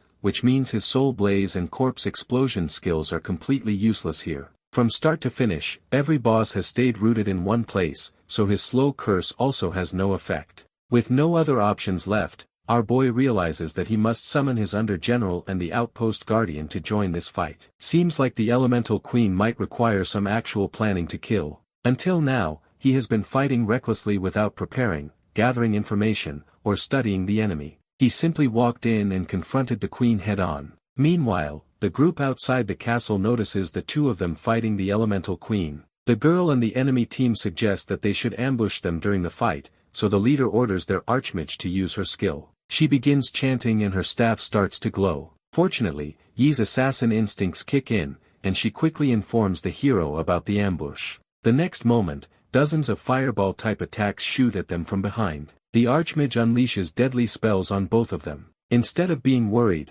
our boy smiles and mentions that this is good timing. Even though the attacks hit them directly, his skeleton armor blocks everything they don't get as single scratch. Instead of focusing the Queen, his skeletons change targets and rush at the intruders. This makes them panic, since it's their first time seeing undead creatures like these. The leader tries to calm everyone down, but our boy suddenly hits his archers and mages with the slow curse. He knows professionals usually have ways to remove curses, and this is why he wants to eliminate their healer first. He summons his elemental mages and orders them to attack the healer. Their combined strike is so powerful that the healer is completely incinerated within seconds. The enemy leader realizes that losing their healer puts them in serious danger. Their tank activates a group provocation skill and drags all the skeleton warriors toward himself. Meanwhile, the rest of the group breaks free from the curse and hurriedly drinks potions to recover and cleanse themselves. They understand that the curse is too dangerous. Our boy responds with another barrage of elemental attacks. The tank uses a defensive skill called Group Protection to withstand the incoming damage. Looking at their skills, the girl guesses that these professionals might be above level 40. This means that they can use potions to get rid of his curse. For these very reasons, the hero knows that he can't go easy on them. He summons even more skeleton warriors and orders them to kill the intruders. The tank continues to endure the attacks, but the skeleton warriors steadily advance. The enemy mages panic, realizing they cannot defeat these summons. They ask their leader what they should do now, but even he is shaken. The hero is fighting both their group and the Elemental Queen at the same time, yet still holds the upper hand. The leader finally admits they have no choice but to retreat. But before they escape, Moyu uses his Soul Flame attack on one of their members, slowing him down. While the leader lowers his guard, our boy strikes him directly using his mages. Their attacks hit him hard, leaving him heavily injured. He quickly drinks a recovery potion to restore his health, but the skeletons don't give him any time to rest. Seeing this, the girl asks if they are going to chase them, but the hero dismisses it since it's hard to kill these knights when they have their defenses up. More importantly, he has another special opponent to fight. This time, the skeletons charge at the Queen while carrying the corpses of the dead professionals. They throw the bodies at her, and the hero immediately triggers corpse explosion. The blasts shake the entire battlefield. Because the corpses are level 40, the explosions cause massive damage to the elemental queen. Our boy knows that this is his chance and orders his minions to finish her off. After taking countless hits, the elemental queen becomes furious and charges at the skeleton warriors. They intercept her, attack together, and finally bring her down. Killing her gives the hero a bunch of elemental crystals and a huge amount of experience. As the queen's body disappears, our boy looks at his injured skeleton warriors. Most of them are heavily damaged and must return to the summoning space to recover. The place he stands now is close to the third battlefield. This works perfectly for him because Master Bai has given him a mission there, which will also help him raise his military rank. As they approach the third battlefield, the girl notices a strange smell in the air. She cannot identify it, but it feels unsettling. Soon they sense the presence of abyss monsters. A rat-type creature suddenly jumps at them, but Moyu's skeleton warriors kill it instantly. The hero notices that he is barely earning any merit points from killing these rat monsters, so he suggests searching for the abyss demons instead. The girl points out that these monsters have high intelligence and like to hide deep inside the area. She believes that they will eventually find the abyss creatures hiding nearby. Suddenly both of them see a distress signal flare in the sky and decide to check it out. When they arrive, finds something strange. Every monster that should be roaming the area has disappeared. An eerie laugh echoes nearby and she immediately recognizes it as a demon's voice. She thinks the creatures guarding the area were probably summoned away by this demon. This means the professional who sent the distress signal may already be under siege.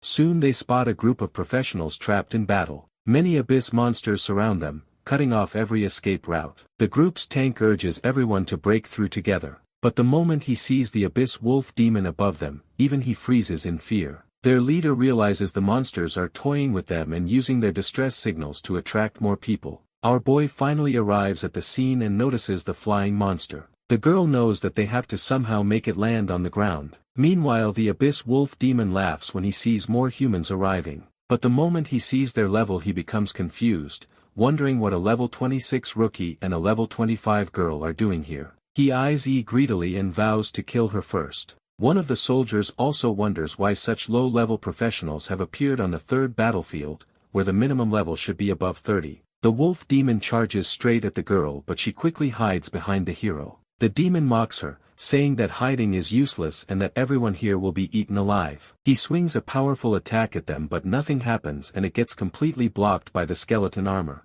Our boy immediately casts slow curse on the demon, restricting its movements. It realizes too late that a curse is affecting him. Moyu summons more skeleton warriors around him. Thanks to the curse, the demon cannot fly away. Using this opportunity, the skeleton warriors quickly strike together. This also gives an opportunity to the trapped professionals and mages to run away. They stare in shock as they witness the wolf demon getting slashed to pieces. The skeleton warriors kill the demon wolf in front of their eyes like it was nothing. While they are still trying to figure out what is going on, the hero orders them to stand back since he needs to clear the scene. Hearing this, cheerfully waves at them and calls them over since they might get hurt by mistake. The leader still doubts that the hero can kill the remaining monsters alone but the girl simply tells him to watch. The entire place is filled with corpses, which makes it perfect for his abilities. He suddenly activates his corpse explosion skill causing the ground to shake as multiple massive explosions spread across the battlefield,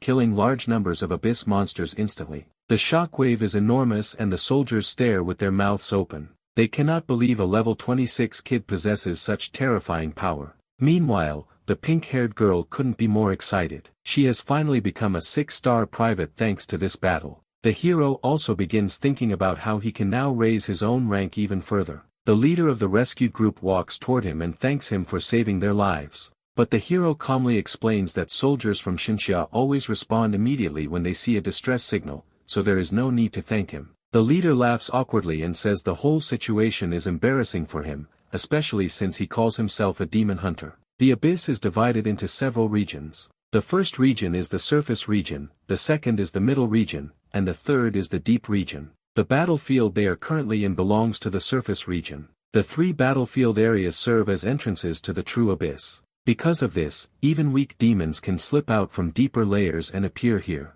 But even a weak abyss demon is extremely dangerous. For normal fighters, handling even one such demon is nearly impossible. The deepest parts of the battlefield overlap with certain entrances to the real abyss. From those overlapping zones, one can see into the true abyss itself. The leader's group had been planning to explore a little deeper, but the demons ambushed them before they could reach their target. After surviving the attack, the leader admits that they have already seen enough danger and have no plan to explore any further. Our boy, however, thinks differently. He believes deeper areas hold even more demons, which means more military merit points. So he asks the leader where that deeper section of the battlefield is located. The leader is stunned and asks if he truly plans to go there. When Moyu confirms it, the leader becomes even more surprised. He realizes that his thinking is exactly what people call the mindset of a true genius. As the hero and the girl walk forward, she notices many other demon hunting teams in the same general area. That tells her they are close to the main target zone. Soon, they reach a massive wall that seems to be the boundary of the real abyss. When they look at it closely, they notice countless eyes staring back at them from within the darkness. Both of them sense that they have entered a dangerous zone. Suddenly a monster falls from above and crashes in front of them. It is an abyssal demon. The girl immediately panics, but they soon realize that the demon is already dead. Before they can think further, they see a professional floating in mid-air, a silver rank assassin over level 40. Seeing him, the hero realizes that they have come to the right place. They decide to continue moving before the other teams can kill all the monsters. They push forward and keep fighting monsters along the way. The hero uses soul blessing and many other skills, clearing every monster in their path. Meanwhile, the girl fights with her hell daggers. After a long stretch of fighting, they don't encounter any more demons and wonder if they were all killed. Then suddenly they both sense something. A group of monsters appears above them, and at the same moment, the dagger of the silver rank assassin falls from the sky. The girl is shocked seeing this since it belongs to the same guy they saw earlier. The abyssal monster responsible for the kill begins attacking the falling body. Our boy locks in as he realizes that he's facing a level 40 abyssal shadow demon. This type of demon can see through invisibility and stealth, which explains how it killed assassins so easily. The shadow demon looks at our boy and mocks him in its own way, seeing him as a mere level 26 brat who has wandered into the deepest part of the abyss. The surrounding minor monsters also close in, believing they can feast on both of them. The shadow demon lunges toward the girl first since it doubts that a level 26 boy can protect her. The other monsters also charge together, but every attack bounces off the hero's skeleton armor. Moyu tells them that if they want a group fight, then he will fight with a group as well. He summons his skeleton warriors. The shadow demon grows furious. It tries to escape, but our boy casts slow curse, telling the demon that escaping here will not be easy. The shadow demon cannot believe it is being pushed back by someone at level 26. Despite being cornered, the demon has a high defense, so it's not that easy to kill it with simple physical attacks.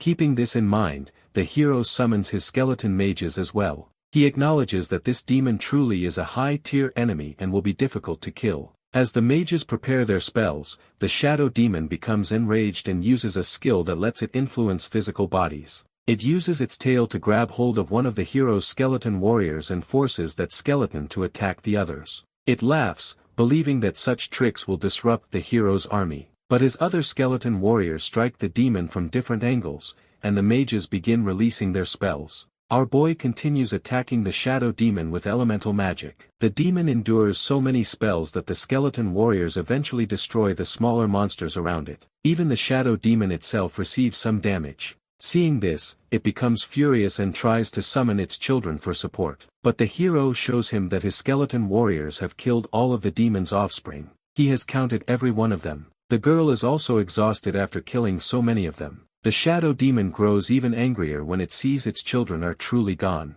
It cannot believe someone dared to kill them. The hero calmly responds by deciding to return the demon's children to it. He lifts the corpses and throws them back at the shadow demon. Right after that, he activates his corpse explosion skill on those bodies. The explosions erupt violently, shaking the entire area. The shadow demon also sees the blasts coming but cannot react in time. The chain of explosions finally kills it. Because of this victory, both the hero and the girl gain a huge amount of experience and many merit points. E is surprised to discover that she has also been promoted to second lieutenant. She feels excited and thinks her grandfather would be shocked if he saw this. Moyu reminds her that she would need 10,000 military merits just for 1 star. Hearing this, she reveals that there is a dungeon nearby and suggests they go there next. The hero agrees, and the two begin heading toward it. Meanwhile, elsewhere, Master Meng questions Master Bai's decision to send the hero to the elemental secret realm. The master explains that he wants to see how far the boy can push himself with his current strength. Even the Tyrant Desert Dungeon could not stop him.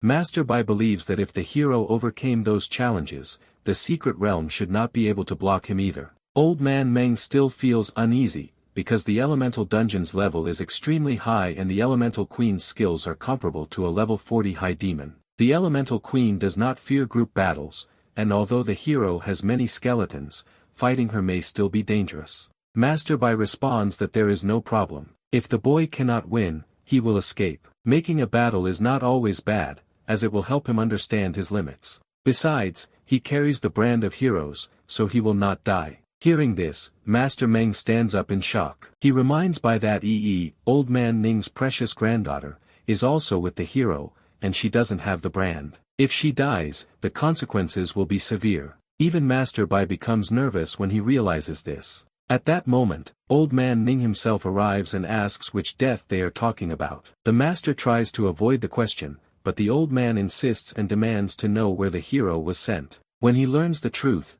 he warns that although he has cast a protection spell on his granddaughter, if anything happens to her, he will personally settle the matter with him. Meanwhile, Master Meng smiles and thinks to himself that Bai has survived another day. Back inside the abyss, the hero and the girl finally reach the dungeon entrance. She asks if this is the boundary of the third battlefield, and wonders if demons sneak into the human world through this very path. Before he can answer, countless demons enter through the portal. When they notice the humans, they immediately charge at them to devour them. However, before they can get close, our boy blasts them with ice and fire spells, and they scream in confusion. Our boy casts slow curse across the entire group, and at the same time sends his skeleton warriors forward. The demons panic, unable to understand where these undead creatures are coming from. Meanwhile, the skeletons continue to charge and kill many demons within a few strikes. Every dead body becomes fuel for the hero's corpse explosion skill. He detonates the corpses one after another, creating huge blasts that wipe out even more demons. This allows him to gain enormous experience points. After getting rid of the incoming demons, he realizes that this place is a temporary abyss passage connecting the abyss to the human realm. For him, it is the perfect location to farm military merit. He sees even more demons emerging from the path ahead, and his skeleton warriors prepare to face them. Utilizing the same technique, he immediately uses his corpse explosion skill inside that narrow road, wiping out a large number of demons at once. My man found an infinite merit points glitch. He admits that he only wanted to test this technique and never expected it to be so effective. This round of corpse explosion alone gives him almost 3,000 military merit points. It's possible that massive number of demons are still trying to escape through the pathway, so when they push forward, he throws more corpses and uses corpse explosion again, which results in another wave of high merit points. The girl is shocked at how many points they are earning here, and decides to help him gather more monster corpses. He suggests they wait a bit longer and allow even more demons to gather, so he can wipe them out all at once for maximum rewards. Soon, countless demons gather in the confined area. The hero senses the perfect moment, throws more corpses into the path, and triggers another massive explosion. Even more demons die instantly, and both of them are promoted to 0-star second lieutenant. Although the hero has more merit than the girl, at that moment he notices the access passage beginning to close. He feels that his corpse explosion skill overwhelmed the entire pathway, which probably caused the area to stabilize and shut down. After leveling up from all these points, they are getting close to reaching 1-star, second latent level. Suddenly, Moyu feels a powerful presence ahead and activates his skeleton armor. A giant demonic eye appears in front of them and announces that it's going to kill him. The demonic eye launches a terrifying attack, and our boy immediately knows it's too fast for him to dodge. It shatters through his skeleton armor in a single moment, and starts clearing through all of his skeletons.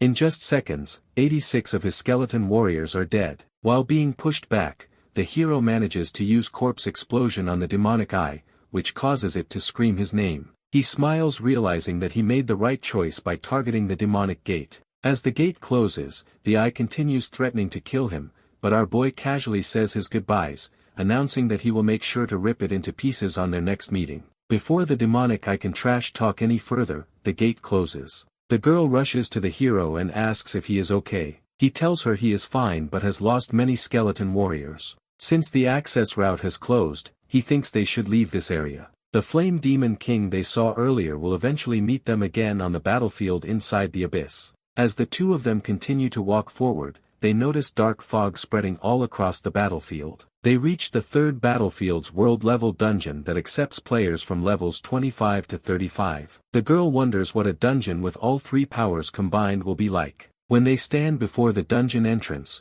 three options appear: normal difficulty, nightmare difficulty, and hell difficulty. Moyu checks himself and sees that his skeleton warriors have almost fully recovered. There are not many high-level professionals around, and there is no need to worry about demon ambushes here. So he tells Yi to proceed, and she agrees. Seeing them, one of the professionals nearby walks over and warns them that the monsters inside are dangerous. He insists they should find a proper party instead of risking their lives. Our boy thanks him, but explains that he doesn't need to be worried. The man starts getting worried thinking that they are heading to their deaths, but someone points out to their badges and mentions that they're lieutenants. This reminds them of the rumors about a young lieutenant who cleared the hell difficulty dungeon by himself. Meanwhile, our boy continues moving forward with the girl. From a mountain peak, she points out that this is the same dungeon where three powers: light, darkness, and demonic energy combine. He confirms, observing the collision of these forces, and notices a massive battle unfolding among the numerous creatures present. However, something feels off with the so-called professionals.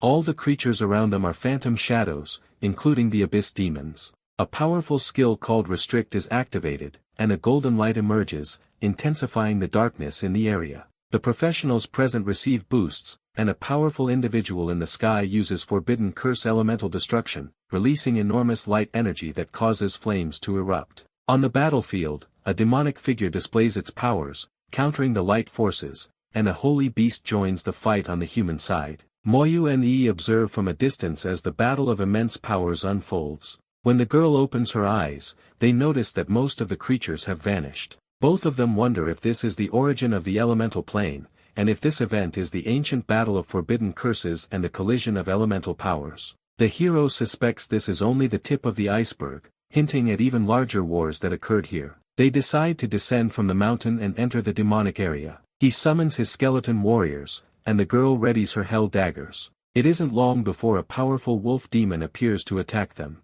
Our boy orders his skeleton mages to use elemental attacks, causing explosions, but the wolf demon withstands them and continues approaching. He realizes that the wolf's strength has been boosted by abyssal influence. Still, it might only have increased its defense, so if he hits it a few more times, it should still die. Like he expected, the wolf demon falls after a few attacks, but it does not produce corpses for his corpse explosion skill. This means that they can't really kill them all at once like they did before. In addition, it's hard to see due to the absence of light. Realizing this, the girl uses her vision-enhancing ability to locate monsters. She starts identifying their locations, and the hero finishes them off using his slow curse and skeleton combo. However, all of this still feels too easy for hell difficulty, which makes them believe that something isn't right. In any case, they continue to slay monster and increase their levels. After killing another one, the hero observes that the abyss energy is being absorbed by a statue in the dungeon.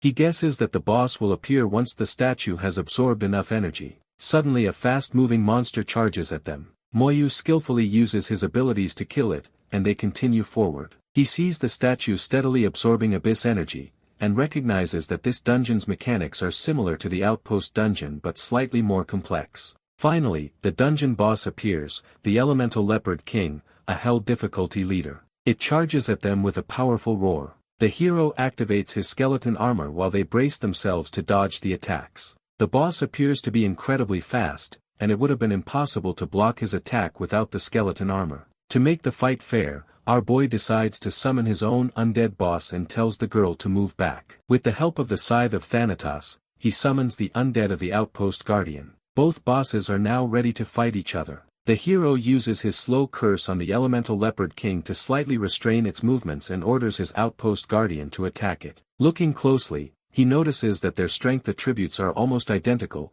yet the leopard king struggles to resist the guardian's attacks. The guardian slashes at the leopard king, landing a massive blow that surprises even the hero. He then releases more skeleton warriors, ordering them to assault the leopard king directly. The skeletons engage the boss while it counters with its own attacks, resulting in a fierce clash between the Leopard King and the Outpost Guardian undead. The skeletons activate Rage Strike, dealing continuous damage, while abyssal energy begins to leak from the Leopard King's body, gradually weakening it. Angered, the Leopard King unleashes a powerful elemental explosion, which astonishes the hero. He realizes that the Leopard King is not an ordinary abyss monster, but a construct of pure energy, and only by depleting this energy can they defeat it. Keeping this in mind, he commands his skeleton mages to attack as well, launching numerous elemental strikes. The Leopard King counters with elemental wipe, attempting to block the mages' attacks, but the Outpost Guardian attacks again, and together they finally defeat the level 36 elemental Leopard King.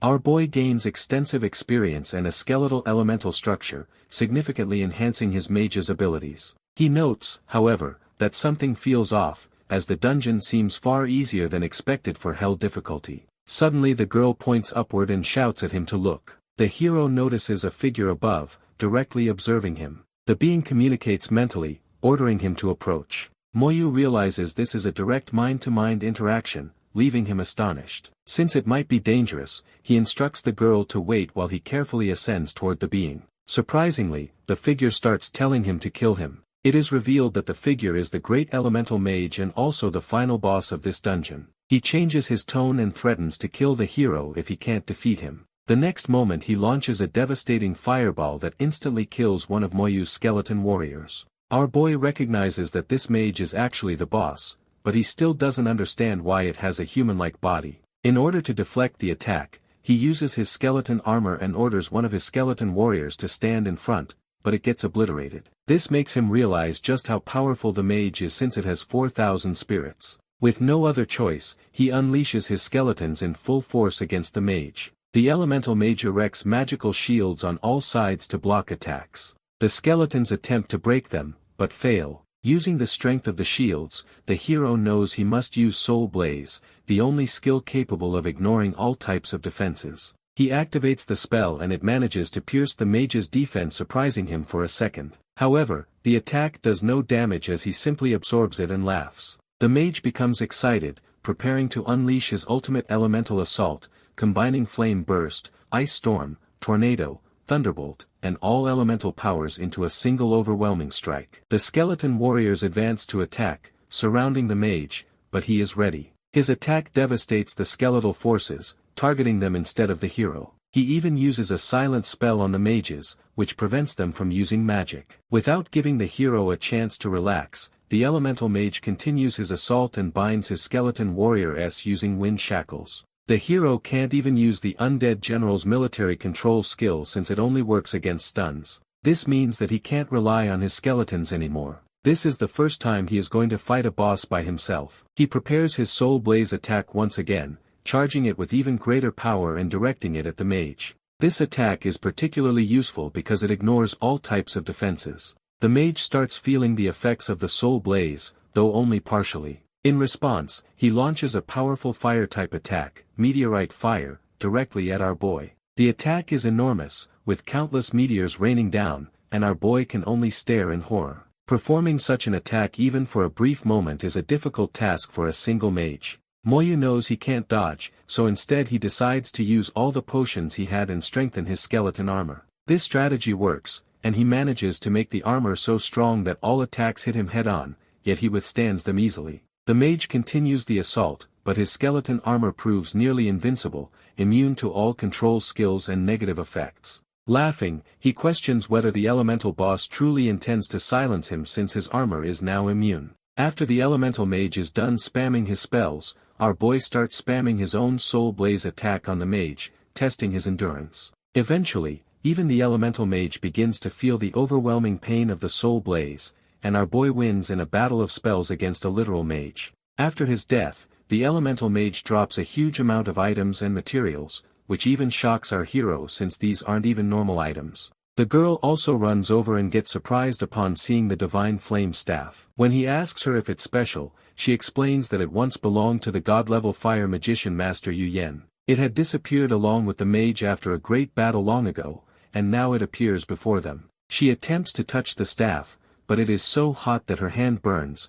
forcing her to step back. At that moment, a holographic figure of the elemental mage boss emerges. The hero prepares his skeleton armor again, ready to fight, but the boss tells them not to be afraid. He is revealed to be the remaining soul of Master Yuan. He recognizes him immediately, and they both respectfully bow before their senior. She mentions that she had read about Master Yu Yan in the Grand Museum of Xingxia, where his deeds and history were documented. The master remarks on how remarkable it is that people still remember him after so many years, but he admits he does not have much time left. He explains that during the main battle, a space rift opened in the third battlefield, connecting the human race to the Abyss world. The great demon king of the Abyss had sent a massive army of tens of millions of demons to invade. He coordinated his elite magicians on the front lines, ultimately using a forbidden spell to defeat the great demon king and his army. In that battle, he obtained a space crystal containing records of a location in the Abyss world. The crystal needs to be refined, requiring the help of an alchemist, and they must travel to the Abyss. Hearing this, our boy realizes that this crystal is the key to attack the Abyss. The hero tells him that he will hand over the crystal to one of his senior officers, but the mage reveals that it can't be used by anyone else due to the soul bind. He asks the hero if he has awakened a talent, and he confirms it. Hearing this, the mage tells him that he must unlock yet another talent with his second awakening. Even though it's hard, he must do this. Once he reaches level 70, he will undergo a third awakening and finally be able to use the talent stone, unlocking his third talent. With each new talent, his strength will rise to an extraordinary level. Historically, only one powerhouse has ever possessed 3 talents. If he succeeds, he could become the second person ever to achieve this. Moyu promises the master that he will give his absolute best. Curious, he asks why he was chosen for this task. The master explains that talentless individuals cannot be entrusted with these items. Giving them to anyone else would be a waste. He recalls a girl who attempted this dungeon earlier. Her talents impressed him greatly, but she came with a team that limited her potential. Interestingly, she was very similar to him. The hero immediately realizes that the girl in question is his sister. The master adds that her talent is impressive, though slightly underdeveloped in certain areas. Our boy is amazed at how quickly his sister is improving. Master Yu Yan emphasizes that levels are not the most important factor. The hero himself cleared a hell difficulty level 30 dungeon despite being only level 27. Across the human race, no one else could achieve feats like this. Moreover, he has a unique talent which hasn't appeared before. It seems to be amplifying in nature, but all skeletons still have weaknesses that can be manipulated. If the hero acquires a talent that grants immunity to control effects, it will be incredibly useful in the future. Moyu's potential is limitless, which is why he was chosen. Hearing all this, our boy promises not to disappoint his senior. The master instructs them to find someone worthy of his staff since his soul will be integrated into it. With the divine flame staff in hand, the hero assures him that he will not let it go to waste. It is thanks to ancestors like him that they were able to survive the onslaught of the monsters. Sooner or later, they will hit back on the demons. As the two of them make their way outside the dungeon, everyone is stunned to see them since they are the first to conquer this hell difficulty elemental dungeon. Despite making it out of the dungeon, our boy still feels a bit off. As expected, alerts go off and numerous demons approach from the sky aiming to devour every human in their path. Our boy quickly deploys his skeleton warriors, ordering them to attack. The skeletons strike the demons with precision, killing them efficiently. The demons are stunned, unable to understand where these warriors came from or how they are so powerful. Among them, numerous abyss wolf demons and other types of abyss monsters fall to the skeletons, allowing the hero to steadily gain experience points and rewards. As the skeletons are fighting, the girl reminds him how she mentioned that they would encounter the space tunnel again. Suddenly, the professionals notice that the hero is going in the direction of the tunnel.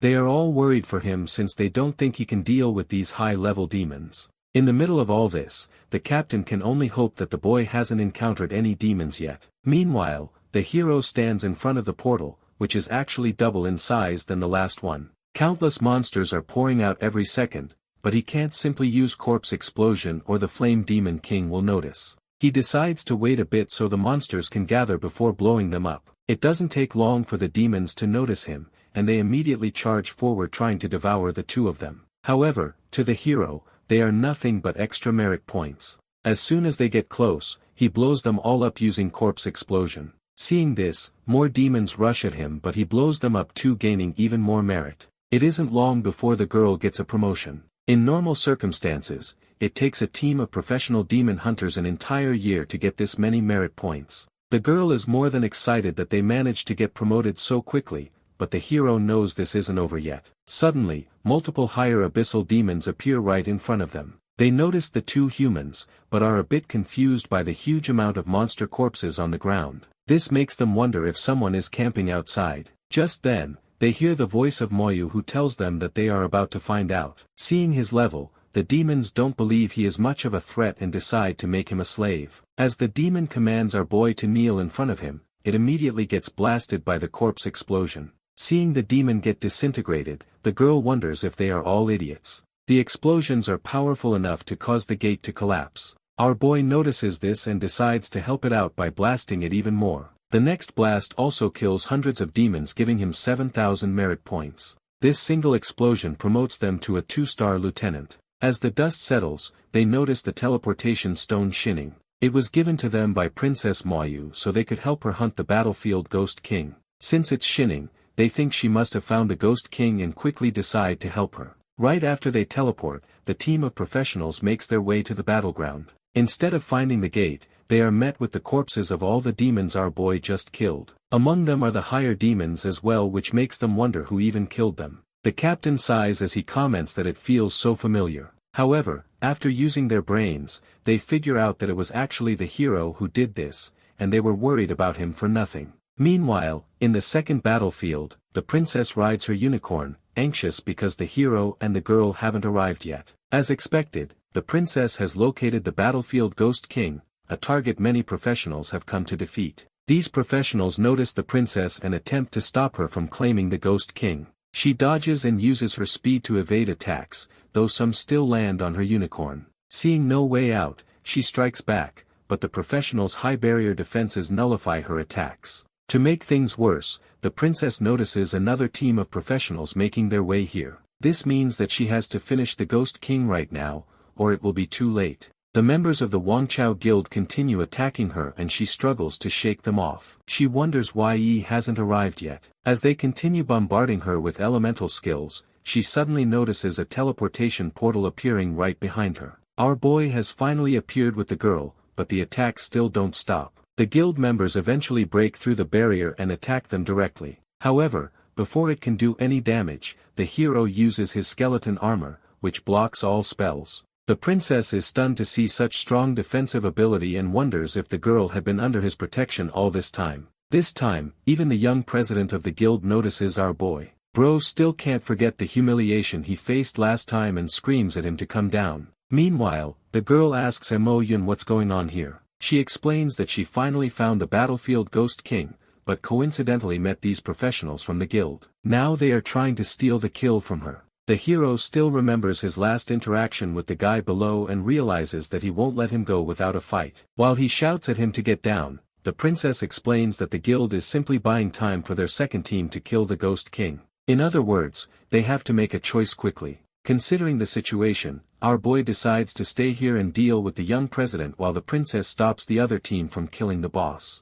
The guild's president is furious, acknowledging that the hero has once again appeared unexpectedly. He recalls that Mo Yun gained admission to Shaojing Academy while he could not enter any academy just because of what he did. The man shifts into his berserk form, complaining that if the hero had not existed, he himself would have been the top scorer in that exam and would have gained admission to Shaojing Academy. Meanwhile, the girl thinks that has simply lost his mind since he's blaming everything on others. The man orders his team to stop waiting and attack them immediately. Following his orders, his team members spring into action at incredible speed and charge at our boy. The young president is confident since his team consists of all professionals with years of experience. What he fails to realize is just how powerful Mo Yun has become in the past few days. He summons his skeleton warriors, calling forth a large number of them simultaneously. As expected, these so-called professionals are no match for the skeletons and die like armatures. Even the young president is frozen in shock. As his healers attempt to support their fighters,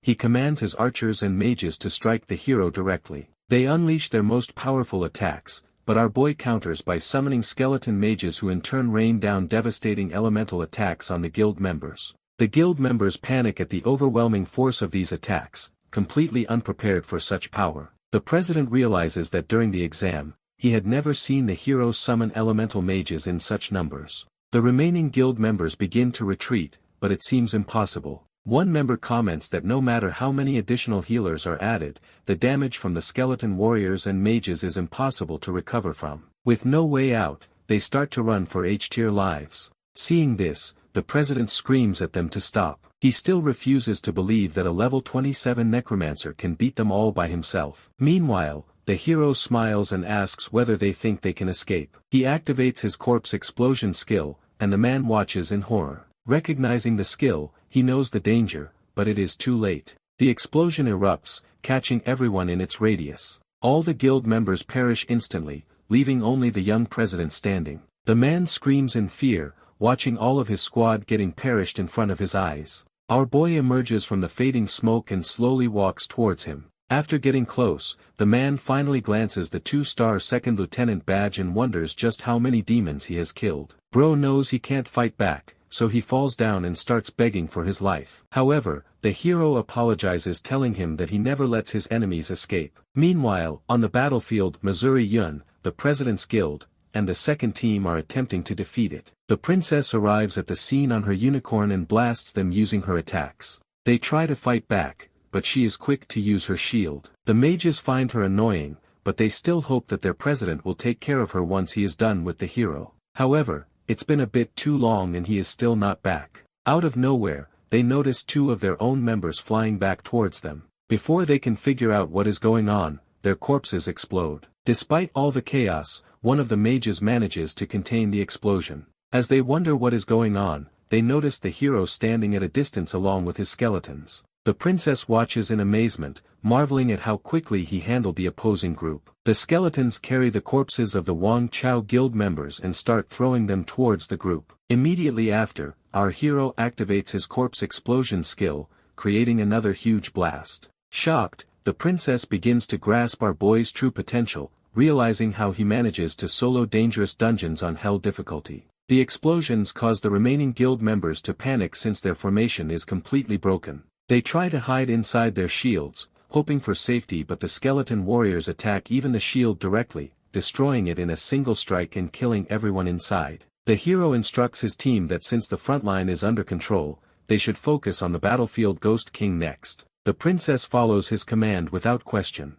However, killing the Ghost King might be another challenge on its own. Instead of fighting it with skeletons, our boy immediately summons the outpost guardian. Mo Yun is astonished, asking just how many tricks he still has hidden. She realizes she has not yet fully understood him. The hero turns to her and admits that he is not good at using holy magic himself, so he will leave it to her. Hearing this, she quickly gets on her unicorn, flies high and prepares to use her holy magic directly on the Ghost King. The monster looks up, clearly furious at the princess. In its rage, it raises a hand and casts a lifesteal spell. Mo Yun quickly moves aside with the unicorn, letting the spell flash past her. At the same moment, the hero raises his hand and uses his slow curse. The monster clearly does not expect this and finds itself bound tightly by the crimson chains. Immediately after, the hero orders the outpost guardian to restrict the Ghost King's movements. The undead boss advances straight toward the monster. The princess watches the clash between the outpost guardian and the Ghost King and wonders how many abilities the hero is still hiding.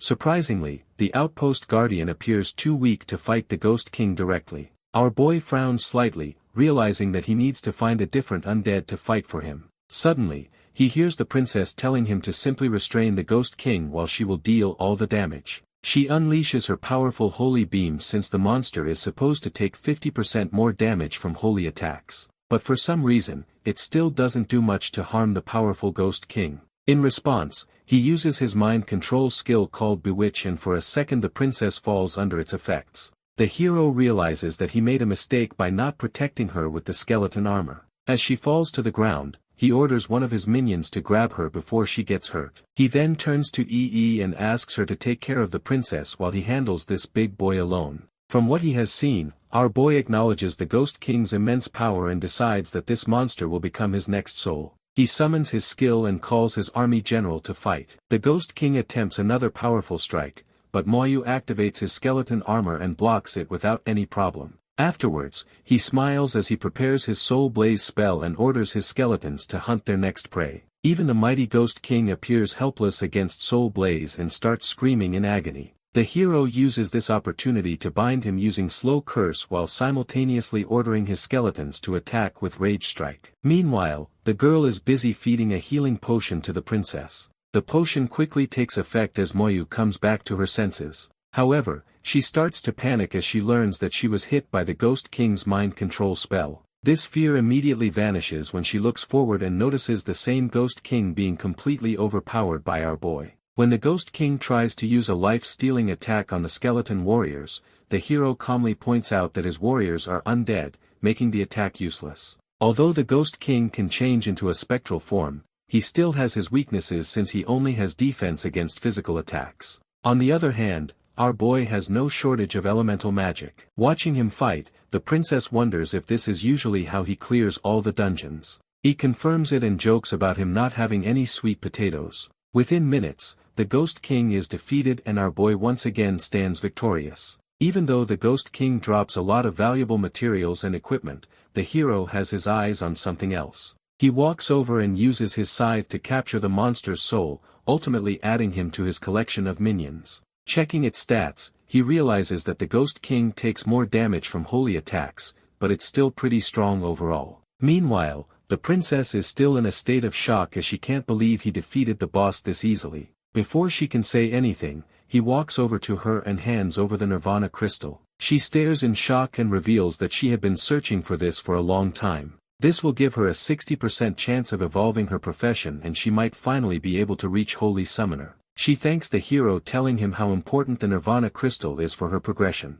His luck doesn't seem bad either since he managed to get the Ghost King heart, which is the main material for the Ghost King necklace. Since she only needs the crystal, she decides to let him take everything else. The girl can even help him find a suitable alchemist. Hearing this, the girl mentions that the hero is already a disciple of Master Bai, so he doesn't need her help. This shocks the princess even more since Master Bai doesn't accept disciples. However, looking at his talent, she doesn't doubt he made an exception for him. After everything that happened, the princess warns him that the members of the Wang Chao Guild might come after him for revenge. Even though he is in the protection of Master Bai, they still might try to do something behind his back. Our boy turns to her with a cold expression and assures her that he is mentally prepared for that. In his mind, he can't help but think about his new minion, the Ghost King. If he wants to summon it, he can't do it in front of other people, at least not in front of anyone alive. It doesn't take long for the news to spread out and an announcement is made about the defeat of the Ghost King. Hearing this, all teams are astonished,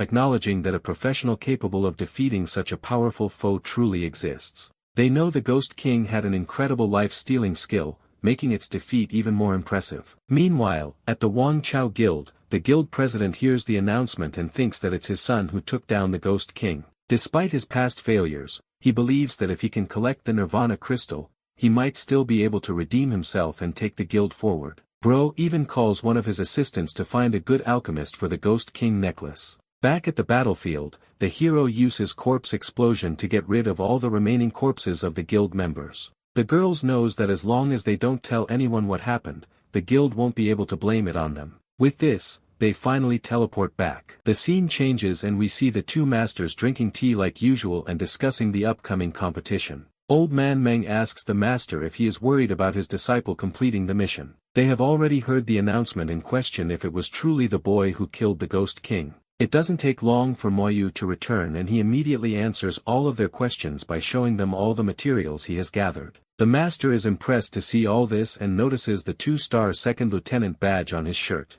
This means that the hero has killed over 400 demons in just a couple of days. Noticing their expressions, the hero admits that he killed some high-ranking demons. This comes as a shock to the two masters and one of them almost chokes on his tea. After he finishes explaining his entire experience in the battlefield, Master Bai laughs and praises his excellent performance. However, our boy hasn't even explained the most important detail yet. He mentions that during his time in the third battlefield, he encountered the great elemental mage and received the abyss teleportation stone from that old guy. He hands over the stone to the master, who uses his alchemy skills to input all the coordinates of the human world into it. This ensures the hero can now use the stone to travel between the abyss world and the human world, though some limits remain. Each use of the stone carries a 1-hour cooldown, and it is soul-bound, meaning only Moyu can use it. Grateful, He thanks the old man, who advises him to keep the talent stone carefully, as it will be useful during his third job evolution.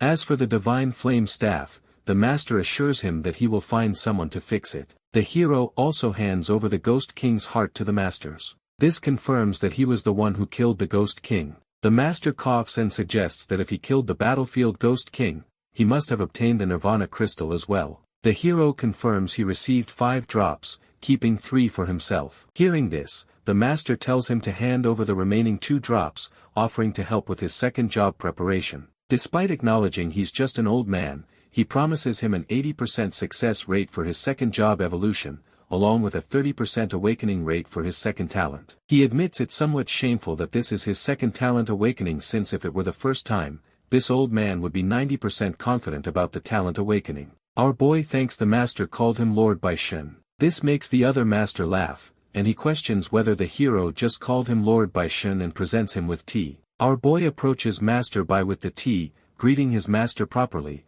and handing it over. He thinks about his family members, and now he has gained a master in this world, whom he can truly call family. The master happily tells him that he has worked extremely hard these past few days, and should now take proper rest. Tomorrow he'll go directly to Nanhong City and must perform well in that competition, bringing the crown back. The hero assures his master not to worry and then departs. After he leaves, the old man gets serious, revealing that when the hero and the girl were battling the battlefield Ghost King, they offended members of the Wang Chao Guild, and had already killed the guild's young president. The master questions why the boy didn't tell him about this, and dismisses the Wang Chao Guild as a trash guild, claiming this old man could easily go there and defeat every single member. Master Meng believes the hero is probably planning to solve and settle this incident himself, which is why he didn't mention it to them to avoid causing trouble. After hearing all this, the master decides not to interfere and let the boy handle this matter for the time being. The scene shifts to the second day in Nanhong City, where the arena is completely set up and the competition of professionals is about to begin. Our boy arrives at the arena with his team members. Ms. Tao thinks to herself that 90% of teams will be eliminated during the auditions alone. While they might not be able to rely on Muyu for the auditions, they shouldn't have much trouble clearing them. The next team is called into a portal, and all 5 of them begin walking forward. The test turns out to be pretty simple, where they just have to follow the tunnel and kill monsters along the way. Tao asks Duangao to provide them with buffs. She explains they'll try to clear this round first, and handle all the monsters themselves. If they face any difficulties, the hero can step in to help. The first monster they face is a fake abyss dog demon. Our boy observes that compared to real abyss demon dogs, these fake demon dogs are much weaker. The team shouldn't have much problem fighting these demon dogs. The hero watches as the girl charges at the demon dog and hits it with a shield bash, pushing one demon dog back. Another demon dog gets ready, and the pink-haired girl arrives, using her assassin skills on the monster. She easily takes down both demon dogs together. She thinks that following the hero around has made her stronger.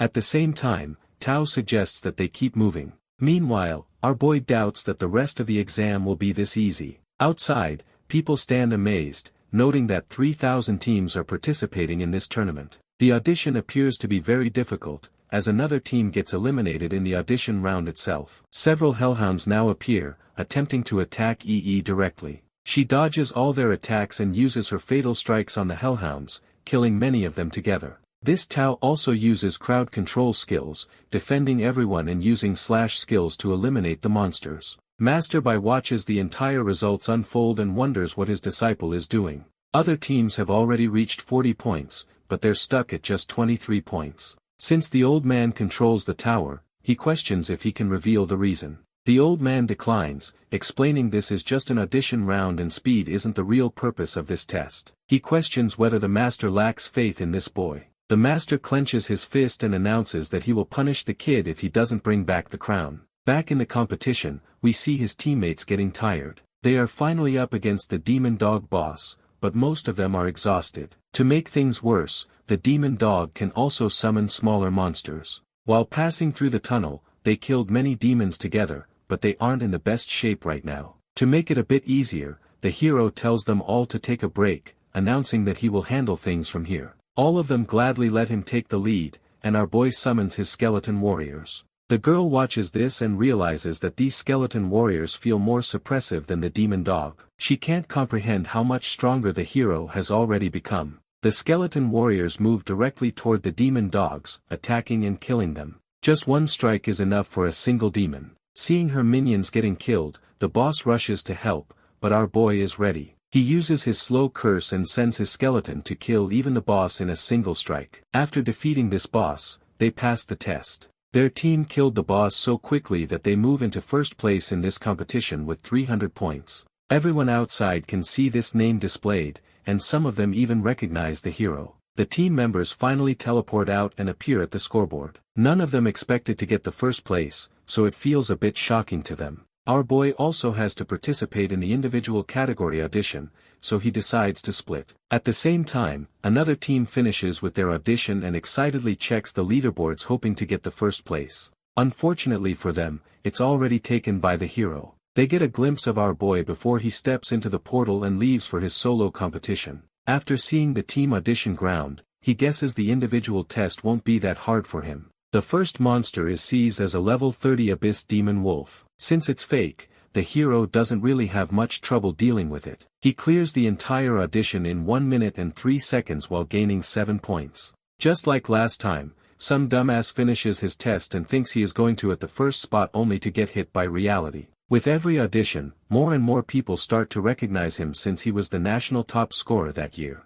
Meanwhile, the hero is busy thinking about his sister since he hasn't seen her name in the competition. As fate would have it, his sister suddenly appears in front of him and calls him out. Both of them are extremely happy meeting each other and hug. The girl mentions that it's only been a year since they last met and he has already grown taller than her. Afterwards, they both sit down to talk. The sister jokes he still hasn't changed, which is probably why he won't find any girl. Ignoring that statement, he questions how she knew she would find him here. She reveals that she had been keeping up with all of his achievements throughout the year. Hearing this, he asks why she didn't come to find him earlier. Turns out she was busy training and didn't really have time to do anything else. He then asks her about her level but she keeps it a secret. Still, he can see that she is a Holy Blade dancer now, which means that she got a job upgrade during her job change. The sister tries playing it cool and mentions that she just got lucky. The hero is still curious and questions how she raised her level so fast. She finally reveals that it's related to her talent since it allows her to level up at an increased rate. However,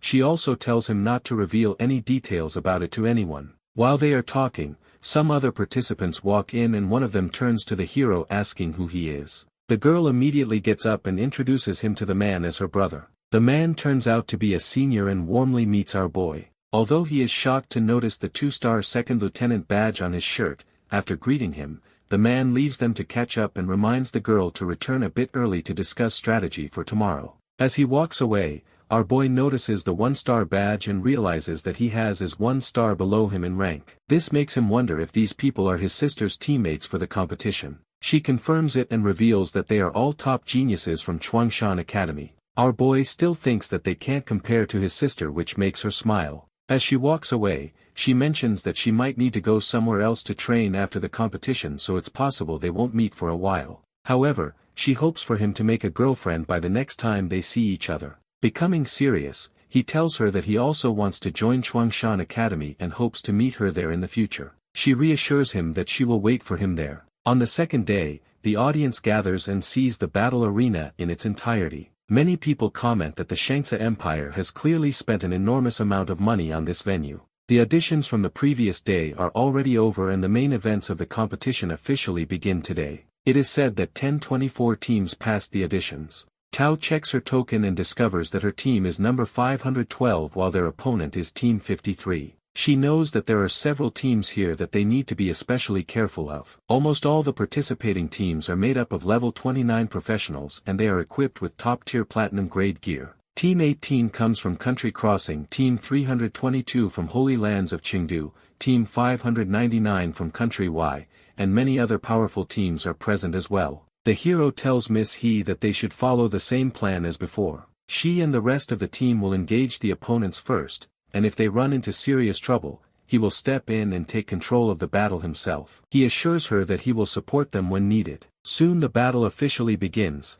and the announcement is made. The entire arena becomes excited. The girl leads her team forward, fully prepared, and steps onto the arena. The opposing knight is level 27, 3 levels higher than her, but they still have faith in her since our boy is also on the team. The crowd begins discussing the necromancer class, questioning what kind of profession it is and whether it is a newly appeared class. Meanwhile, the opposing team thinks they can win easily since the hero and his teammates seem too low-leveled. As the match starts, MOU's teammates get into position. A member of the opposing team orders a charge, and Tao charges forward as well. Her speed is astonishing, shocking the opposing leader. She pushes straight toward the enemy's back line, immediately putting them under pressure. The opposing leader realizes that they are already in serious trouble. Her focus slips for a moment, and the girl seizes the opportunity, tackling her head-on and sending her flying. She then uses a group taunt skill, forcing the enemy's attention onto herself. At the same time, he jumps at them using her assassin skills.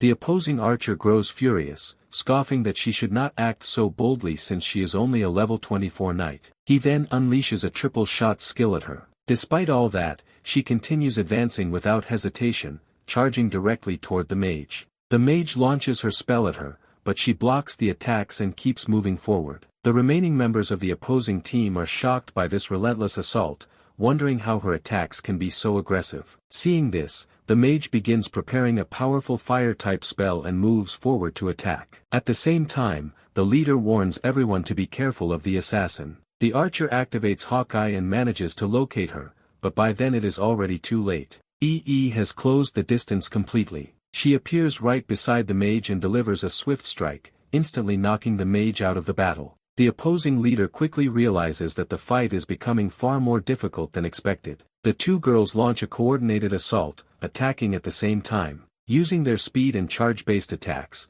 they rapidly overwhelm the enemy archer and the remaining backline members, defeating them one after another. Our boy observes calmly and understands that their opponents lack real combat experience. It seems they have rarely, if ever, fought true professionals. Realizing this, he sees no need to step in personally. The audience is left stunned by the scene. Many notice that the necromancer has not even moved from his position, yet his team wins the battle with only 4 members. It becomes clear that the opponents are complete novices, while his team has grown accustomed to fighting inside dungeons and has already gained genuine battle experience. In the end, his team secures a clean victory. EE is visibly delighted by the win, but Tao reminds everyone that future opponents will likely be much stronger, so they must remain cautious and may need to rely on the hero more heavily later on. Mocha reassures them not to worry. As the second day continues, the next round begins. A new team steps onto the field, composed of level 28 and 29 professionals.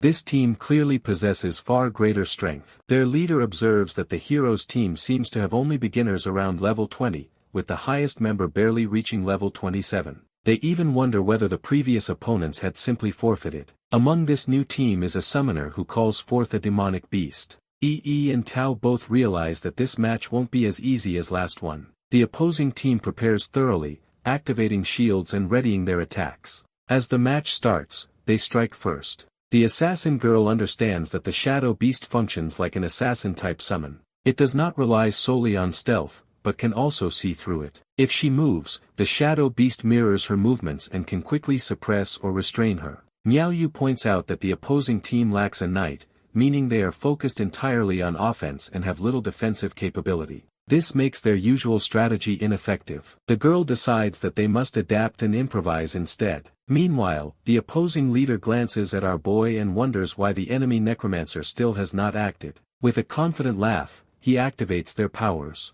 Sensing danger, the girl orders her team to spread out. Immediately after, the opposing leader unleashes a powerful strike. Tao blocks it with her shield, but she can feel just how overwhelming the attack is. The enemy leader then presses forward and attacks her directly. She struggles to block the follow-up strikes with her short weapon. At the same time, EE tries to intervene using her speed, but she is suddenly bound in place by the shadow beast and cannot escape. The real problem becomes clear when they realize that the summoner can continuously heal the beast, making it even harder to deal with. As the healer girl tries to support her teammates, the mage tanks the incoming explosion himself so she can survive. He pushes the girl out of harm's way, insisting that she must not be injured since she is the team's healer. After he gets eliminated, the enemy leader becomes even more confident and asks them to surrender if they don't want to feel pain. Ignoring him completely, Tao rushes towards the summoner but she gets blasted by the mage before she can even get close. As she slides back, she smiles and asks the hero to step in for her.